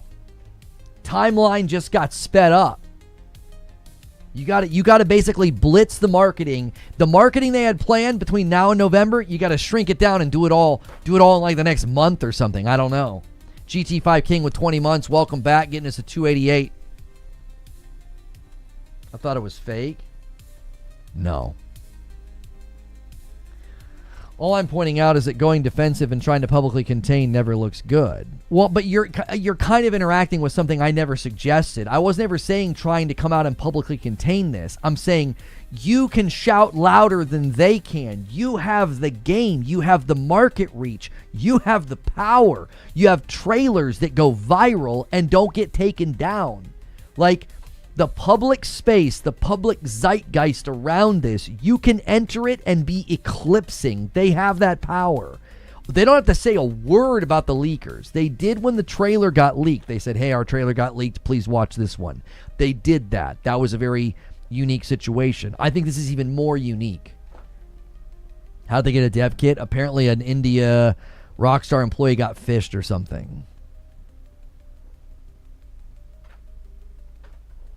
Yeah, it's only going to get worse. Originally, I thought, we got a guy that's going to trickle stuff out and he's going to ride the hype all the way to Netflix. Well, cut him off and just start dropping sneak peeks so his little videos don't matter to anybody. Like, do you really care about watching Jason shoot hoops or an actual nice, high-resolution, good version of gameplay sneak peek? Which do you think is going to matter more to the public? The actual video. So, like, that's what I was thinking. Oh, yeah, cut this guy off. We're dealing with a completely different scenario now. If the genuine dev kit of this game is in the wild, it's over. The whole calculus has changed. They're going to have a completely different plan of attack here.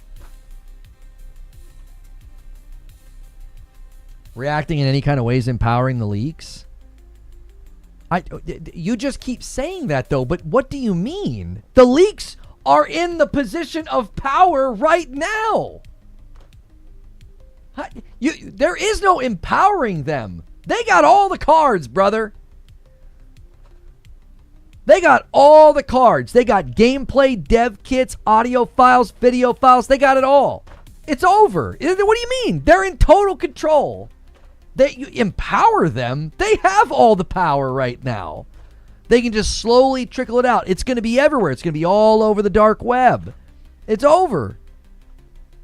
It's not a single guy anymore with a couple of video files. This is a genuine catastrophe for the game. Like, not for the launch, not for the sales, whatever. It's like between now and then, these guys can dominate every single conversation. I mean, obviously Netflix could take over and people could talk about that. But eventually, even in the wake of the Netflix thing, you're going to have spoiled cutscenes, spoiled story elements, any surprise cameos. It's all potentially ruined.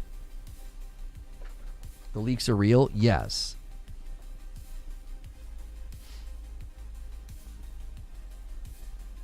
I originally thought, okay, they could easily shut this guy down. No, the plan just went right out the door. Now everyone is about to have it. That's exactly right. This is very much changed.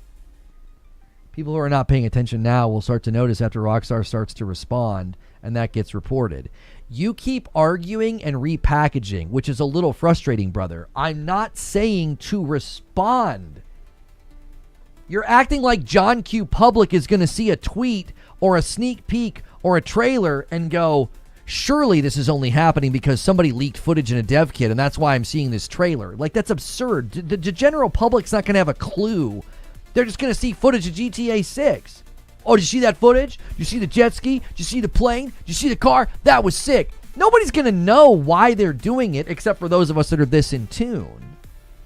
John Q. Public ain't going to know why in the world this is happening. You're presuming that everybody's going to know exactly why GTA 6 is being marketed in the way it's being marketed? There's no way anybody's going to know that. A $5 super chat tip from J. Chris says you have to limit their reach by getting there first.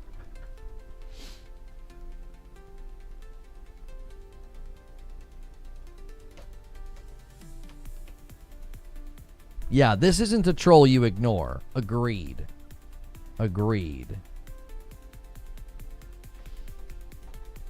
And the footage that they're leaking is not great. Rockstar's footage would blow them out of the water. Yeah, like little awful 720 resolution screen recorded crap, that holds no candle against actual trailers and footage. Nobody would know why that's happening. Nobody would know why. John Q. Public would just be like, bro, another video hit my feed. It's every other day I'm getting videos of GTA 6 from Rockstar. Instagram, TikTok, YouTube, Twitter. Everybody's going to be like, dude, this is hype. They're going to have no idea. What is your definition to respond? To me, any action due to leaks is a response. Then your position doesn't matter, Tommy. Your position doesn't matter. Because anything they do, you could claim as a response. They could drop a trailer right now for the extended look on Netflix, and we have no idea if it was a response or not. Like, what do you mean? Like, you could interpret anything they do between now and launch as a response. So if they dropped the trailer right now, we don't know if it was planned. We don't know if it was we don't know if it was scheduled. We don't know if it was booked, filmed, cut, whatever. There's no way to know. All I'm saying is just start marketing, do something so that nobody is looking to these guys for the next piece of footage. They're looking to you. You just said they are not saying they need to respond. I'm confused. Listen, Tommy, I love you, but I swear you've done this before. You don't listen. I have said since you started interacting with me, they don't say a word about the leaks. Write that down if you need to so I don't have to repeat it. I can't do that every time I go on a tirade. It's on you to remember. And when we first started this exchange, Tommy, I said they don't need to mention the leaks. What they need to do is just start marketing the game. You let out a sneak peek of the Netflix thing. And I said, I acknowledge this. They'd have to negotiate that with Netflix and say, hey, we're both in this together. Let's promote the Netflix thing. Let's put out a sneak peek every other day. It takes the oxygen out of the room for these guys. Because instead of everybody sitting around and saying, oh, when's the next leak? They're watching gameplay on official Rockstar channels. Like, I've officially said 1,000 times today, don't acknowledge the leaks. Don't speak to the leaks. Just start marketing the game. Because who's going to go vote with their crypto to see low-resolution footage of somebody driving around on a motorcycle if they can see a high-res sneak peek from Rockstar? John Q. Public's not going to know why that's happening, and the crypto boys, they're not going to waste their crypto. They're not going to waste their actual money so they can see low-res footage if there's great, good footage coming directly from Rockstar. Now, every time I go on a tirade about this, brother, and I'm like, they need to respond, you have to understand, I'm saying that within the context of my position, and my position is start marketing the game. The calculus just changed. If they've got a dev kit of your game, you have to be the one in control of the narrative about your game and what people think and what people see. Don't let these guys keep doing this. They're going to leak screenshots. They're going to leak footage. They're going to leak sound bites. They're going to leak your story. Nobody's going to care about that if you are actually giving them gameplay. It's one of the reasons that these leaks have so much potency. We haven't seen a glimpse of gameplay this entire time. I'm trying to figure out if they have all the data, all these files, but can they produce anything but some garbage clips? I think the thing that's probably going to be the most damaging, is if they can extract the video files or the sound files and spoil the entire story. I think that's going to be that's going to be the most damaging. Is can they go in with the dev kit and basically pull out everything? And if they do that, that's extremely frustrating because it's like, well, then everything that's been worked on, all the story elements, you know,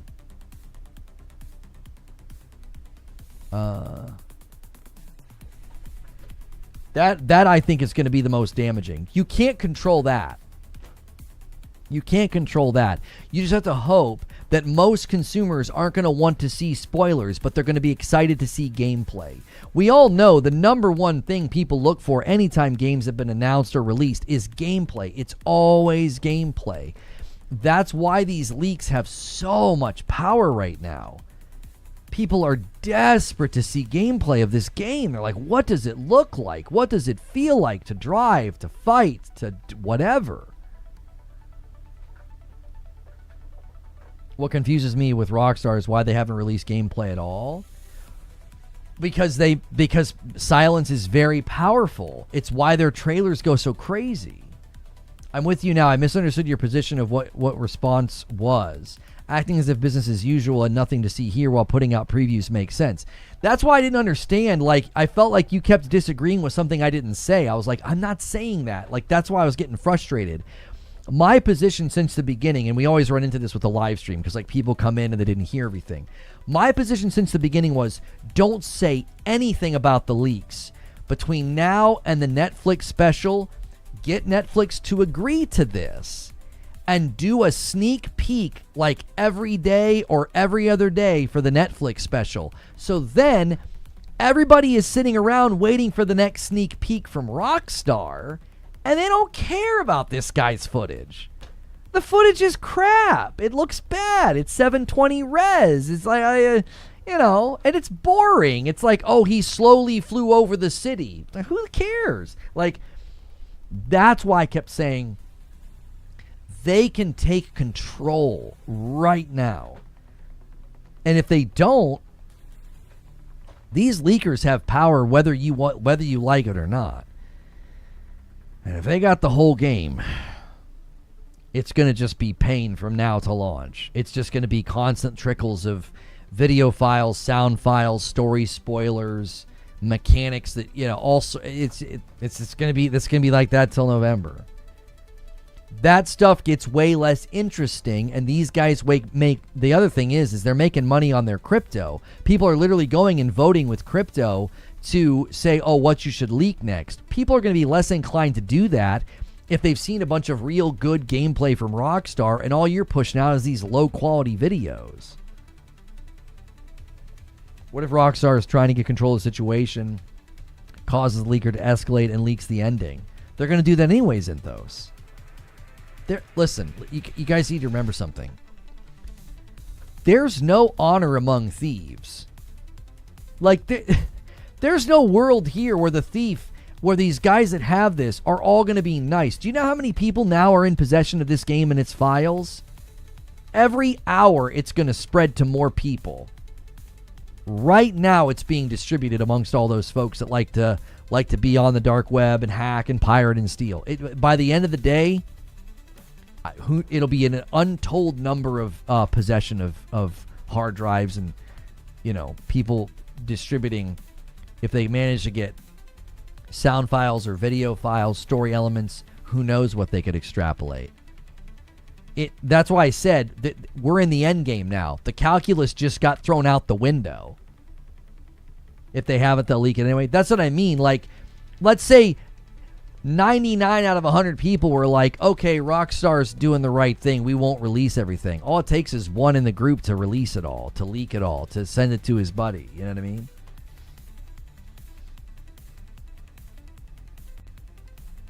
I'd troll the leaker and do the exact same scene they leaked. Well, the problem with that is that you're going to get into, like, putting story elements out there that you don't want out there yet.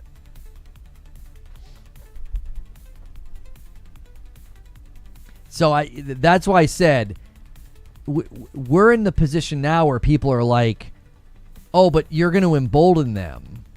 What do you mean embolden them? They have if they genuinely have everything, if this is in fact true that they've got the dev kit, a dev kit build of the game, it's over. It's over. The every element of the game will be in the wild over the in the next 72 hours, approximately. Moving up the marketing is probably their best play right now. That's what I'm saying. So these guys are charging for leaks the way Rockstar is charging for shops in a game you already bought. I love the irony. I mean, I love whiny entitled gamers because I think they're entertaining. They're entertaining. Rockstar is charging for shops in a game you already bought. Yeah. It's funny how people get really self-righteous while being dishonest. I always find that inherent contradiction to be amusing. Completely misrepresenting the situation and getting self-righteous about them charging money for something that they built. Like I think that's probably one of my favorite sort of like cognitive dissonances that exist. Like I'm gonna get real self-righteous and judgmental about this while being dishonest. It's just such a wonderful combination. Stone Spire with 40 months and a VIP plus gets us a 289, and then he gifts one to get us a 290. We're a 10 bomb away. Like every other game in existence, they have cosmetics with the Ultimate Edition. Like every other game in existence has done this. Like they're not like saying, hey, thanks for buying our game. You want to come in this store? That'll be a $5 microtransaction. You want to come into this store? That'll be a $5 microtransaction. Like you're completely misrepresenting how it's set up. You've got tattoos, clothes, and hairstyles. There are stores where you go and interact with those cosmetics. I don't like that there's a mission included in the deluxe edition, but to equate that with a guy stealing from the company and then charging people crypto for leaks, you think those are equal? Brother, you're not even on planet Earth. I don't even know if you're close enough to be on Mars with that take. Like, yeah, those are equal. A company made something and is charging money for it. This guy stole something that's not his and is allowing people to use crypto so that he can make money, so that then he can leak something that's also not his. It's quite a take. Yeah, Gone Kid, we don't want to hear story details, brother.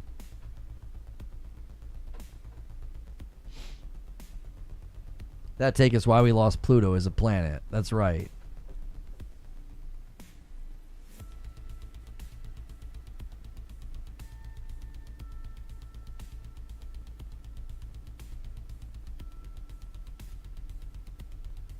Isn't Pluto a planet right now? I don't know. I thought it wasn't. Yeah, that was the whole point of us going members only. I mean, he didn't say anything significant. I'll delete it. He's keeping it pretty generic.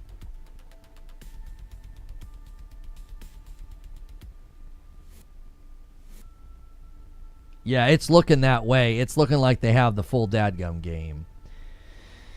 Which is why my take on this has ramped up. I believe the situation has escalated. Our shops and missions locked behind a paywall. Sue me, it's the rebel in me. I have no love for greedy corporations. So, what was the last 3 games that you played and really liked?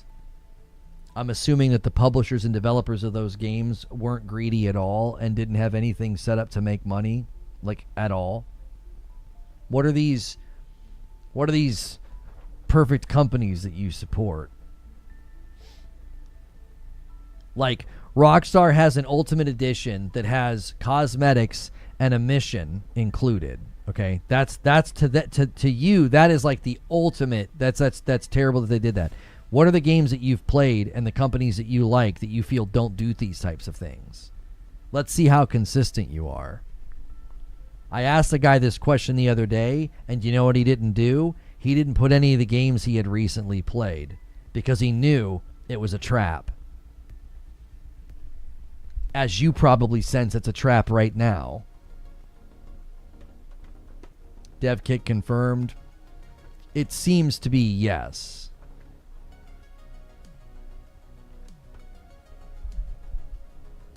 Why do gamers equate game developers who should make games for charity endeavor? How bad is the situation out of 10? Yeah, it's about an 8 or a 9 out of 10. It's pretty bad, kitty cat. It's pretty bad. How do you hack and get hardware?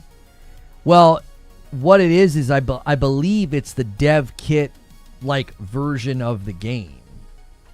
You're currently waiting for Castlevania? That's not what I asked you.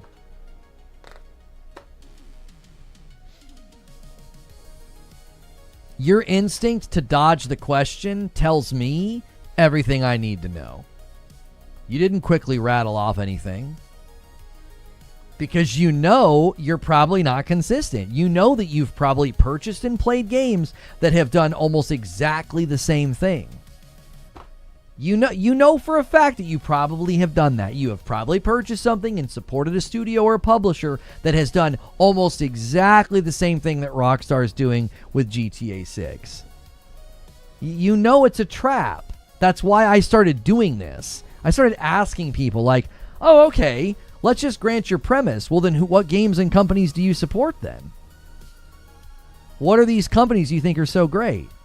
All these self-righteous YouTubers out here, just start asking them, oh, what are the games and companies you support that you think are so pure?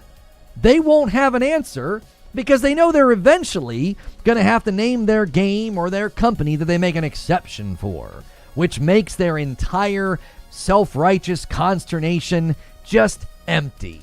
It's like, oh, okay. So you're not consistent. Great. Why would we care about your position then?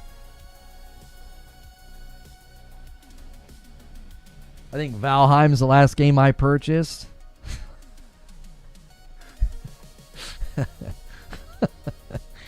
Homie not even gaming. Worried about what Rockstar's doing.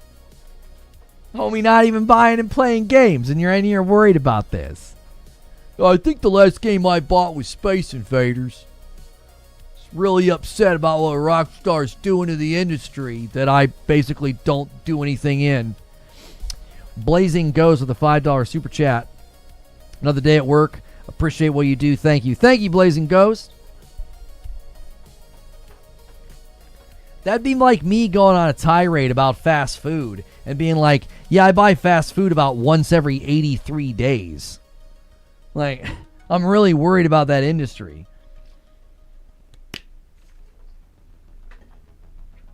How much longer until game developers quit allowing remote work? Valheim isn't gaming. Interesting. Not what I said, but it's not surprising that you reframed what I said. You're in a stream about GTA 6 and Horizon and other gaming news, and you're basically like, you're like barely gaming. You bought one game this entire gen?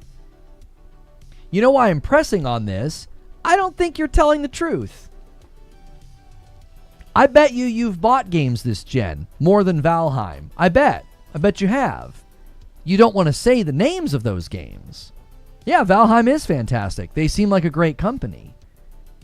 I'm not going to go do research to see whether or not they maximize for profit, because that obviously would be a huge sin in your eyes, I guess.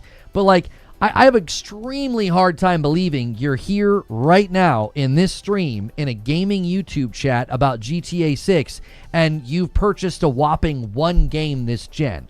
I don't believe you. You don't want to say the names of the games that you purchased because you know it's a trap. You know it's a trap. It's incredibly unlikely. Like if I'm playing the odds. You asked me for one game, I answered. Why aren't you saying the other games you purchased this gen?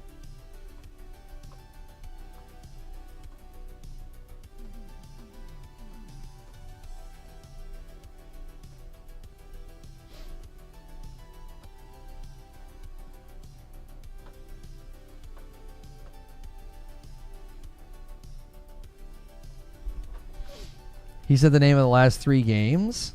No, he said three. He said one. He said Valheim. I didn't see three. He said he's waiting on Castlevania, and then he said, I think Valheim is the last game I purchased. Oh, you guys are saying I said three. Oh, you guys are talking about me. I was like, he didn't say three games.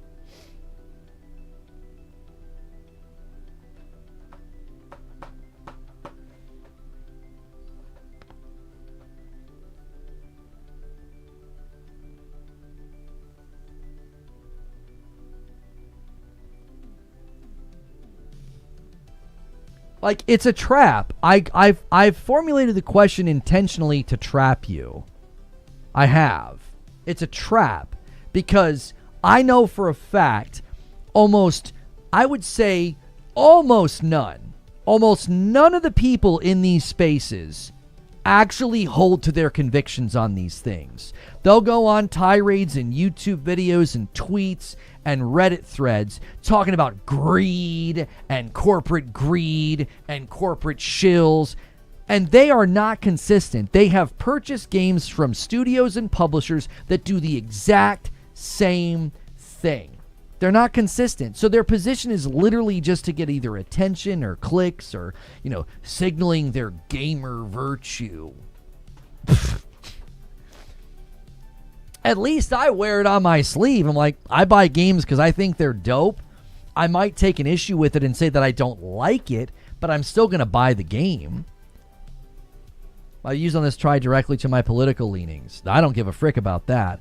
I don't want to get into it, but I'm not lying. I've bought more. You want to hear them?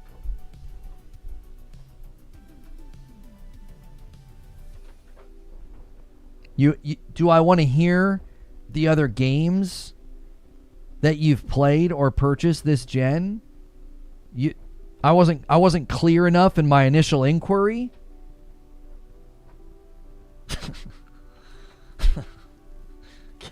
All right.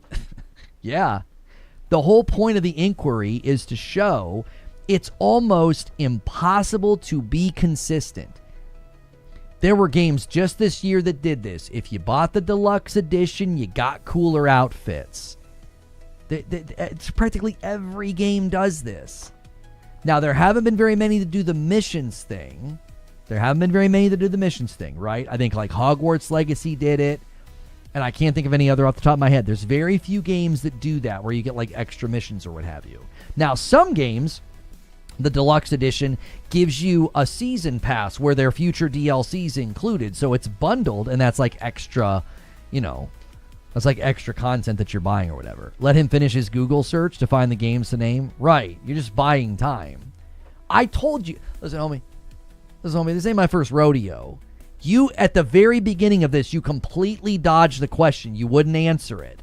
There's a reason you won't answer the question. You instantly, if somebody said, Lono, what are some of the games you bought this gen? I'd be like, this year I bought Saros, 007 First Light, Pragmata, Lego Batman. It wouldn't be hard for me to list games. There's just right off the top of my head. Right?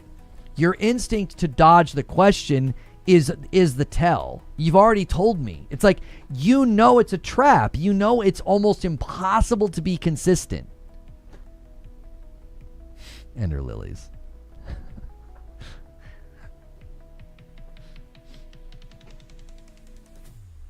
Ender Lilies wasn't as good as Ender Magnolia. It's taken you an awful long time. How long since I asked the question and we got Valheim and Ender Lilies? All right. I'm not going to do the thing where like I ask for your Steam profile or your PSN or your gamer tag because then we can go like check what you've played. I'm not going to do that. But here's the thing. You play mostly indie games, I'm not lying. It's taken you an awful long time, bro. So I want you to answer this question. Let's make it a little bit easier. Have you ever purchased a game this gen? Have you purchased a game that had a deluxe edition that came with extra stuff? I kind of feel like you probably did. It's almost impossible to not do it. It's almost impossible. That's the point. You're having a go at Rockstar and calling them greedy, and you hate greedy corporations, and you're gleeful that this is happening to them. And I'm like, I bet you've purchased games that did the exact same dadgum thing. I bet you have. Like AC Shadows had a deluxe edition with extra outfits. Pragmata had a better edition with extra outfits. Like, this is a common thing. At least I think Pragmata did. I might have to fact check myself on that. Pragmata Ultimate Edition. There's no official. They released the game as a standard. No, they had a deluxe edition. It included the base game and a Shelter variety pack. Boom. I was pretty sure Pragmata had like extras if you ordered the more expensive version. You just skipping all these games. That's what I'm saying. There are it's practically unavoidable. So the minute I see somebody taking issue with that, I'm like, I really doubt you're consistent in this. You probably purchased plenty of games that have done this, and all of a sudden these guys are way worse and way more evil, and they deserve this to happen to them. Like, okay. I guess you take that attitude then with like every major publisher, every major title that's come out this year. I'm fairly certain 007 did it. We know Pragmata did it. I bet you Resident Evil did it. Weren't there outfits and stuff? I feel like there were outfits. I feel like there was stuff you could get. There was like a Resident Evil Deluxe Edition. Saros did it. I'm pretty sure Lego Batman did it. No, I typically don't. I didn't ask if you buy deluxe editions, brother. You're not paying attention. Boy, you are in the thick of it right now. I didn't ask if you bought deluxe editions. I said, have you purchased a game from a studio or publisher that has done this? You're not consistent if you're going to support a studio game or publisher that does this. You're having a go at Rockstar and calling them greedy and saying they deserve this to happen to them. If you bought Hogwarts Legacy, Pragmata, or any other game that has a deluxe edition, you don't have to buy the deluxe edition. You don't have to, but you purchased the game. You supported them.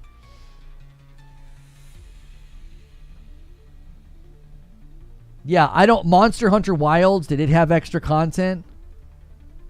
Did it have... I know for a fact Hogwarts had extra content. And listen, I was critical of it. I didn't go like high self-righteous judgment, but I said I don't like it. I wish they didn't do it. But that's not a deal breaker for me. It isn't.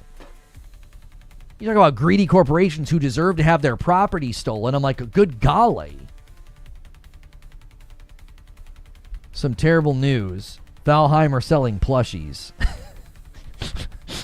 Greedy Fs. Stop it, Italy.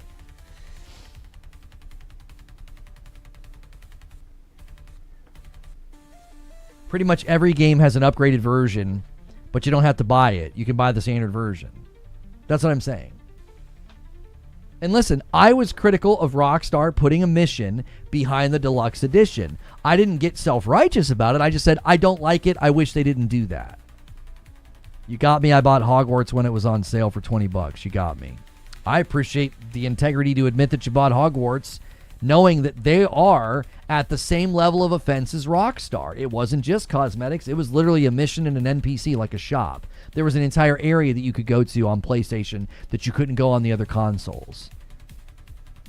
So do you see, like, I got respect for the fact that you own the fact that you got Hogwarts. You could have just went silent and disappeared into thin air. We never would have got a response for you. So, like, respect is earned in that regard. Like, hey, you owned it. You own the fact that you bought Hogwarts, right? Well, I bought it on sale, so it didn't get as much money for me. The point is, it's extremely hard to maintain that level of, like, self-righteous anger about what Rockstar is doing if you're out here buying games that are doing the same thing. That was the entire point of my inquiry. Told you I'm not a liar. Well, you were really slow to answer because I think you sense the danger. You're like, uh-oh. Wait a minute. I probably have bought games that have done the same thing, and I don't want to admit to that. So you're like, oh, Valheim, Ender Lilies. And I'm like, come on, bro. You bought more games than that this gen. When I said I didn't believe you, I wasn't saying you're a liar. I was saying, I don't think that's the only game you've bought this gen, bro, is Valheim. That's not it. It's got to be more than that. And we've unearthed that there were more than that. So my instinct was on the money. You have purchased more than Valheim. Not trying to put you up on a cross, brother. Just saying, listen, when you go that hard at a company and you get that high horse about it, it's like, yeah, I doubt you're consistent because it's like this is a practice in the industry. I was going through my library since you scoffed at the games I mentioned. I didn't scoff in like a mocking way. I think Valheim's great. I liked Ender Magnolia more than Ender Lilies. I didn't like the dodge in Ender Lilies. I wasn't like mocking the games. I was the joke was you were reticent to admit the games you purchased because I think you knew, oh wait, I might have actually not been consistent, and you just were willing to admit that you weren't consistent, that you bought Hogwarts. And Hogwarts is a worse offender than just cosmetics. It was an NPC. It was an area for practice and a mission set. And you can only get it on PlayStation. I think it's available on all the consoles now. Chess Payne with 38 months, welcome back. So, listen. I'm not trying to, like I said, put you up on a cross here. I'm just saying it's so much better to tone down Chess Payne with a Prime as well. Double dipping. Thank you so much, Chess Payne. Just tone it down a little bit. If you would have come in and said, I really don't like when companies do that, I'd have been like, I agree with you. I wish they wouldn't do it. You were like way up here, like they're greedy corporations, they deserve this. And I'm like, whoa, like they deserve to have their stuff stolen? Jiminy Christmas. Like, do you see? I hope you can understand why I pushed back.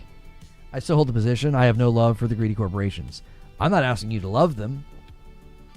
I'm not asking you to love them. I'm not even asking you for you to shed a tear about this. But if you willingly gave money to a corporation that did it,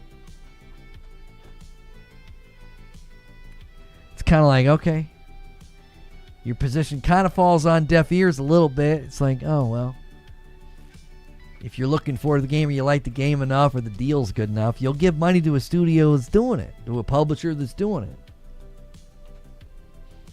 That's why I think a lot of it is just phony virtue signaling. I'm not saying that that's what you were doing.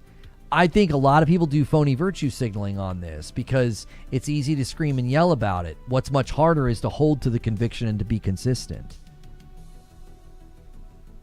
I won't take sponsorships from certain companies. I won't take sponsorships from certain game types. You will never see me take money for gambling.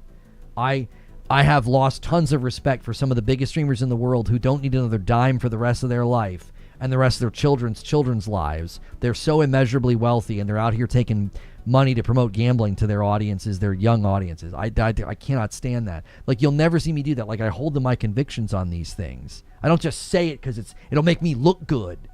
You know what I mean? I think we have vastly different mindsets on the topic. That's totally fine. But here's the difference. If somebody came in here and told me that, and they genuinely puffed their chest all the way out and they said, I never support a game that does that, and they shared their library and they shared their profile, and by golly, they were right. They never bought a game that did that. I have way more respect for that. The conviction and the criticism and the vitriol doesn't matter to me if you're not consistent. It's like, well, why would I care if the... Do you see where I'm coming from on it? It's like, well, why would I care? Like, you're saying something for what purpose then if you don't even hold to the conviction about it?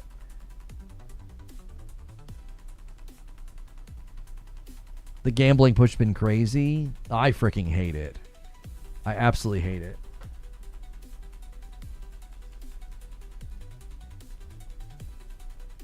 So, not having a go. I'm trying to change the way I approach this. I still get wound up. I'm still me.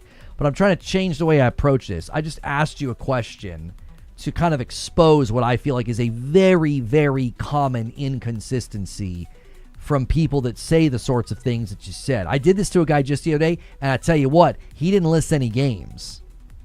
Because he knew, I think he knew the same thing. He's like, uh-oh, shoot.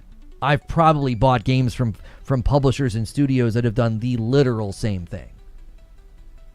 So, I tell you what, though, it's 2 o'clock in the afternoon. I think we need to go to Green Room. Can you guys help me with something, though? Very quickly, every single person on YouTube, double check that you have pressed the like button. That's extremely helpful to me. People watch these later. We use timestamps as well, and the like count is really, really helpful. Try to get me to 400 likes. Tomorrow's going to be a bit different. We are a part of Call of Duty Next. I don't know if we're going to have time for Ginger's show because I don't know the exact length of Call of Duty Next. All right? I'm going to try and figure that out before tomorrow. I appreciate you trying to change your approach. I've been doing reflecting and watching other content, and I've been trying to go about this sort of thing a little bit differently. I think it makes for better conversations. I think the audience enjoys it more. I think the participants and the debaters enjoy it more, and then I enjoy it more. I think it's a win for everybody, okay?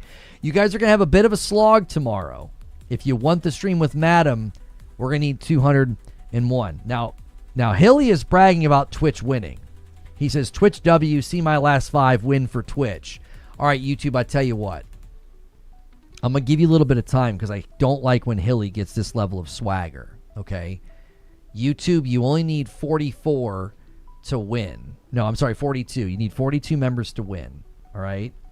If everybody right now, everybody that typically goes crazy on Friday, okay? If everybody does a 5-bomb right now, all right? We only need, we need 9 of you. We just need 9 to shame Hilly, okay? To shame him, all right? To shut him up. That's all we need, all right? We just need 9 people to drop 5 bombs. Let Hilly have it. He doesn't get any wins being a Halo fan. Now, hang on a second. We don't need to be unkind. We don't need to be unkind, Anthony. That's me. You're being a little mean. Lego Party is getting a 1.6 update and they're going to have public lobbies. Guys, my wife and I played this a bunch and we really enjoyed it. It would be so fun. 4 new game modes. Wait, for public lobbies, how many people can play? Oh, they use a room code. More minifigures. It's available right now. Oh, man. We could definitely do that as a community game. If we ever do a community game night again. Right now we're working on the Big Walk as a community game. So they gotta wait till payday. All right. If you guys can't do it, you're gonna give the win to Twitch. I guess that's fine. Again, hit like on the way out. Try to get us to 400 likes. Twitch, congratulations. You got the win today. If you guys haven't watched, Hilly says, get these beggars out of here. If you guys haven't watched my video about the Horizon situation, I'm going to go ahead and put that link in the chat because the uploads have been doing really, really well, and you may have missed it, all right? You may have missed this. We covered it today. So if you're not going to come to Green Room in the Discord, do me a favor and watch that video about the Horizon situation, all right? Throw it a like. Throw it a comment. If you watch on mobile, like and hype. It's super helpful. Likes, comments, and hype are super duper helpful to a video. So that video is about the situation with Horizon Hunters Gathering. If you've missed it, it's my coverage. It's a pretty passionate video. So I'll see you guys in the green room. If I don't see you in the green room, I'll see you tomorrow. Thanks for all your support, and we'll see you.